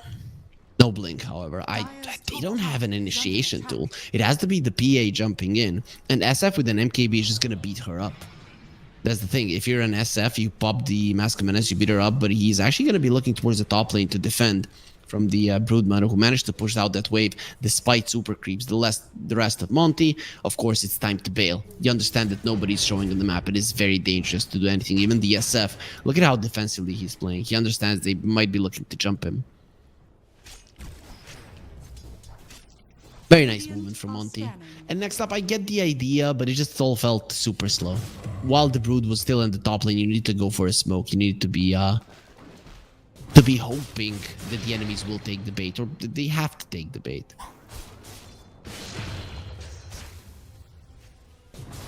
Also Paladin Sword in the PA. Just got it as a tier 3 item. Looking pretty good.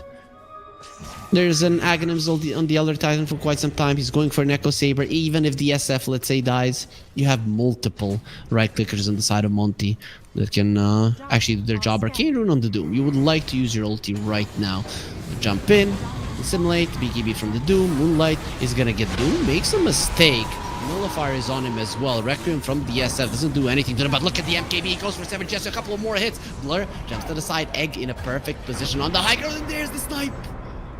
Oh, he got him with the sharpshooter. 7 Jesu didn't have anybody to stand in front of him and defend him. Now the chase is on without your main hero. What are you to do? Atos connects, Bushwhack a bit off the mark. They're on the high ground. 2 hits are needed onto Vanilli. He doesn't get the second one off. TP out just in time. The Jakiro survives somehow.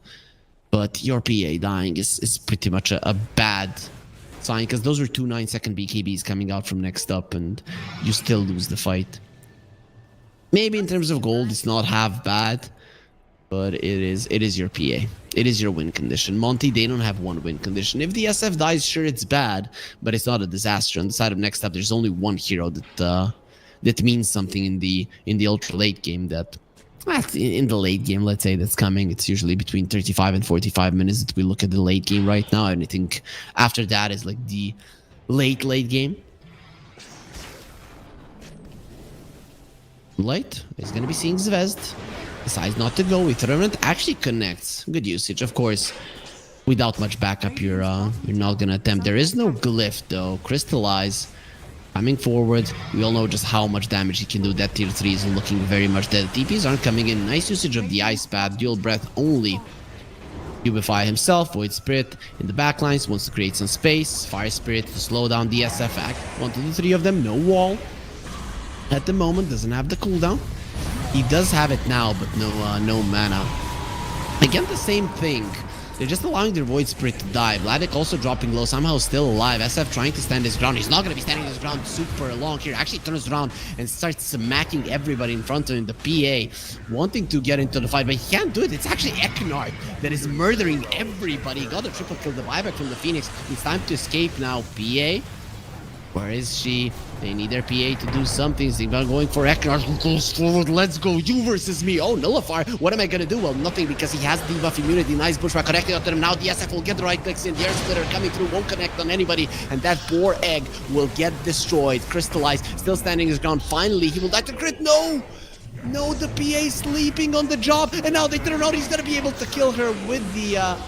with an MKB, and of course that Mask of Madness 4 staff of the Jakiro. His buyback will do absolutely nothing Monty understanding their strength, standing their ground, and in just 31 minutes and 11 seconds, they forced the enemies to surrender in game 1.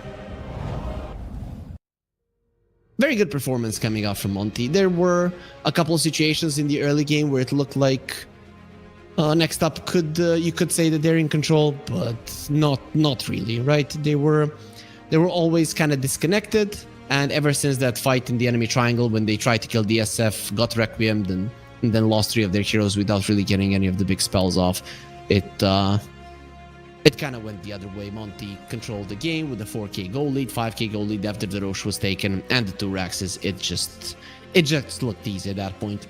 Good rotations, good laning phase, good itemization, everything coming together for Monty, and in the end they get what is an easy victory, really. There wasn't much pushback from the other team, and not at any point did it look like Next Up could get this game won. We are getting closer and closer to the end of the group stage, considering that the last series will not be played.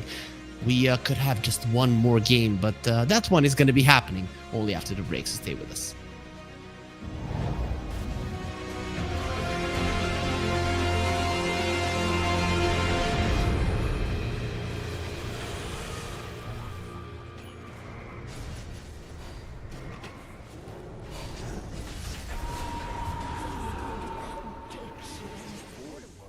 I used to wish it was.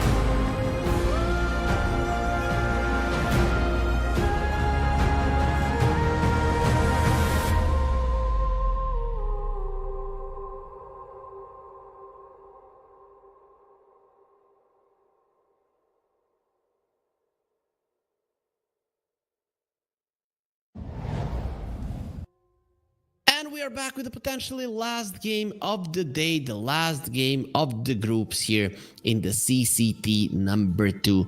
We've already crowned one champion of champions this year. This is gonna be the second one, and hopefully there will be more. Monty versus next up is the game that you have in front of you guys. This is our third best of 3 of the day. We should have had a fourth, but just better did forfeit to Nightpulse as they didn't have a shot to making it into the playoffs.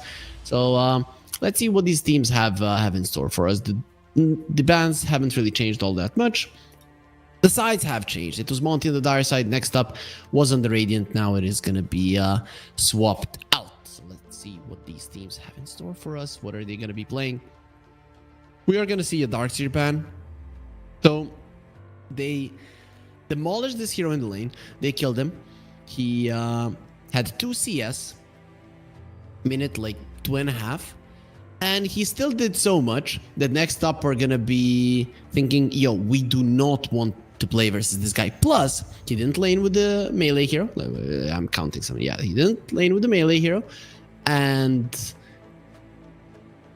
he also was playing versus a Doom, right? It is insane, right? It is insane how strong this hero is. Plus, he's gotten nerfed. He's gotten nerfed in the last patch. For people that didn't read the patch notes, his innate ability no longer works the way it works the way it did, but it's actually the you get 50% from your strength and from your agility goes into the intelligence. It's not that which one is the highest.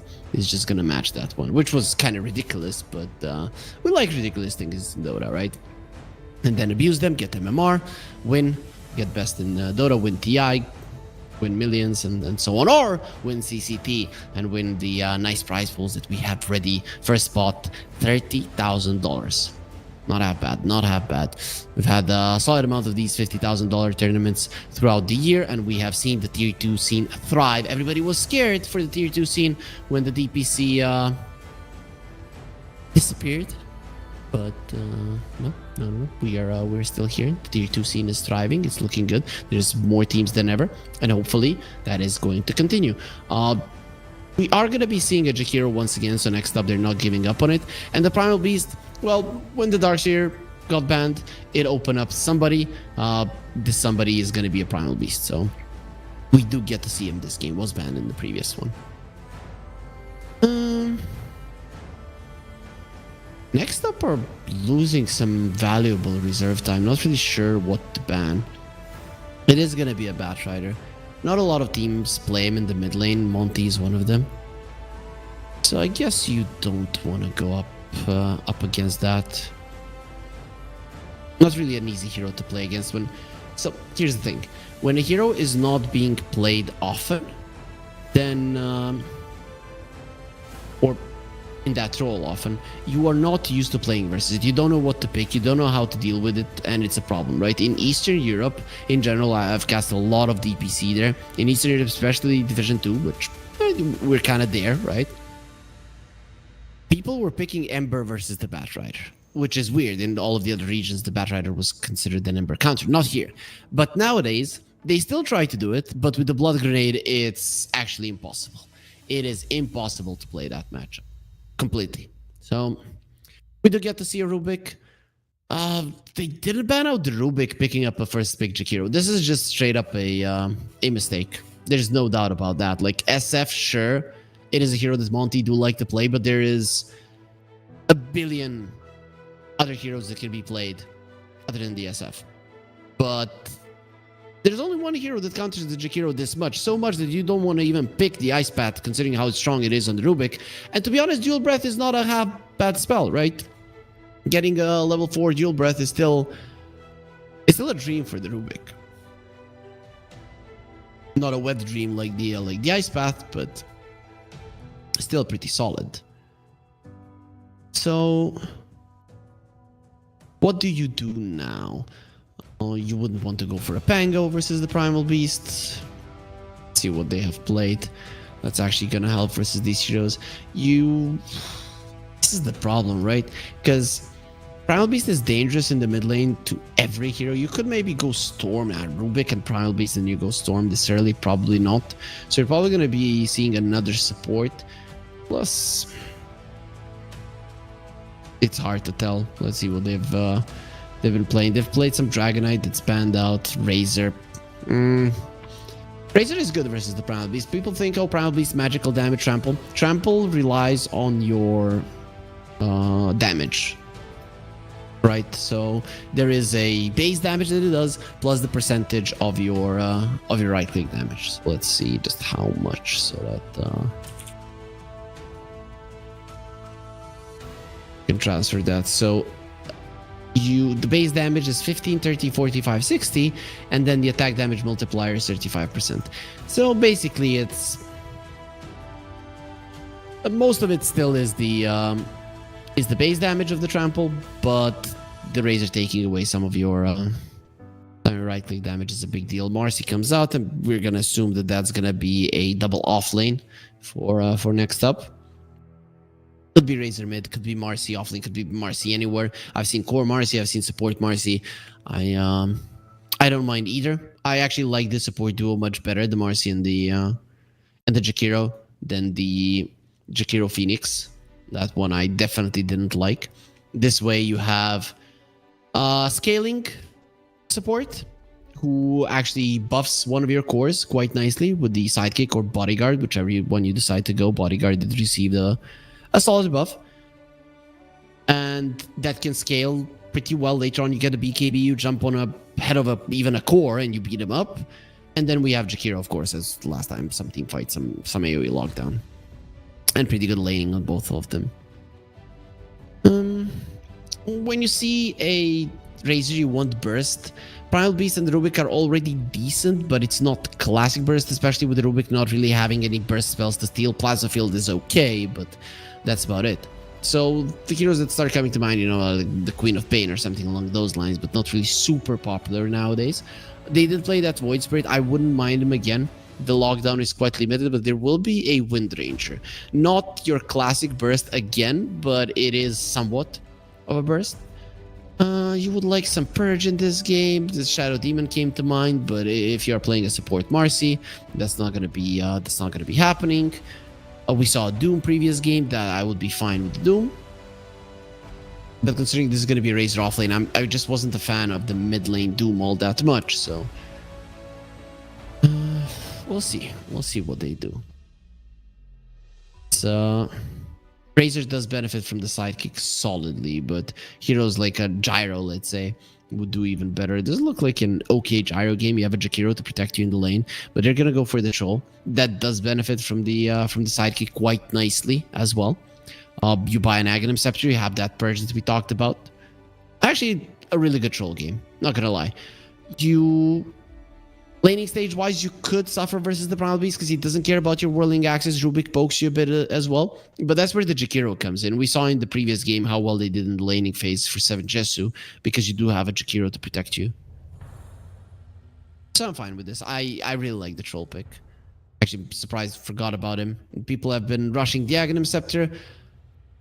I still am not convinced about the Agh's Rush. This game, it looks amazing, not gonna lie, but even in the games that it looks amazing, I've just seen the Agh's Rush.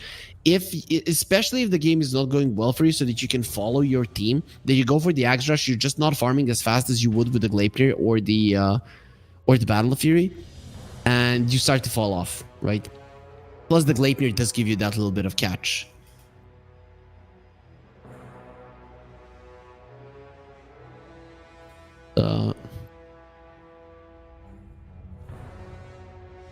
Monty, they banned out the puck. Their catch for the puck, okay. Not perfect, but if you get the lift, any follow-up stun could very easily kill him. And next up, they probably do want a mobile mid laner. I'd say Storm. Storm is still, for me, okay. Ember is still somehow in the pool. It seems that here in the CCT, the Ember is just not that popular. I want to see the other teams, just how much have they prioritized this hero. Let's see, today he was played once. Yesterday,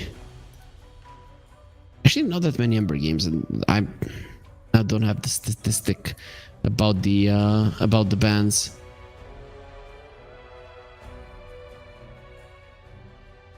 Yeah, really not many Ember games. Bibnia has played a solid amount of Ember. Okay.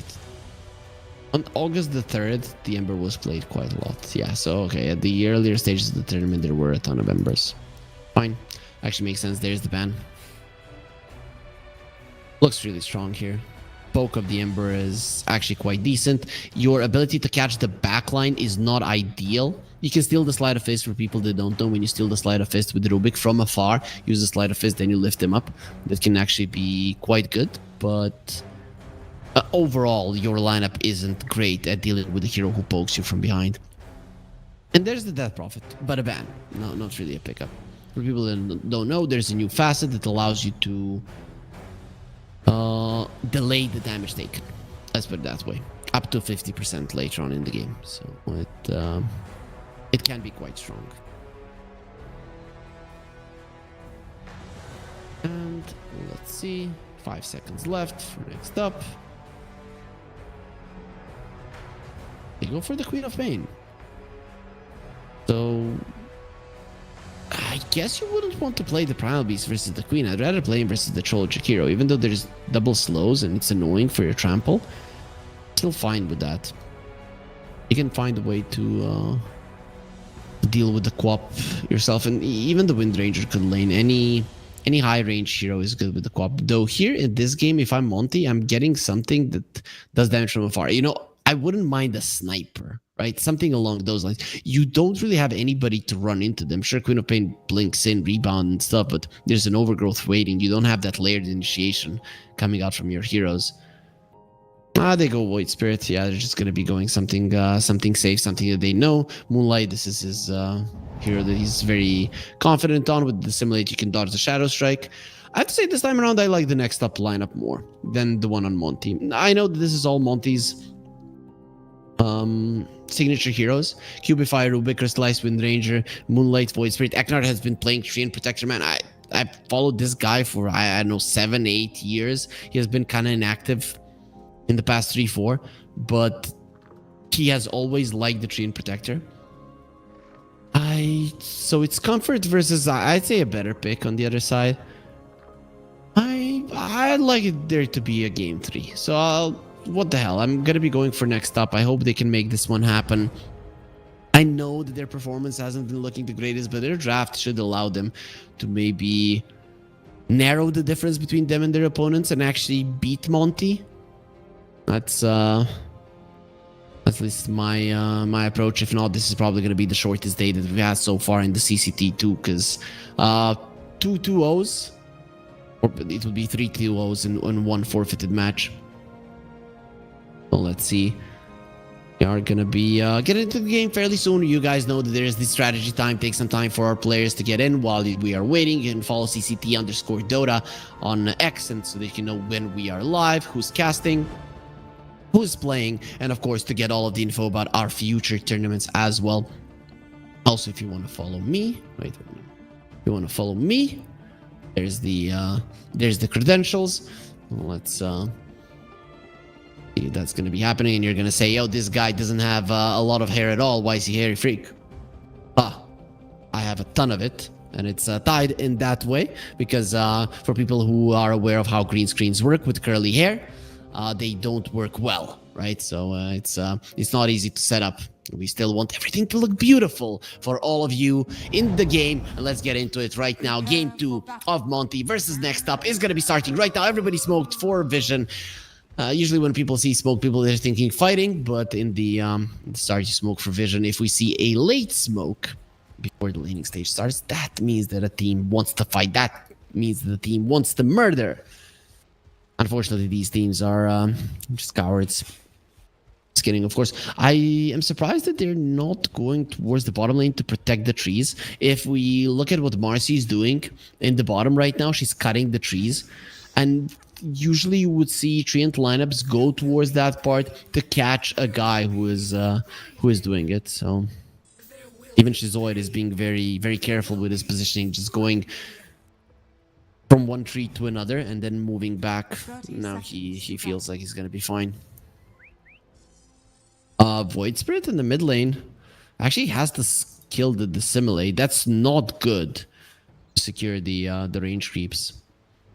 Annoying, but I guess dodging the Shadow Strike, you still want to have 1 point, so in the long run, it's not going to be problematic. But let's see. First 2 range creeps very likely to be denied. You're versus a range hero, and even if not, you're going to be taking a ton of damage trying to get it. So might be even a better choice to just let it go and allow the co-op to deny a range creep. As we're looking at the runes, it is gonna be... Is that 4 runes? It's 4 runes. Like, what were they doing? They want to kill 7 just... Monty? Okay, they want to kill the wave versus the troll. Vladik is dead. What the hell? I mean, I'm glad you guys didn't get to see that. They just went for the creep wave too late, used the blood grenade, and then Vladik went into the tower to kill the creeps. And he got 2 of them. 2 of them got denied and he died. What? You give away 4... This is one of the worst stars that you can ever get, right? The enemy carry gets the first blood. It's an enemy carry that can literally solo carry this game. You lose 4 runes.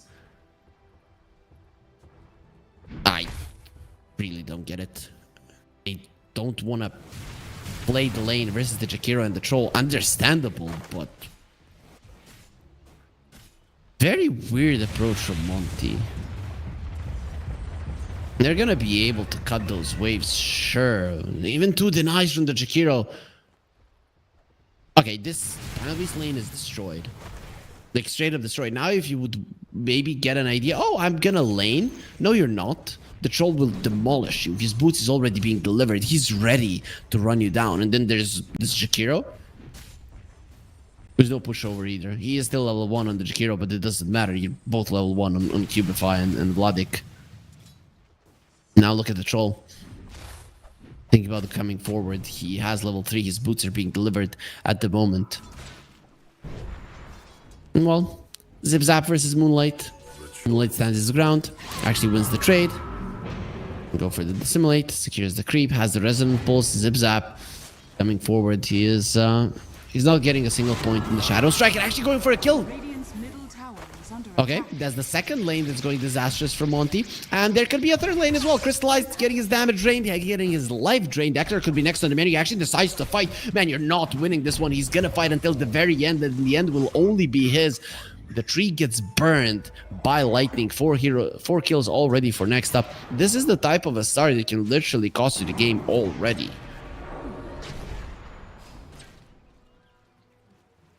Yep, a little bit of baffled here. The only lane that... No lane is going okay. I was about to say the mid lane, but you actually got solo killed. That is a disaster. Primal Beast is level 2, 3 minutes in. I mean, I was talking about the Darkseer being destroyed in the lane. This is much, much worse. Doesn't get much better than this for next up. And sure, their laning setup is good. It's not this good. The Razor shouldn't have 10 CS over the Wind Ranger. The Troll shouldn't be 2.5 timing the CS of the Primal Beast. He should be winning. And Queen of Pain should not be killing the Void Spirit. Like, there's just no way. Plus 4 bounty runes right on top of that. Okay, but you go forward. You have to look into the future. Because living in the moment right now is not a thing for Monty. They can maybe die in this moment, but live not so much.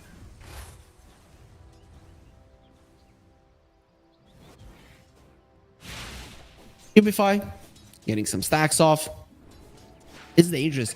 In this kind of a situation where this far behind, you can very easily lose those stacks. At least Crystallized will be finishing off Shizoid, so there it is. The Wind Ranger has started doing a bit better.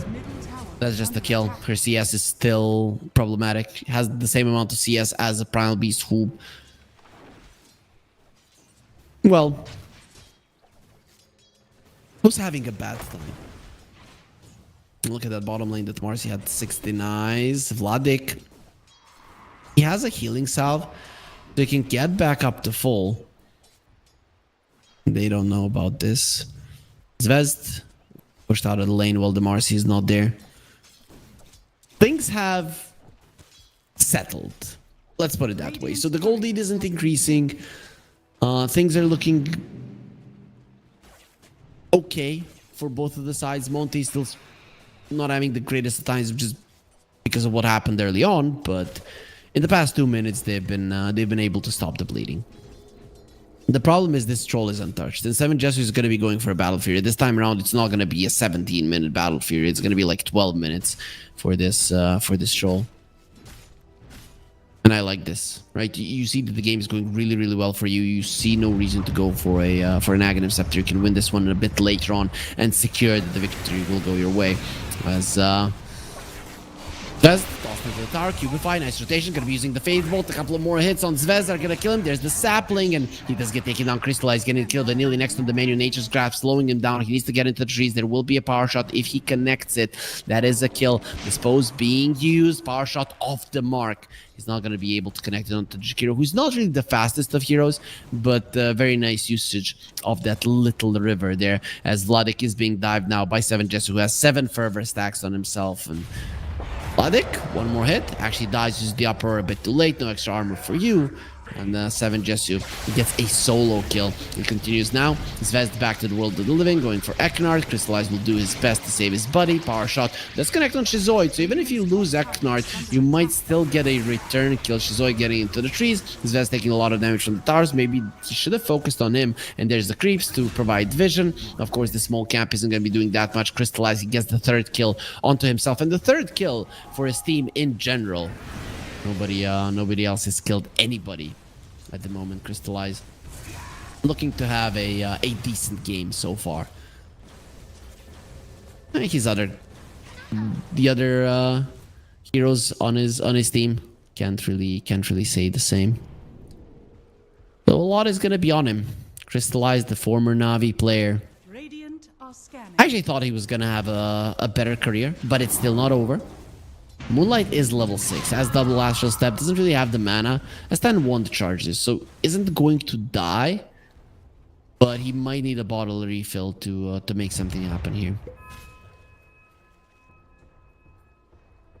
Shoal, 4.2k net worth. We can switch to that as well, and he is super far ahead of everybody else. The Wind Ranger is still okay in that regard, but doesn't really do all that much damage. We'll see if Crystallize just get the Javelin. It might be a smart choice to go for that route and actually contribute a little bit to towards killing the players. Rubik TPing to the outpost to the bottom lane, so they want this this Razor dead with the Focus Fire. It's not impossible. Actually, yeah, he did go for the Focus Fire. I went to see if he maybe went for the Whirlwind, but not really. There are some Wind Rangers that have started experimenting with that facet. Not a lot of them. Zip Zap takes a lot of damage. Let's see who's gonna be lucky. It is gonna be Zip Zap. Gets the Arcane Rune. Gets all. Now he's gonna get all of his HP back. And we'll just be looking to use his spells. As bottom lane, the Rubik that just rotated is gonna get his damage. And of course his life drained from him. Focus Fire on Vanillic. Crystallize will get him. The question is, does he have the movement speed necessary to get out of this one alive? There's the Wind Run being used. Shizoid still running forward. Queen of Pain has the Arcane Rune. Gonna be blinking forward. They need to dispose. Shizoid is pretty speedy. Not speedy enough to get on top of Crystallize in time. And he probably felt that there was somebody else gunning for him. While all this is happening, the troll is still bullying the Primal Beast, who's trying to farm some stacks and maybe finally get towards his Pulverize. There it is. So things are shaping up for Monty. They're getting their timings, at least on the levels. But in terms of net worth, they're still suffering immensely. And I don't see that changing anytime soon, unless next up, of course, just runs in and feeds a couple of unnecessary kills. I would be very surprised if Monty are able to make some moves that make a difference. The Queen of Pain still wants to go towards the bottom lane. There's the rebound, dispose. Gonna be used, Crystallize is completely fine. Still no Wind Run being used. There's the Moonlight going onto the Marcy. Will be able to take it down. Crystallize runs away from the Static Link, and now that does leave Zvezd open. There's one more Astral setup to slow him down. He still has a decent amount of HP left. Sonic Wave, make sure the Cubify is dead, and It seems that the Razor will survive. Actually, Focus Fire Zip Zap, that's going to be the bigger kill. Ice Path, great. Onto the 3 of the Moonlight will be able to survive all the overtime damage, and Crystallize and Eknard, they do finish off Vanilla. It will be the Sapling that actually gets the kill. And this is what I was talking about. These are the types of moves that can cost next up the game. Vladek is coming towards the top lane to defend the tower and actually goes for the Pulverize onto the Troll, smashes him into the ground. He's trying to force out that ulti. Troll doesn't want to use it just yet. And there it is. The nets are going to be connecting. Oh, no ulti. Understandable. Overgrowth will be used. Now he's gonna have to use it. The thing is, he's right next to the tower. He's gonna try to beat up the tree and protection. He actually has access, and that is how you bring down trees. You cut them down. Here's the rotation of Crystallize. There will be a shackle shot as well as a power shot, and Vladek, he gets the kill on the guy who has been bullying him for 10 minutes. And guys, be careful who you bully. They might grow up to be a big beast, as there is going to be Moonlight getting a kill with an AD rune. Zipzap gets the blink away. Nice Ice Path to cover for him, as well as the dual breath. Cubify, no level 6 just yet. On the Rubik, he's only level 5 and a quarter. Monty are just moving better on the map. They made a mistake in the laning phase, multiple mistakes, still doing relatively well. Moonlight, that AD rune does pack a punch. This is going to be the first rune of the Void Spirit and looking really solid with it. It's still behind in net worth, but his rotations thus far in spell usage has been on point. Dire's top tower is under attack. Gold is still 3k. The Troll has a Battle Fury. Next item will be an Aghanim Scepter. Understandable. Such a good Aghanim Scepter game. Removing the Resonant Pulse shield, Wind Run, removing the Overgrowth. It's just looking like a great game. You can even purge off the Onslaught, so the Primal Beast won't be able to charge in.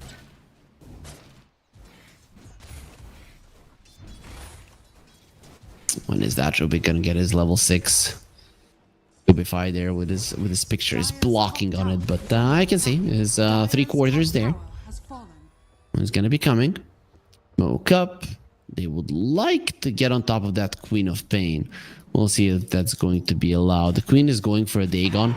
Understandable. That has been the way to go. Moonlight doesn't have any mana. It actually has 15-1 charges. They did find Vanilli.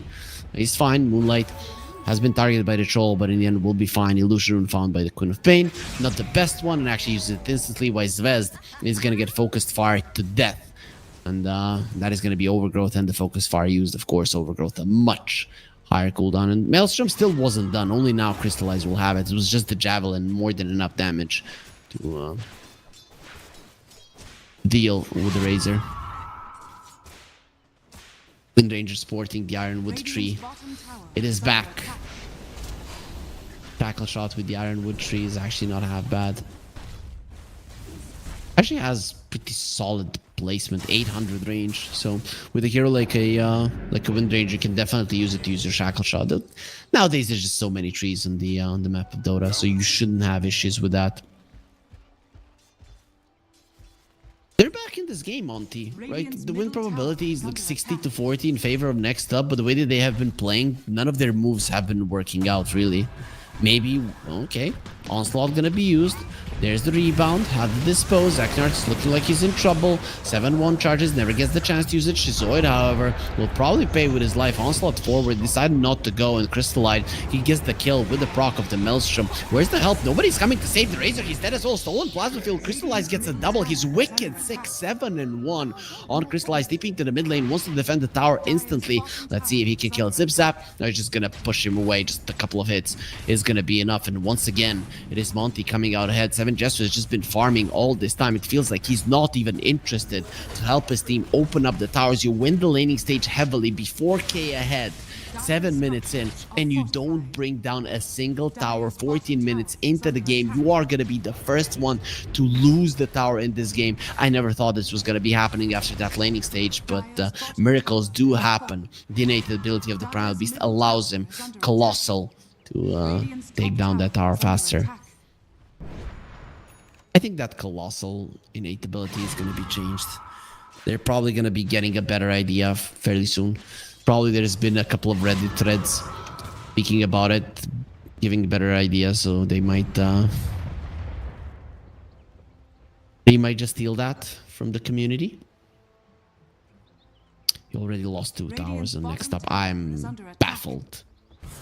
Really. And finally, the troll will rotate to the bottom lane. Thank you, 7 Jesu, for making a rotation. It was very needed for him to become active in this game, considering how good of a game he's been having so far. He's level 13. Nobody even comes close.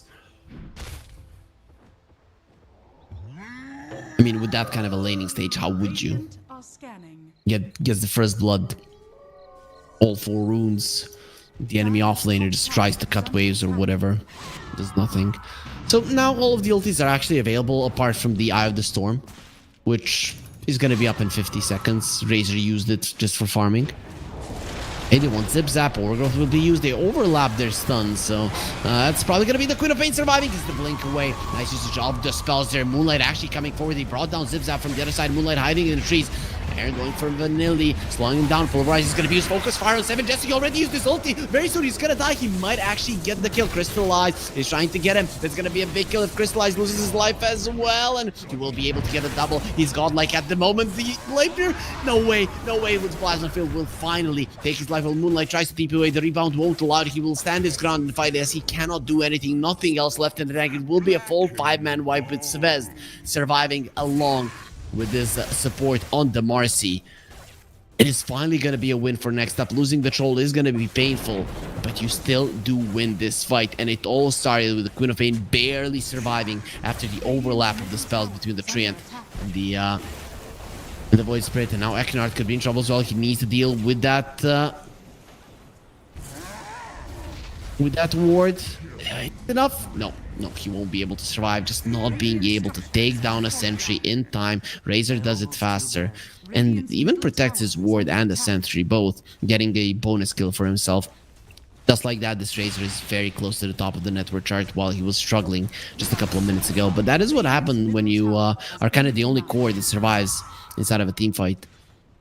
6k gold lead, very good advantage for them. Ether Remnant, Pulverize. There is going to be a nice usage of the Ice Path, lift up just in time what was stolen. That is going to be a Scream, but he didn't have the chance to use it. And in the end, the Queen of Pain will survive that Ice Path, the only reason that the Queen of Pain is still breathing.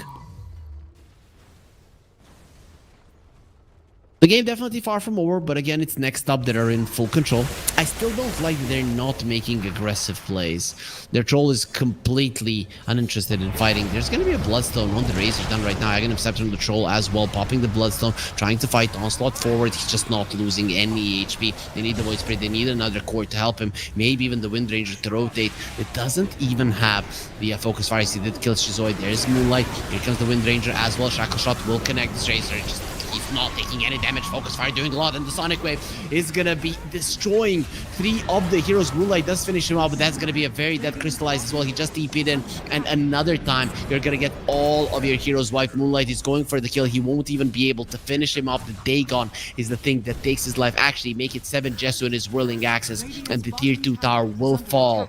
This is the next step that we were looking for after the laning phase. We wanted them to play like this, to be the ones on the aggressive. And finally, with the Razor and his tankiness, they'll be able to do this. Bloodstone really making a difference, as they cannot kill him. He has the Vampire Fangs, Mage Slayer, and the Bloodstone. He's just not a target that you can kill without the Focus Fire. And maybe from now on, this Wind Ranger will have to keep that in mind.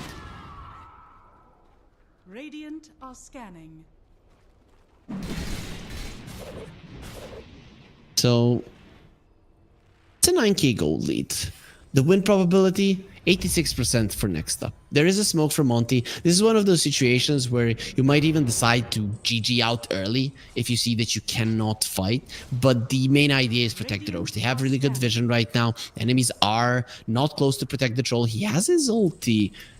Know roughly where he is now. He's gonna be under vision there for a second. Eknar comes from the other side. Onslaught forward. Marcy should be dying fairly fast. The Simulate does finish him up. The rest of next up will be joining in by being used. And the troll running forward. Already the Queen of Pain is dead, so there's not gonna be big AoE damage. Pulverize is gonna be used on the troll. No overgrowth at the moment, but look at that. Jakiro is dropping low as well. Running forward. These two guys, they feel pretty much unkillable. Stolen Plasma Field by Cubify. They really want to kill the troll. He's gonna be popping his ulti. Crystallize tries to run away. No Wind run for you. The Glapier, the Overgrowth Troll, he needs to remove it, will be able to do it, but in the end, he's still gonna go down. Now that does leave the Razor all alone, and this is the turnaround they were looking for. Now the Bloodstone will be used. They need to be very careful, though. Without the Eye of the Storm, he doesn't really do all that much damage. Just one Plasma Field gives him away so much of his HP back. And the Shackle Shot perfectly placed by Crystallize to finish him off. Power Shot is the thing that gets them the kill. Now Marcy needs to go through the Twin Gaze. They knew she was there, and Shizoid will go through it. With that, his life will be intact, but he has already died once in that fight. Could have been a 6-0. What a fight for Monty, getting them back into the game.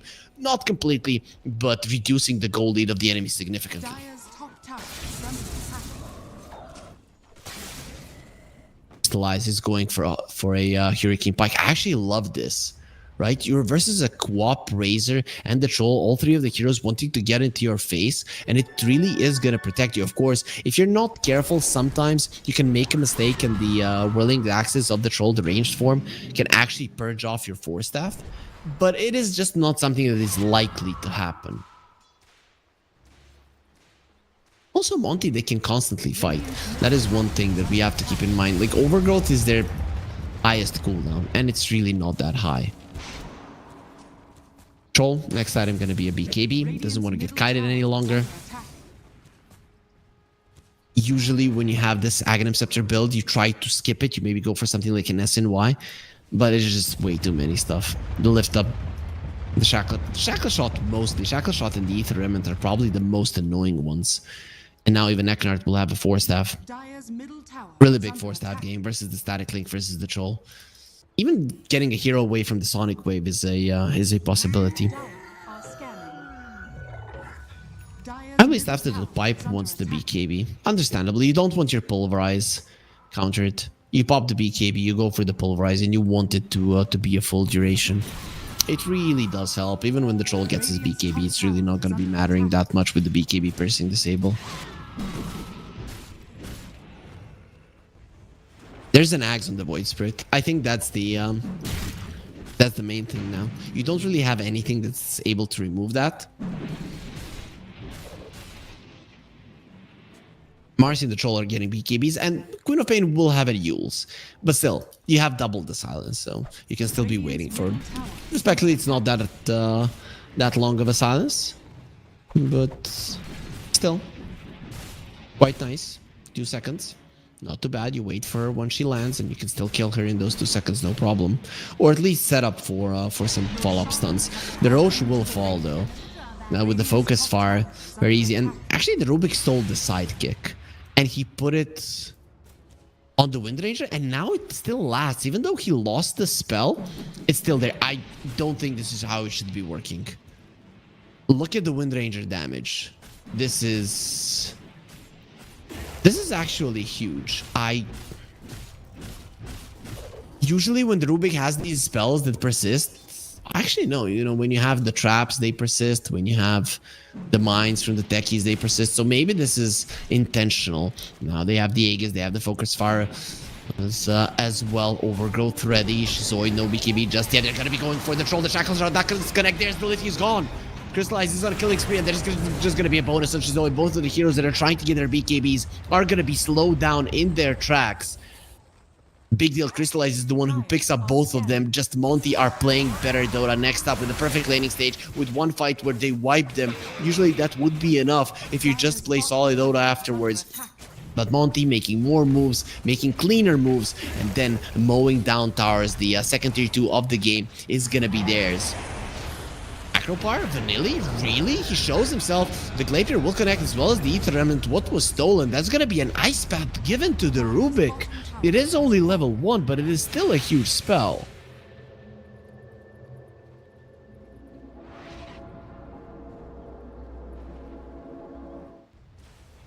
Radiant's top tower is under attack. Game completely even now. A 2k goal lead. You could even say, because of the momentum, that Monty have more chances of winning. The Dota Plus is not showing as the Troll, of course, is considered a better late game hero than the Wind Ranger. But in terms of movements, in terms of spell usage, in terms of setting up the fights, everything, Monty are doing better. And there is a regen rune for Moonlight to pick up the bottle up right now if he wants to. Radiant is a little bit low. in the mana department, but gets a Void Stone delivered and the clarity, Dire's so middle tower is Akinart under will be able to contribute with his team. It's not uncommon for the Treant to have mana issues. Soul, Radiant run will please, run, you don't want to die again. The Glacier does connect, he knows where he is, taking down the trees. Doesn't see him at this moment, but he's still chasing forward. Shackle shot, he has nothing to shackle him to. 7 Jesu turns around, removes the but help is coming. He did remove the wind run. Now pulverize into the ground. He's not going to be healing enough, even with his ulti. The second it expires... What? What? They are ahead, and just 25 minutes in, they GG'd out. They know there's nothing to fight for in this tournament, but it has to be pretty demoralizing that after a laning stage like that, there is nothing you can do. 7 Jesu GGing out early. I don't know. I hope it's not the case, but there might be some disagreements in the team. I've played professional Dota. A GG like that, even if there were no problems, the rest of the team is definitely not going to be happy. It was just literally him getting caught and then him himself getting mad and not wanting to play any longer. We'll call it GG, and that's going to be a series that lasts less than an hour. It's not going to be as short as Dandelions versus Vidar was, but it is going to be the one to end the day. So that's going to be it for today, guys. We had 3 series today to end the group stage. We had Dragon versus T, and Team T did win 2-0. Vidar did go up against Dandelions. They did lose 2-0. Next up, lost 2-0 to Monty. You saw that series right now, and just better. Before the series started, they did forfeit to Nightpulse. So we already at the start of the day knew which teams are going through, but let's go into the groups to just remind ourselves. It's going to be Nightpulse, Team T, and DMS that are going to be going through from Group A, and Hrivnia, Dandelions, and Monty from Group B. There it is, Nightpulse, T, DMS, Just Better, and Dragon Esports. Unfortunately, we're going to have to say goodbye to them. And what about Group B? Let's remind ourselves about the teams there. Shortly, that will be on our screen. There it is, graphics looking as clean as always. I'm really digging the green here. Hrivnia, Monty, and Dandelions there. Vidar next up gonna be eliminated tomorrow. It is gonna be a break, so don't worry, guys. We haven't forgotten about you. Don't think we're going somewhere. And then the day afterwards, Mouse and Liga are going to be joining, and we're going to have the 4 best of 3s in the upper bracket, starting at 10 CEST, like always. So